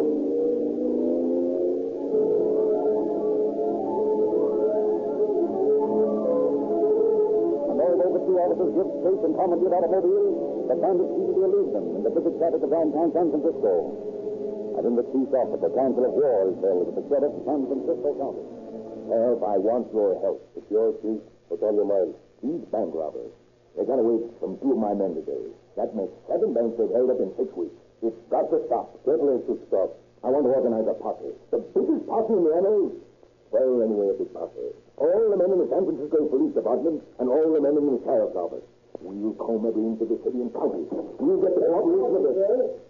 Yes, what is it? We just received a tip that our bank robbers were hiding out on Sherman Island near Antioch. Well, good. That simplifies things. Sheriff, you send a detachment of men out there tonight and mop this gang up? Yes. Oh, just a minute.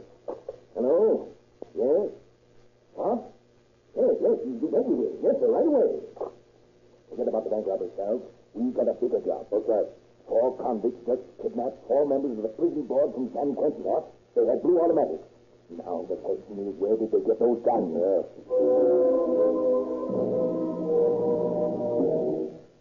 did they get the guns? You asked the dumbest question, Dale. Where do you suppose they got them? You? Sure. I fetched them out of the dashboard of a prison truck 3 weeks ago. The boys are out now, and they ought to be here by tonight. Then we'll have a mob. Then we'll show these babies what a bunch of really tough rodmen can do to their tin bank.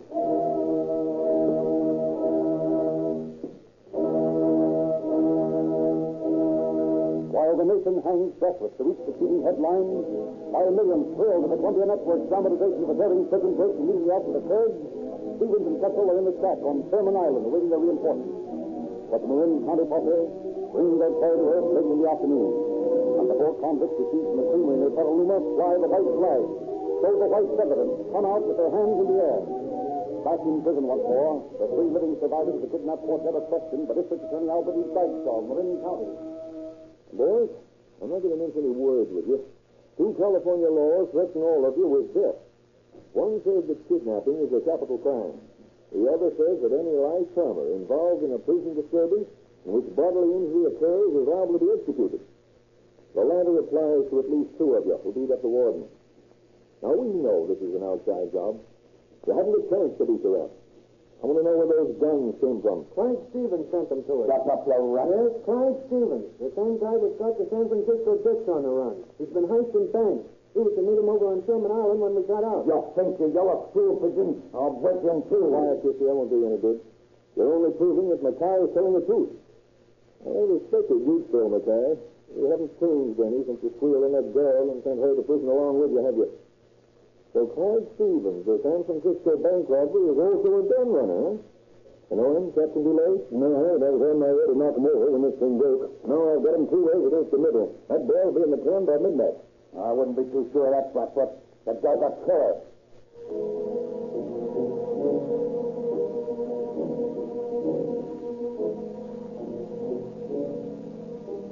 It is close to midnight. The delta of the Sacramento River is shrouded in deep fog. Creeping across the slough towards Sherman Island is a posse of San Francisco police and Contra Costa County deputy sheriffs, headed by Captain DeLay and Sheriff Miller of Contra Costa County in a large scow. Both fly on a speedboat are Inspectors Lynn, Ward, and Johnson. That must be the house. Those lights you can see simply through the fog. Yeah, seem to be the only lights on the island. There's Well, Harrington and Johnson go downstream. We'll close in from upstream. Yes, sir. Admiral Reed's close to the shore. In 3 minutes, I'll flash my light for a signal. No, that's no good. That's far too thick. I'll whistle low, 3 times. Then we'll close in. Good luck.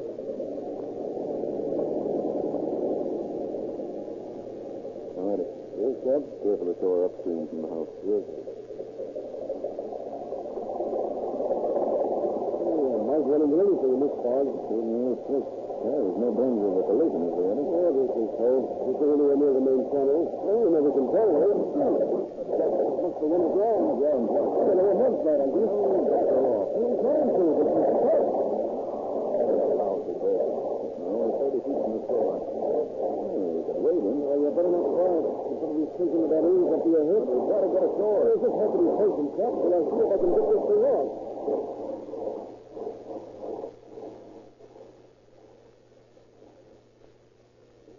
What's the matter with the captain's boat?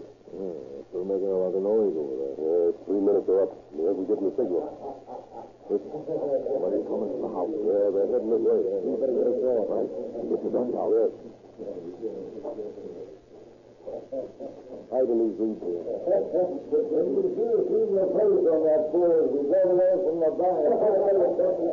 right, boys, pick them up. Yes, police officer. I don't know. Okay. You got it. Look at my hand. Not the piece. Serves you right for pulling the gun on in, officer. Where's Stevens? 3 days ago. Before you and him held up that bank on Polk Street, I guess. I don't know what you're talking about. Okay, Lynn. Yes, Inspector. Handcuff these 3 men and stay with them. Come on, Harrington. We're going into that shack. Okay.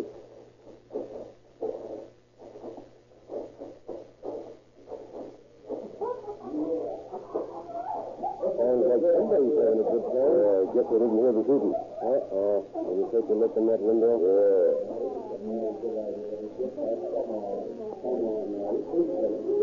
Come on now, Mary. How about it?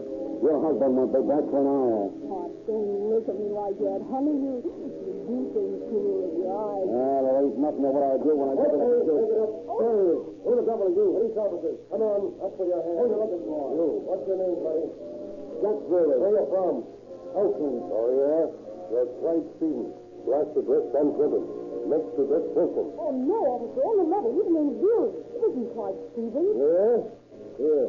Take a look at this mug and police record. Clyde Stevens. Wanted for bank robbery. Yeah, looks like your pal, don't it? Yes, the best. Well, You're damn certainly there. Oh, Clyde, honey. They're going to take you away. Kiss me, honey. I'll kiss you, baby. I'm going to miss you. Save it, lady, save it. Come on, Stephen. Your apartment's waiting in the city jail.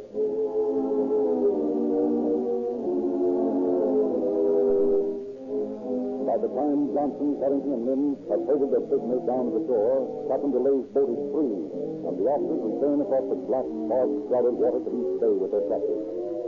They leave the boat in Antioch, and as they are walking through the deserted streets of the little town to their waiting police car. I never confess, Stevens. Bank robbery and gun running are too nasty to I don't know anything about him. And he ain't coming so safe. You got something on about Roy Stevens and making a break for it. Oh, stop real fast.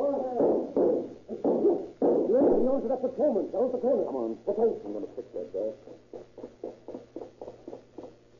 What's that big idea, Stevens? You just ain't never going to take me alive.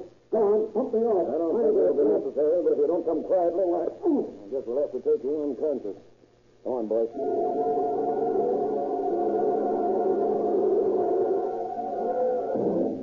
For 3 days, San Francisco police questioned Clyde Stevens, and finally he confessed to the bank robberies and to his part in the San Quentin prison break. On January 23, 1935, less than 4 months after his parole from San Quentin, Clyde Stevens was sentenced to Folsom Penitentiary along with his partner, Albert Kessel. There to spend the rest of his natural life, unless another sympathetic parole board frees him in 1970, when he will again be eligible for parole. Police have to meet emergencies many times every day, but so do you. Every time you drive your car, you meet driving emergencies, and you need extra power and speed to snatch you out of the way of traffic dangers. It costs you no more to use the same gasoline that police cars and emergency engines use. Rio Grande cracked gasoline. It has been selected to power more police cars, fire engines, ambulances, and other emergency equipment than any other brand. This is proof that Rio Grande Cracked is not only the speediest and most powerful gasoline, but also the most economical. You get more for your money in Rio Grande Cracked gasoline.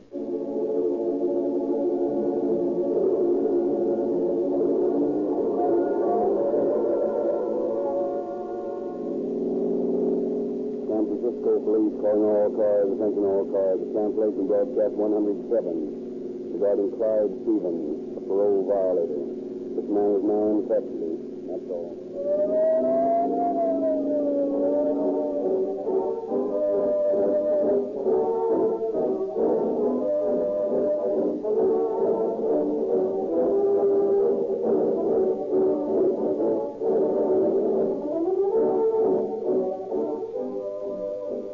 For every boy and girl are offered by the Rio Grande Oil Company. Ask your Rio Grande dealer for the latest free copy of the Calling All Cars News and read how to get your free gift.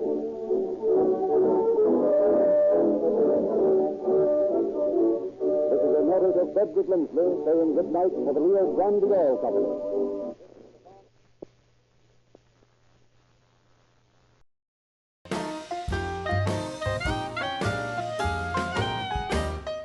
Thank you for watching Golden Age Radio. We post all new episodes every day. rumble.com/c/GAR.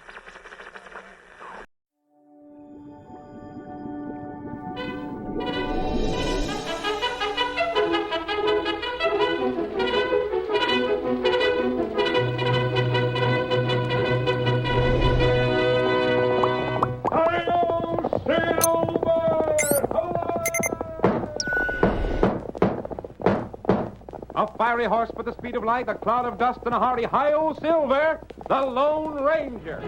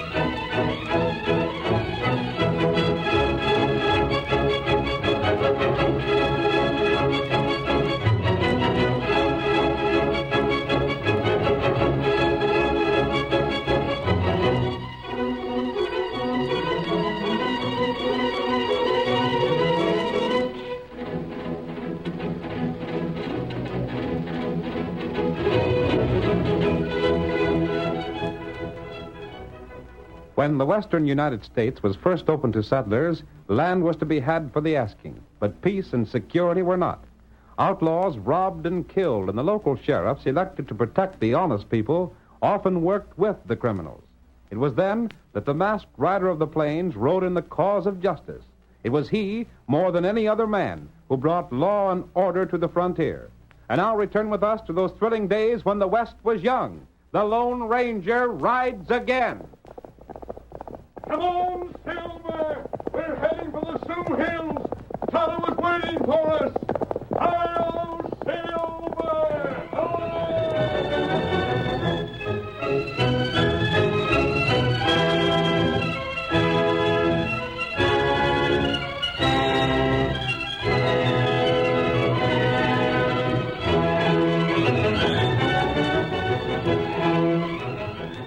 The bar RX trail herd had covered many difficult miles and had survived a score of dangers since first it had left the home spread. Now, as it approached Bighorn County, it was close to the halfway mark on its journey. Our story opens shortly after sunrise. The trail crew, under the watchful eyes of Walt Benson, their leader, is busy getting the reluctant herd underway.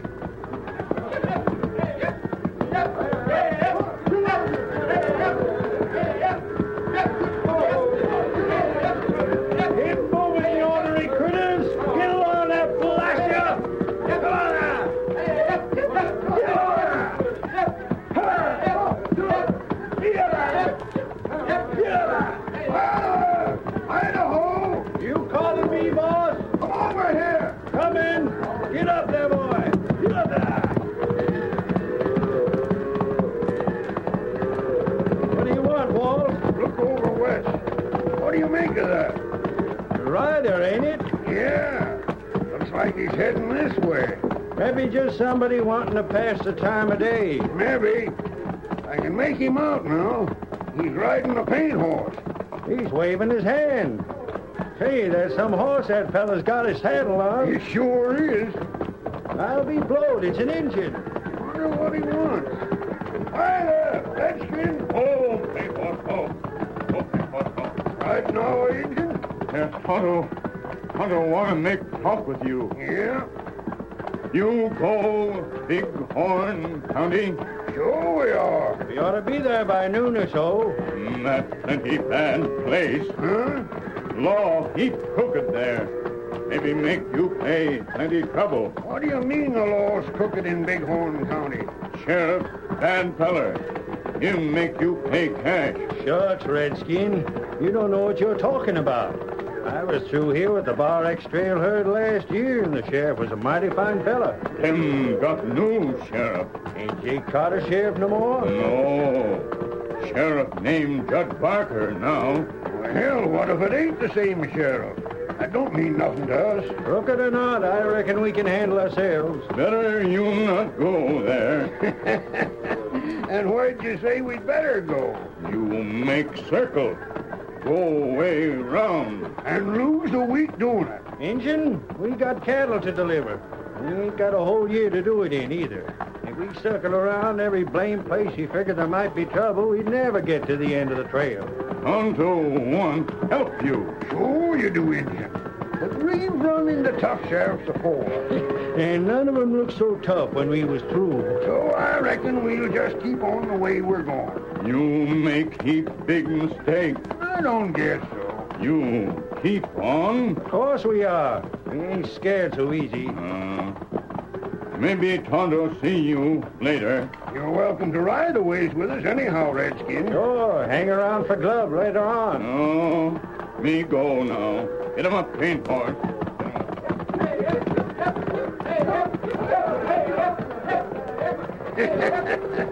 Now, I wonder what that was all about. I don't know, but if he was up to some trick, he didn't work it. Well, come on. Don't matter none, I guess. And we got us a job to do. Yeah. Tell them fellas up ahead to keep them critters moving. We want to reach water as soon as we can. And watch out for strays. Sure, boss. Get up there. Get up there. Get up there.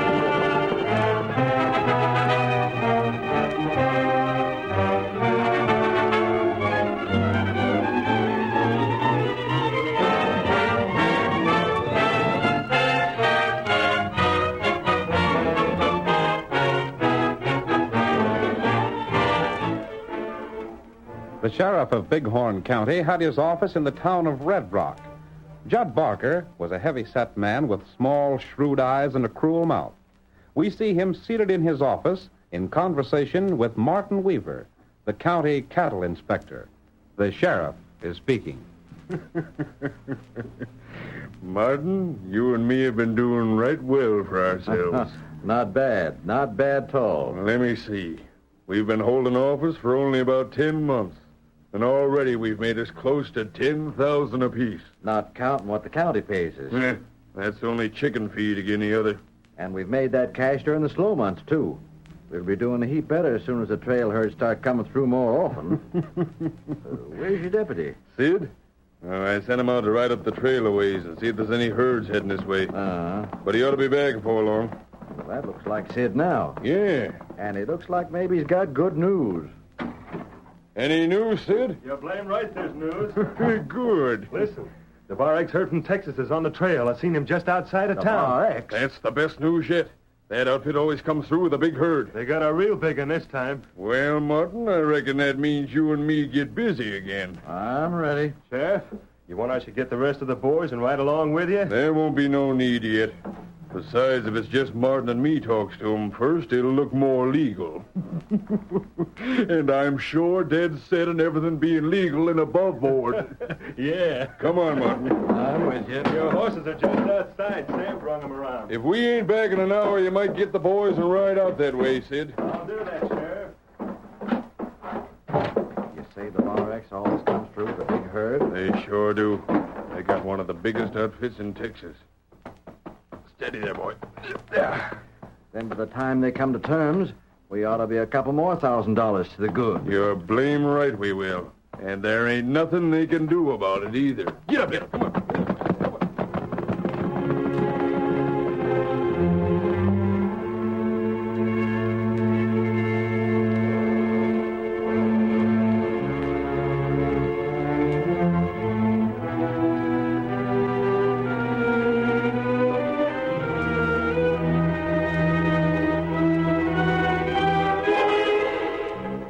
At noon, the great Bar X trail herd was well within Bighorn County. The cattle were allowed to graze while Walt Benson and his men gathered around the chuck wagon for their noon meal.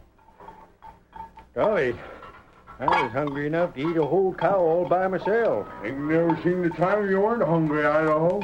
I don't hold a candle to you, Shorty. Say, Walt, I'm right glad now that redskin didn't come along for grub. If he had, there'd been just that much less to go around. I've been wondering where that's all the trouble he was saying we'd run into when we got to Bighorn County. What's that about trouble, boss? Oh, Idaho and me met up with a redskin that said there was a crooked sheriff here. Yeah? Well, if he is crooked, you're likely to find it out right sudden. Meaning? Meaning there's a law riding this way now. You can see where the sun hits that badge of his. Sheriff ain't riding alone. There's another fellow with him. Maybe that Injun had the right of it. You ain't scared of no sheriff with a tin star, are you, Walt? No, but Where's the trail boss of this outfit? That's me, Sheriff. Oh, there. What business you got with me? Nothing that'll take long to settle, I reckon, if you're reasonable, gents. Yeah? This here's Martin Weaver. He's the inspector hired by this county. Howdy. Inspector? That's my job. What kind of an inspector would this county be needing? These, Texas cattle, ain't they? I reckon you knew that. We're mighty careful around these parts with Texas cows coming through. Just what are you getting at? What I mean is, we don't want no Texas fever bothering our cattle. Texas fever? You're loco. Are you trying to say that this trail herd might be bringing fever here? I told you we're mighty careful. So what do you So we'll have to inspect your cows before we let you go on. Well, I'll be doggone. This is sure on new and on me. It's the law of the county, and I'm here to see it enforced. Well, look here, Sheriff. We still got a long ways to go. We can't afford to be held up here too long. I can't help that. How long would it take? Well, that's up to the inspector. What do you think, Martin? Well, I'm right busy these days. I can't promise when I'd get at it. All I can say is I won't be no longer than I have to. Yeah? It might be, it might be no more than a month before I could get around to you. A month? You are loco. Of course, that's just a guess. It might be a week or two longer. And then besides, there's the actual inspecting to do. Now, that'll take quite a spell, seeing the size of your herd. You can't do this to us. We got to keep traveling. As long as you're in Bighorn County, you'll abide by our laws. But ain't there something we can do so we won't have to wait? Well, there's a couple things you might do. What's that? You might take your cows and go around by the Sioux Hills. The Sioux Hills? That'd mean we'd have to cross the Whitewater River. Uh-huh. But it's outside the county, so I couldn't stop you if you had a mind to. But there ain't no way to cross the river without losing half our cows. Well, there's still another way. Yeah? You couldn't expect us to take the risk of Texas fever without getting something for it. But But you can keep right on going through the county for only 1 cow and 5. Now, that ain't so bad, is it? A 5th of your cows is better than being held up here for a month or 2, and it's better than trying to cross the Whitewater. You low-down skunk. By golly, the Injun was right when he said the law here was crooked. Hold on there. You'd better be darn careful how you talk to me. Careful? Why, you rotten range-rattle polecat. Where we come from, gents like you wouldn't make a hearty breakfast for a tadpole. You're defying the law. Crooks, you mean? Sheriff, you'd better get... Why, You pull cowpoke. Well, he's drawing his gun. Yeah? That'll teach you. On my shoulder. I'll take the sheriff. Don't shoot. Up with your hands. Reach. I'm reaching. You too, Inspector. But my shoulder... Reach for the sky. I only grazed you. You'll pay for this. When I get my deputies, I'll come... Should we let him have it now, Walt? Wait. It's the Injun we seen afore. Well... You come. You want to talk with me? You hear what Tonto say? Go ahead, Walt. The Redskin tried to do us a good turn the first time.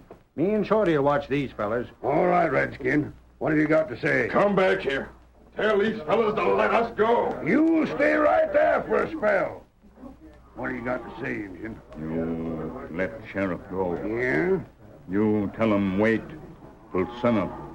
Then you make up mind. Tell the sheriff to give us till morning to decide? That's right. But, Me got white friend. Him help you. Anybody that can help us out of the fix we're in has got to be smart. You do what Tonto say?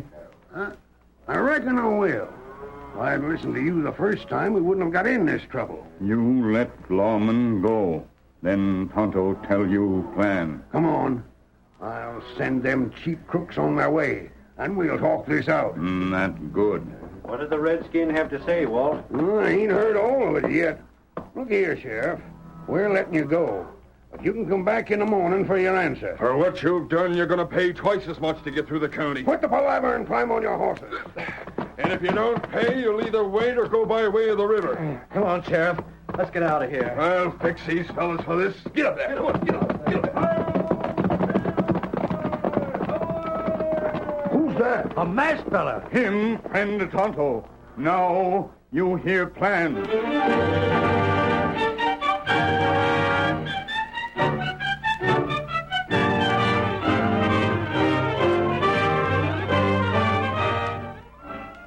The curtain falls on the first act of our thrilling Lone Ranger drama. Before the next exciting scenes, please permit us to pause for just a few moments.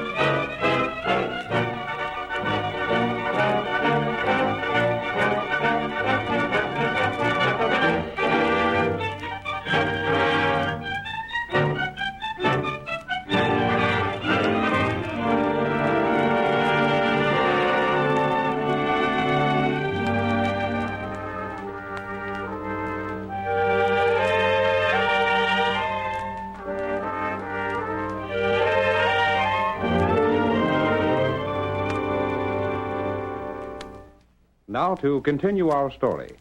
The morning after the sheriff had told Walt Benson, trail boss of the Bar X herd, that he would have to surrender a fifth of his cattle or leave Bighorn County, the lawman and a number of his deputies headed for the Bar X camp. This time, them smart cowhands will either pay up or take what's coming to them. You should have let the rest of us come along the last time, Sheriff. Then there wouldn't have been no gunplay. They'll wish there hadn't been. I wonder who that Injun was. No. Never seen him before. Didn't he call himself Tonto? He might have. What about it?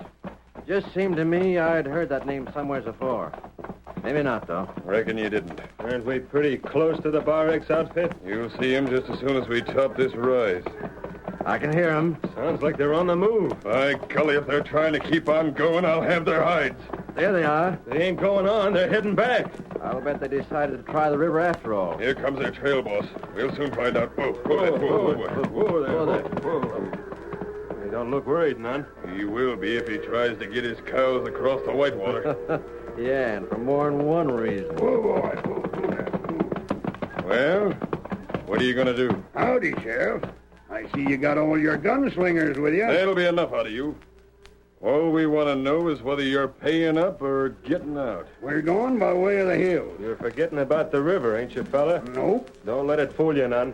It ain't very wide, but it sure moves fast.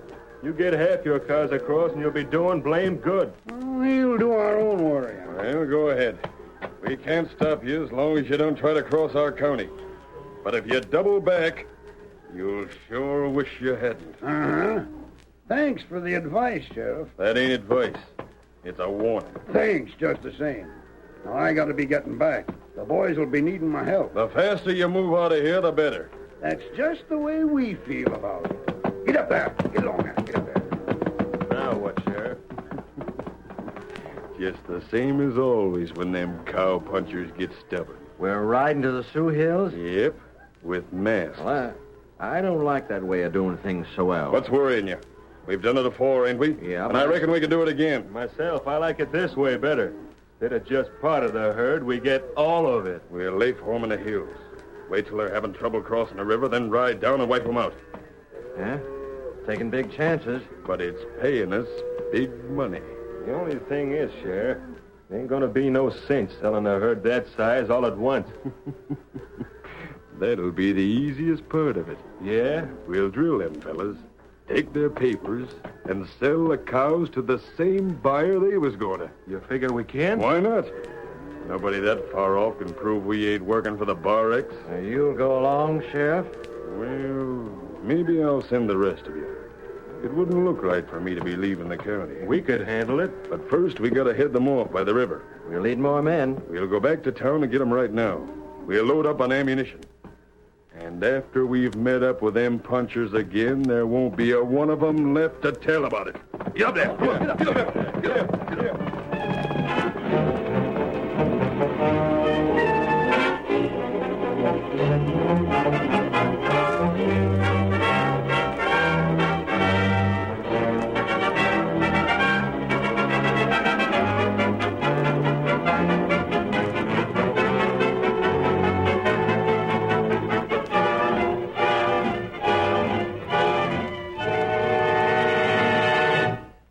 When Tonto talked to Walt Benson, he not only outlined the masked man's plan to get the herd across the river safely, but also repeated everything the Lone Ranger and he had learned about the tactics of the sheriff and his men.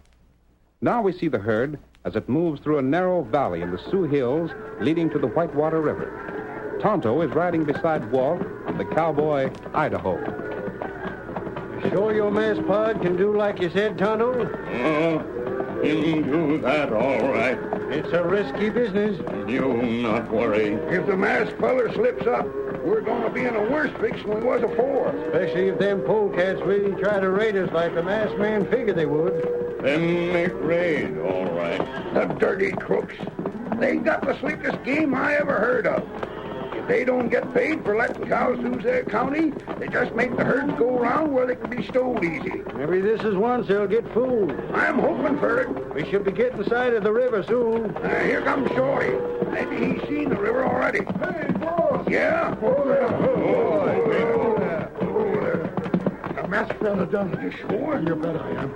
I seen it for myself. The riverbed's dry? There ain't enough water left in it to boil a mess of beans. And there ain't nothing to keep the cattle from crossing. And now we got to do the rest like the masked fella told us. He's been right so far, and I'm with him all the way. And so am I. Hey, fellas! Get moving. Fire off your shooting iron. Start them critters to stampeding. You're sure they won't get away from us? Not by a darn sight. They can't scatter in this valley. When they run out, we'll pick them up again. Then let's go. Make all the noise you can. You watch us. Get up there. Get up there.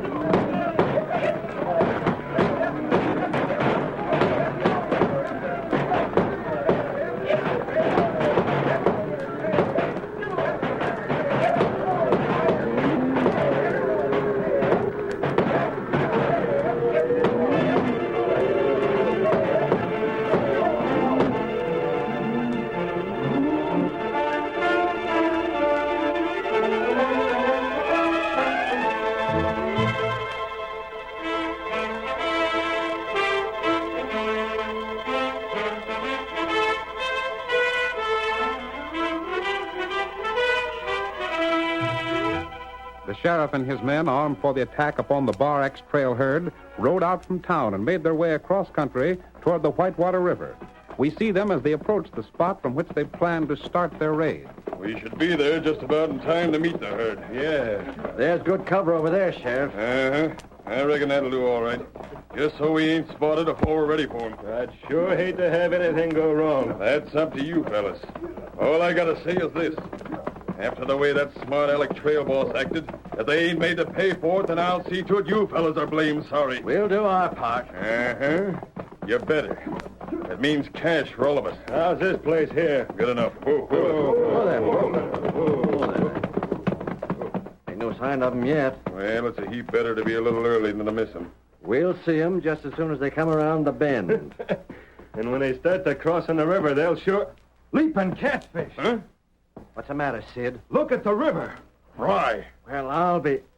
Sheriff, what in blazes could have happened? Don't ask me. There's been rains aplenty. It ain't like as though we had a dry spell. It was raining only last week. I figured the river'd be worse than ever. Something's gone wrong, blasted. Well, it can't be helped none now. I'm going to find out what's done it. You fellas wait here. Hold on, doggone it. What if them cowhands come along while you're looking? You want them to see you and spoil it all? Sorry, Sheriff. Reckon I wasn't thinking. Just stay right here out of sight. But have you seen the river like this before, Sheriff? Nope. I never heard tell of the Whitewater running dry in all the time I've been in this part of the country. It's a blame funny thing. Yeah, and it means we ain't going to have so easy a time of it when the herd gets here. Wait. Huh? The herd's coming now. Say, it sounds like maybe they're stampeding. I'll bet that's just it. Maybe things are breaking our way after all.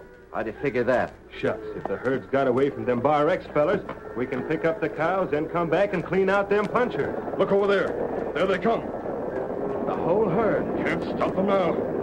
Wonder where the punchers are. Must be coming up behind.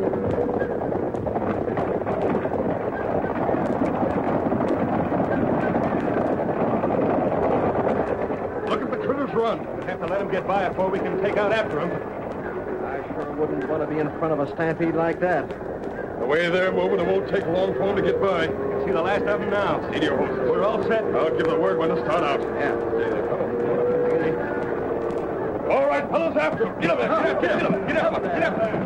Them punchers ain't in sight. We'll take care of them later. Come on, boy. Get along there. They're across the river. They won't run that fast for long.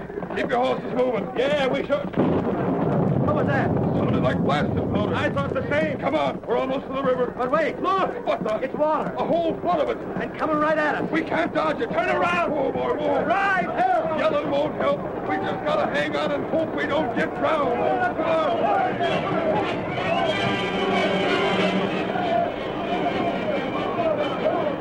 The water rushing in a great flood from the hills swept along the dry bed of the river with the force and speed of an express train.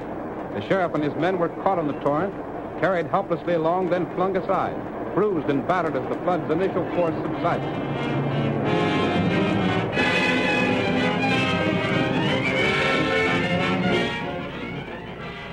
Walt, Tonto, and the Bar X cowpunchers watched until the time was ripe for action. Look at them crooks crawling up on the bank. They won't do much fighting now. Let's take after them. There comes a masked fella. And the U.S. Marshal with him. Now we get him, bad fella, huh? You're blamed right we will. Get up there. Get him up, Get him up. Come on, masked fella. We'll round up them crooks. Just look at that white horse he's riding. It even beats the Injun's horse. Come on. We'll get him. You bet we will, Marshal. The sheriff's getting ready to fire at us. He's getting his men together the best he can. But it won't be half quick enough. They're shooting now. All right. Let him have it. I aim to pick off that sheriff. That'll show him we ain't fooled him. Fire some more. Hey, the sheriff's trying to shout something. They're dropping their shooting irons. And raising their hands. We give up. Don't fire no more. Holster your guns, fellas. But I tell we you... can't fire on them when they give up.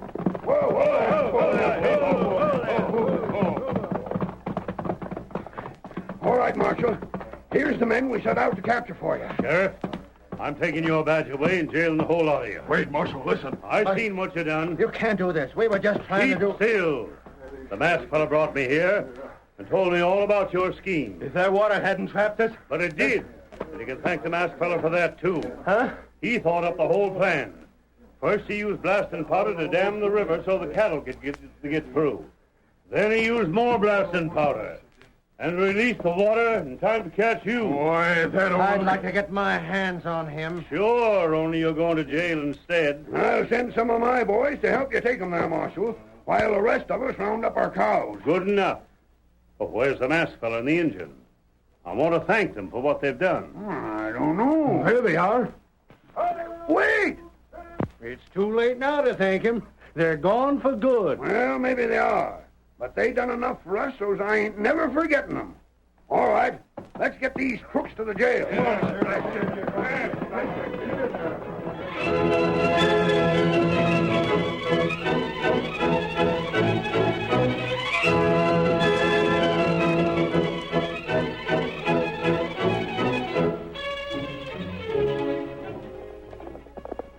on, Silver! Someone's waiting on the trail ahead! Hail, Silver!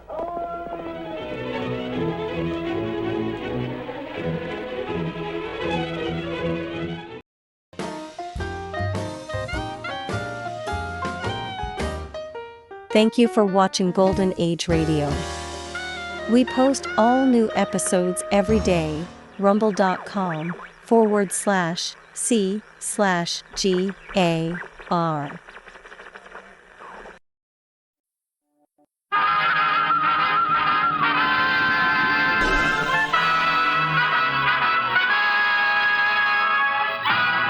Tales of the Texas Rangers, starring Joel McRae as Ranger Jace Pearson. Another authentic reenactment of a case transcribed from the files of the Texas Rangers.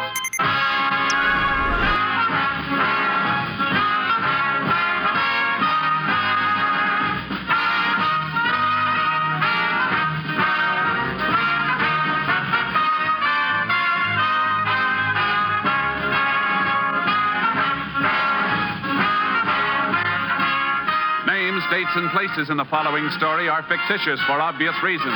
The events themselves are a matter of record.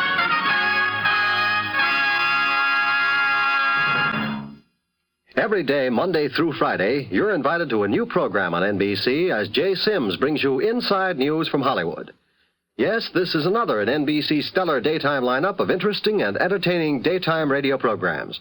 You'll enjoy such other favorites as Walter O'Keefe, who MCs America's funniest daily quiz program, Double or Nothing; Warren Hull, who presides over the program with a heart, Strike It Rich; and Tommy Bartlett, the MC with a roving microphone to welcome travelers as they stream through Chicago. And there's more entertainment, too, with Dial Dave Garraway. Dave has an easy, relaxed manner that's certain to give you an idea or two on how to beat the heat. And every day, Monday through Friday, NBC presents the two boys from Boston, who this year won the coveted Peabody Award, Bob and Ray.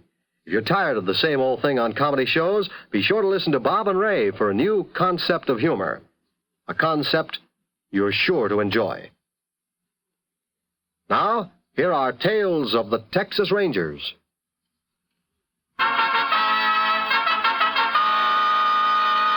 And now, from the files of the Texas Rangers, the case called Last Stop.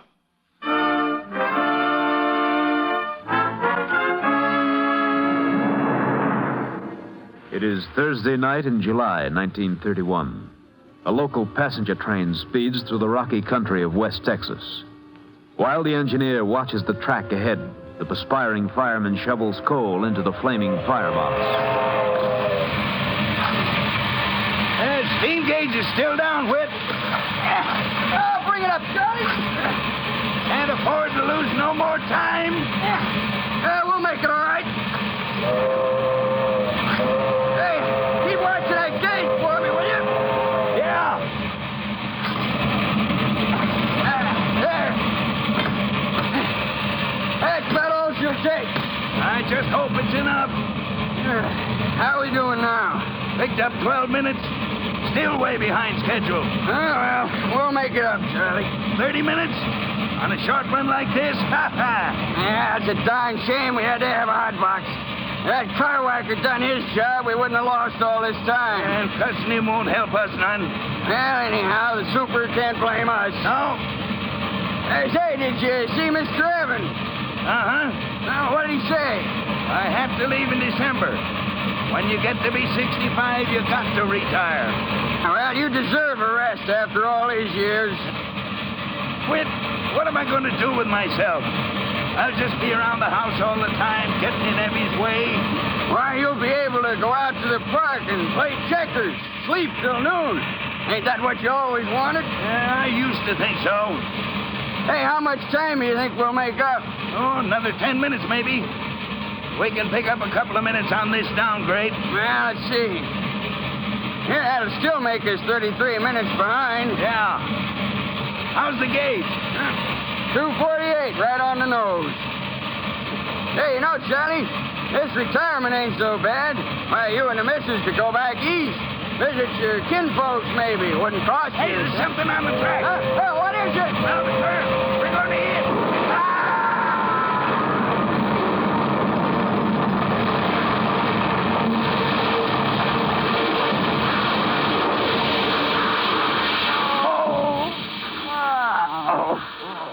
Charlie. Charlie. Where are you, Charlie? Charlie!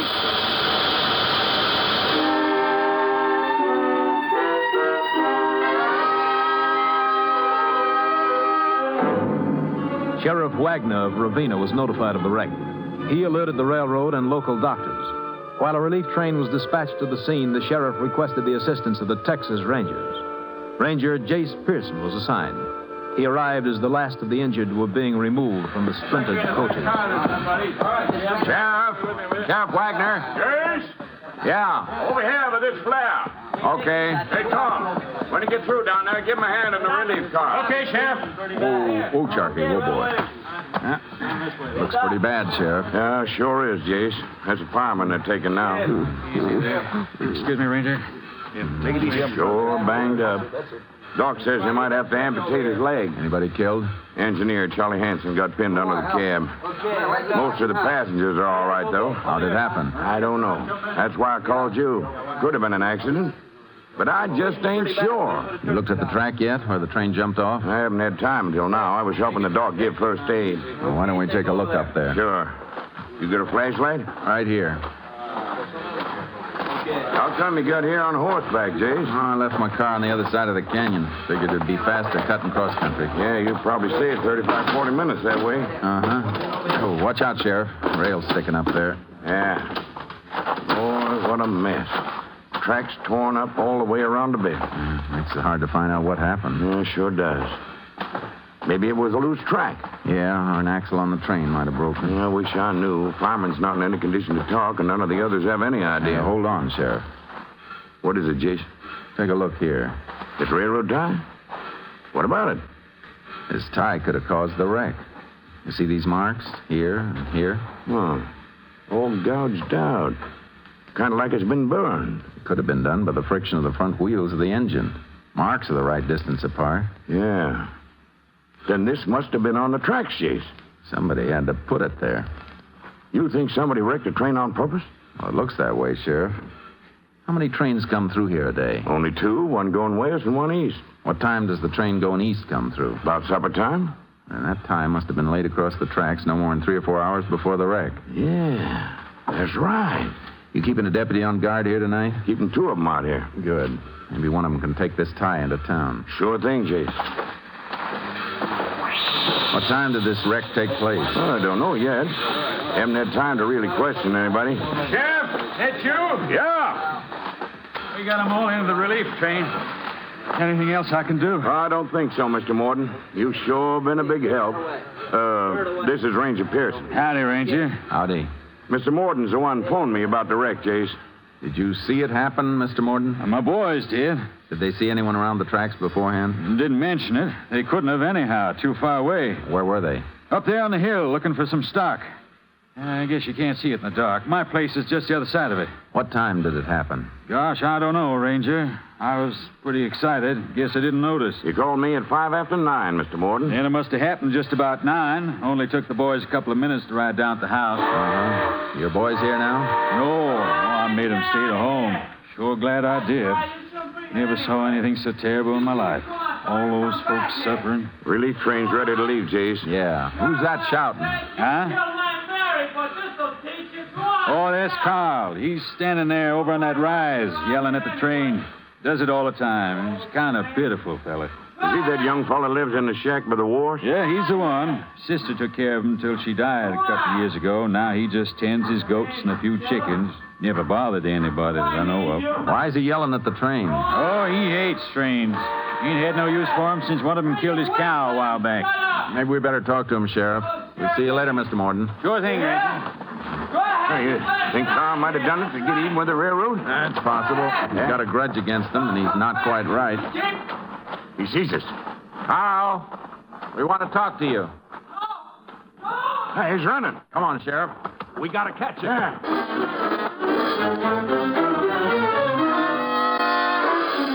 Carl was clever as a bobcat. He knew the country and slipped away from us in the dark. We spent over an hour searching for him through the rocks and arroyos without success. Finally, the sheriff and I went over to his shack and concealed ourselves in the dense brush about 50 yards away. We stayed there the rest of the night. The longer we waited, the more convinced we were that Carl had something to do with wrecking the train. 9 o'clock the next morning, he still hadn't shown up. I declare, Jace, I'm so stiff and sore I can hardly move. I know how you feel, Sheriff. Yeah, that's sure a run-down-looking shack he's got. Don't see what keeps it up. No. Sheriff, maybe we're wasting our time here. Think maybe he's not coming back? Can't tell with a man like that. Might have scared him off for good. Yeah, especially if he did wreck that train. Uh-huh. Why don't we get somebody to keep an eye on this place? And we can start looking for Carl again out in the brush. That's a good idea. Wait a minute, Sheriff. Get down. What is it, Jace? Over there. Other side of the clearing. Yeah.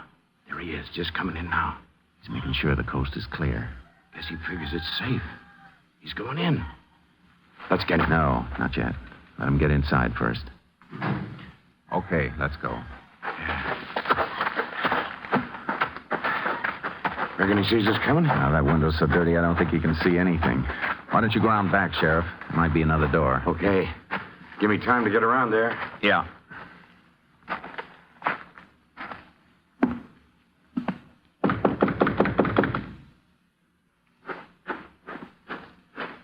There's no other door, Chase. Okay. Open up, Carl. We know you're in there. Go away. We want to ask you some questions, Carl. I won't let you in. He's not going to open it, Chase. The door's locked. Open the door, Carl, or we'll break it down. I won't let you in. I won't do it. I guess we'll have to, Sheriff. Yeah, it shouldn't be hard. It's pretty flimsy. You ready? Yeah. All right. Now. Oh, get out! Get out! Grab his arm, Sheriff. Hang on. No, you can't. No. I didn't mean to. I'm sorry about the train. I'm sorry. You should have thought of that last night. Come on.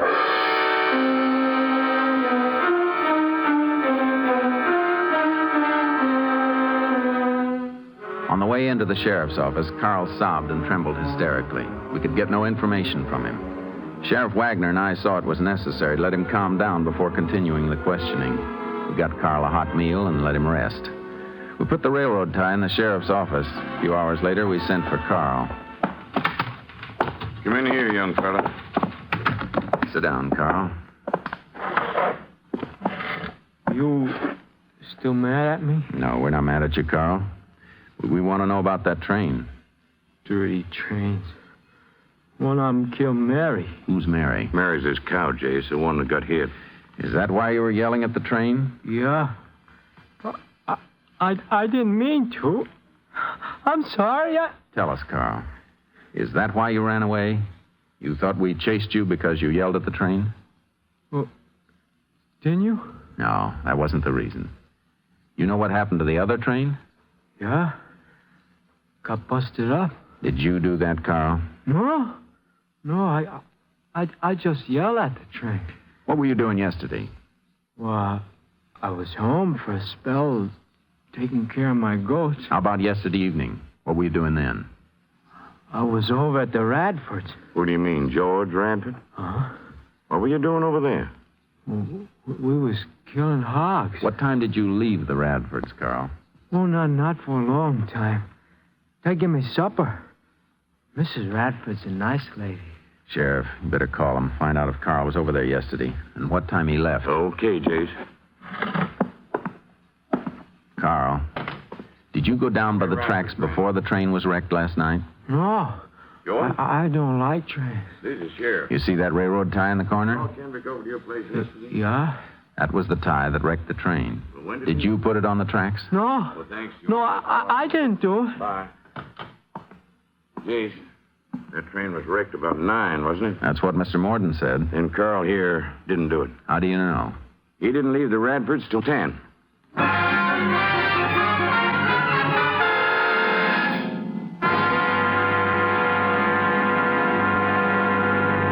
In just a moment, we will continue with Tales of the Texas Rangers, starring Joel McRae as Ranger Jace Pearson. On our highways, excessive speed is the number one killer. It takes more than half of the lives lost in traffic accidents in many states. Last year, speeding drivers caused 15,000 deaths in the United States.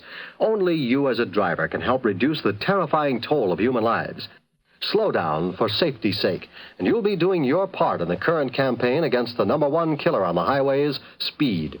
Control your speed at all times to keep within the safe speed, not just the legal limit.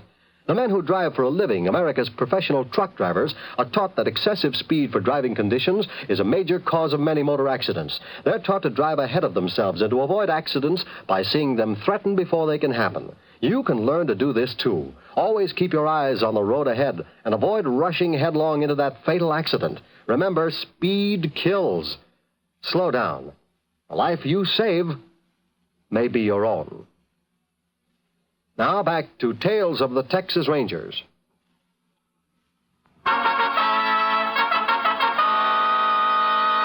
We continue now with Tales of the Texas Rangers and our authentic story, Last Stop.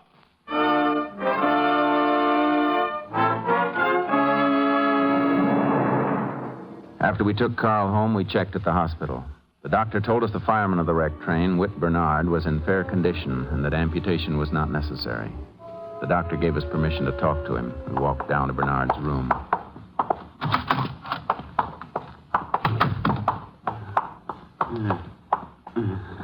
Mr. Bernard? Yeah? I'm Ranger Pearson. This is the sheriff. Yeah? We'd like to find out what happened, Mr. Bernard. Told me Charlie's dead. Yes, sir. Mr. Bernard, do you remember what happened just before the wreck? Well, I just sat down. Charlie yelled there was something on the tracks, and we was going to hit it. I grabbed the brake. That's all I remember. You didn't see anyone then? Standing by the track, maybe? No. How fast was your train going? Oh, about 60. Never should have been speeding like that down those grades. Charlie maybe be alive now if we'd been going slower. Might have been able to stop. You were going faster than usual? Yeah. We were behind schedule. Supposed to be in Blankford just about the time we jumped the tracks. About 9, huh? Oh, no. 8:30. We understood the wreck didn't happen till 9. Oh, no. It was closer to 8:30. Are you sure? Yeah. Looked at my watch just as we topped the rise. Sheriff, did that rancher, Mr. Morden, call you a little after 9? That's right, Jace. It was 9:05. And he claimed his boys saw it happen just a couple of minutes before that. He sure did. Why'd he tell us that? Reckon he's lying? I don't know. Let's go over there and find out.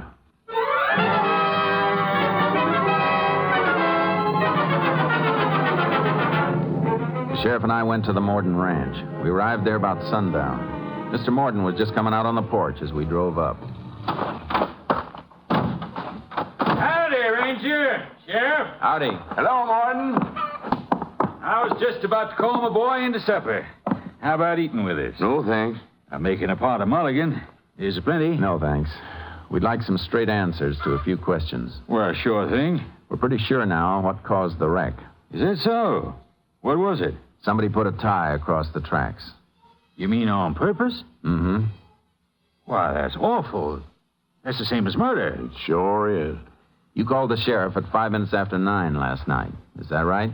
I guess so. The sheriff remembered the time. And how long before that did your boys tell you about the wreck? Oh, less than a minute. I phoned right away. Where were the boys standing when they saw it happen? Up on that hill behind the house. Come on back. I'll show you. Did they hear the crash? Yeah. How come you didn't hear? Well, I was in the house, and the hill's in the way, I guess. There it is. Couldn't have taken them more than a couple of minutes to reach the house from there. No. Mind if we ask your boys about this? No, of course not. Come on. Young Dan's over in the barn milking. What's the matter, Sheriff? Something wrong? I'll tell you, Mr. Morton. According to what you say, the wreck must have taken place about 9 o'clock. It actually happened at 8:30. It couldn't have. We want to know why you're a half hour off, Mr. Morton. Well, I don't know. I can't understand it. Say, you don't think I had anything to do with the wreck? We don't know yet, but somebody did. Well, I'll tell you right now, it wasn't me. Maybe your boys will be able to tell us something. Come on. I just don't get it. You sure it wasn't an accident? We're sure. Dan! Yeah, Pa. Dan, didn't you tell me... Hold on, Mr. Morton. We'd like to ask the questions. All right, Ranger. Dan, this is Sheriff Wagner and Ranger Pearson. They want to talk to you. Howdy. Dan, exactly where were you when you saw the train wreck last night? Well, we were up on the hill looking for some stock that wandered off. Ain't that right, Pa? Yeah, son. Did you come down and tell your father right away? Yeah, as soon as we saw it. Are you sure you didn't stay a while to watch? Oh, no, sir. We rode right down. Well, what did you see? Well, we heard a big, awful noise, and we looked down that way. We just saw the end of the crash, kind of, just as the cars were falling over. You saw them turn over? Yes. Yes, sir, we did. Son, are you sure you saw it? Yeah, Pa. If you don't mind, Mr. Morton, let us ask the boy. Dan? Yes, sir? Tell me the truth now. Did you go down to the wreck before you came home to tell your father? No, we didn't. Honest. Did you ever handle a railroad tie, Dan? Tie? You ever want to put one on a track to see what would happen when a train hit it? No, I never did. How long you figure it took you to come down the hill? Just a couple minutes. We came right away, honest. You couldn't have, Dan. The train was wrecked a half hour earlier than you say. Well... Dan, did you put the tie on the tracks? How about it? Was it you?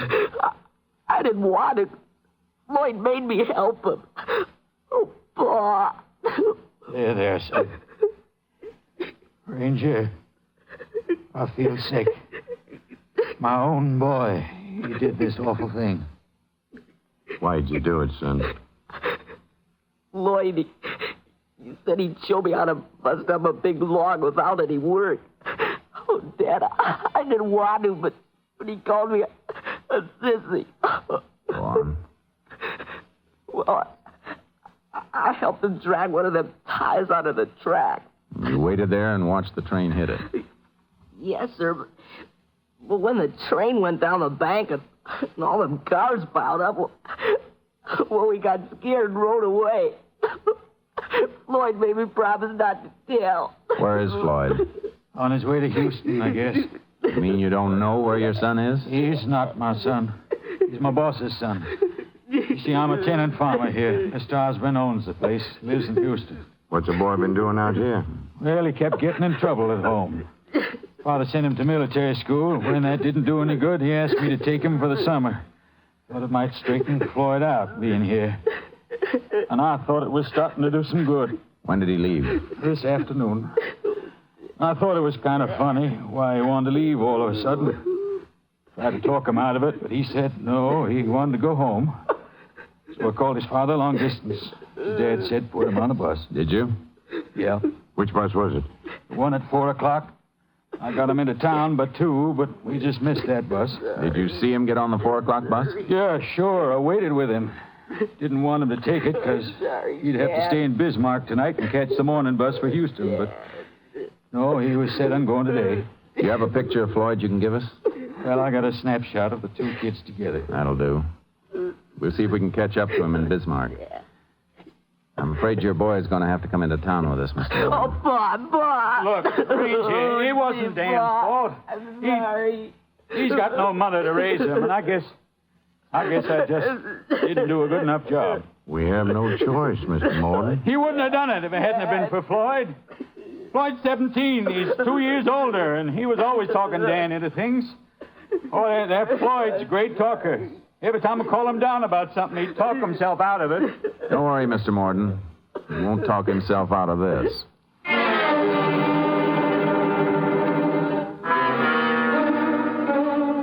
We took Dan Morden and his father to the sheriff's office in Ravenna. Then Sheriff Wagner and I drove to Bismarck. The baggage clerk at the Trailways bus station there identified Floyd Osborne from his photograph as having checked his suitcase at 7 o'clock. There was no bus leaving for Houston until 9:15 the following morning. During the night, we canvassed a number of hotels, but were unable to locate the boy. The next morning, we were back in the bus station, standing next to the Houston bust. Floyd Osborne still hadn't shown up. If that kid don't hurry, he's gonna miss this bus. Yeah, he's still got time. They've got 10 minutes before they pull out. What if he doesn't show up? Yeah, then we'll get him at home. What do you think he's doing? Waiting until the last minute? Yeah, looks like it. Let me see that snapshot of the two kids, Jace. I just want to be sure I'll know them. Yeah, I hear you. Never mind, Sheriff. Here he comes. Sure in a hurry. Must have overslept. Let's take him. Hey, let go. What do you think you're doing? Cut it out, son. Hold still. Your name, Floyd Osborne? Yeah, so what? This is Ranger Pearson. I'm the sheriff of this county. What about it? You were staying with Mr. Morden, weren't you? Was that a crime? No, but reckon a train is. What? Well, now, you don't think I wrecked that train? Who's been telling you stories? It's no use, Floyd. We know you did it. Why, this is crazy. I'm the one who reported the wreck. Well, why, me and Dan was 2 miles away from there when we saw it. You and Dan laid a tie across the tracks. You were right there when it happened. That's a dirty lie. We don't think it is. Well, it is. Look, if you want the truth, I'll tell you. Dan did it. I told him not to. It was Dan who did it. That's no good, Floyd. Dan's not big enough to have carried that heavy tie all by himself. Well, his father helped him. Yeah, old man Morton, him and Dan did it. I don't think the court's going to believe that either, Floyd. Well, you're not taking me to any court. Grab him, Jace. Stop that kid. Watch it. Floyd, stop. He's going to get hit by that car. Gosh, that was close. There he goes, running toward the drugstore. Stop, Floyd. Come here. Let go of me. Ow! I hurt my arm. You're not hurt. But you're not running away again. I didn't mean to wreck that train. I just wanted to see what would happen. Well, now you know. And you'll never forget it as long as you live. Come on.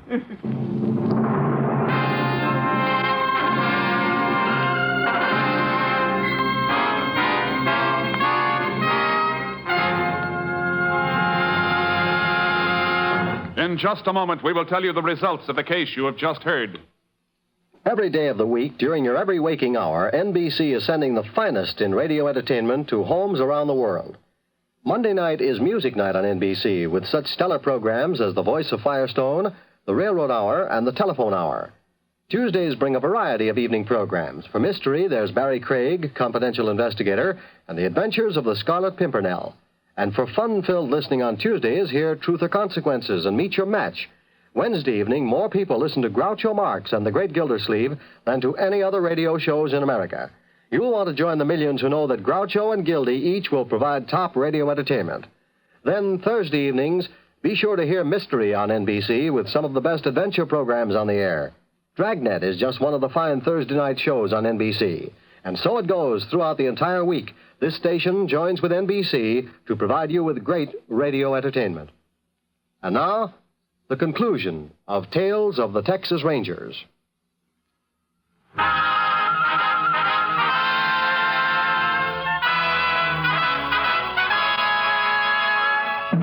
And now, here are the results of the case you have just heard. Floyd Osborne and Dan Morton were brought to trial on January 8th, 1932. Because of the nature of the crime and his extreme youth, Dan Morton was released in the custody of his father. Floyd Osborne was sent to the state school for boys at Gatesville. Next week, Joel McRae in another authentic reenactment of a case from the files of the Texas Rangers.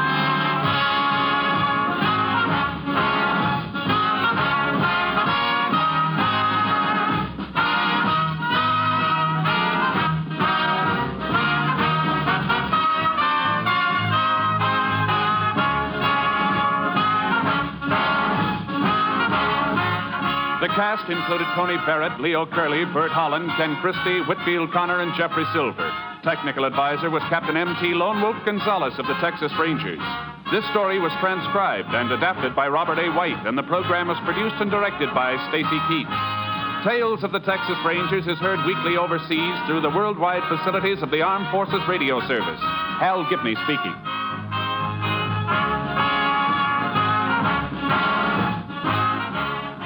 Tonight, hear the Hollywood Bowl concert on NBC. Visit our channel, rumble.com/c/GAR, to see more videos like this, new videos every day.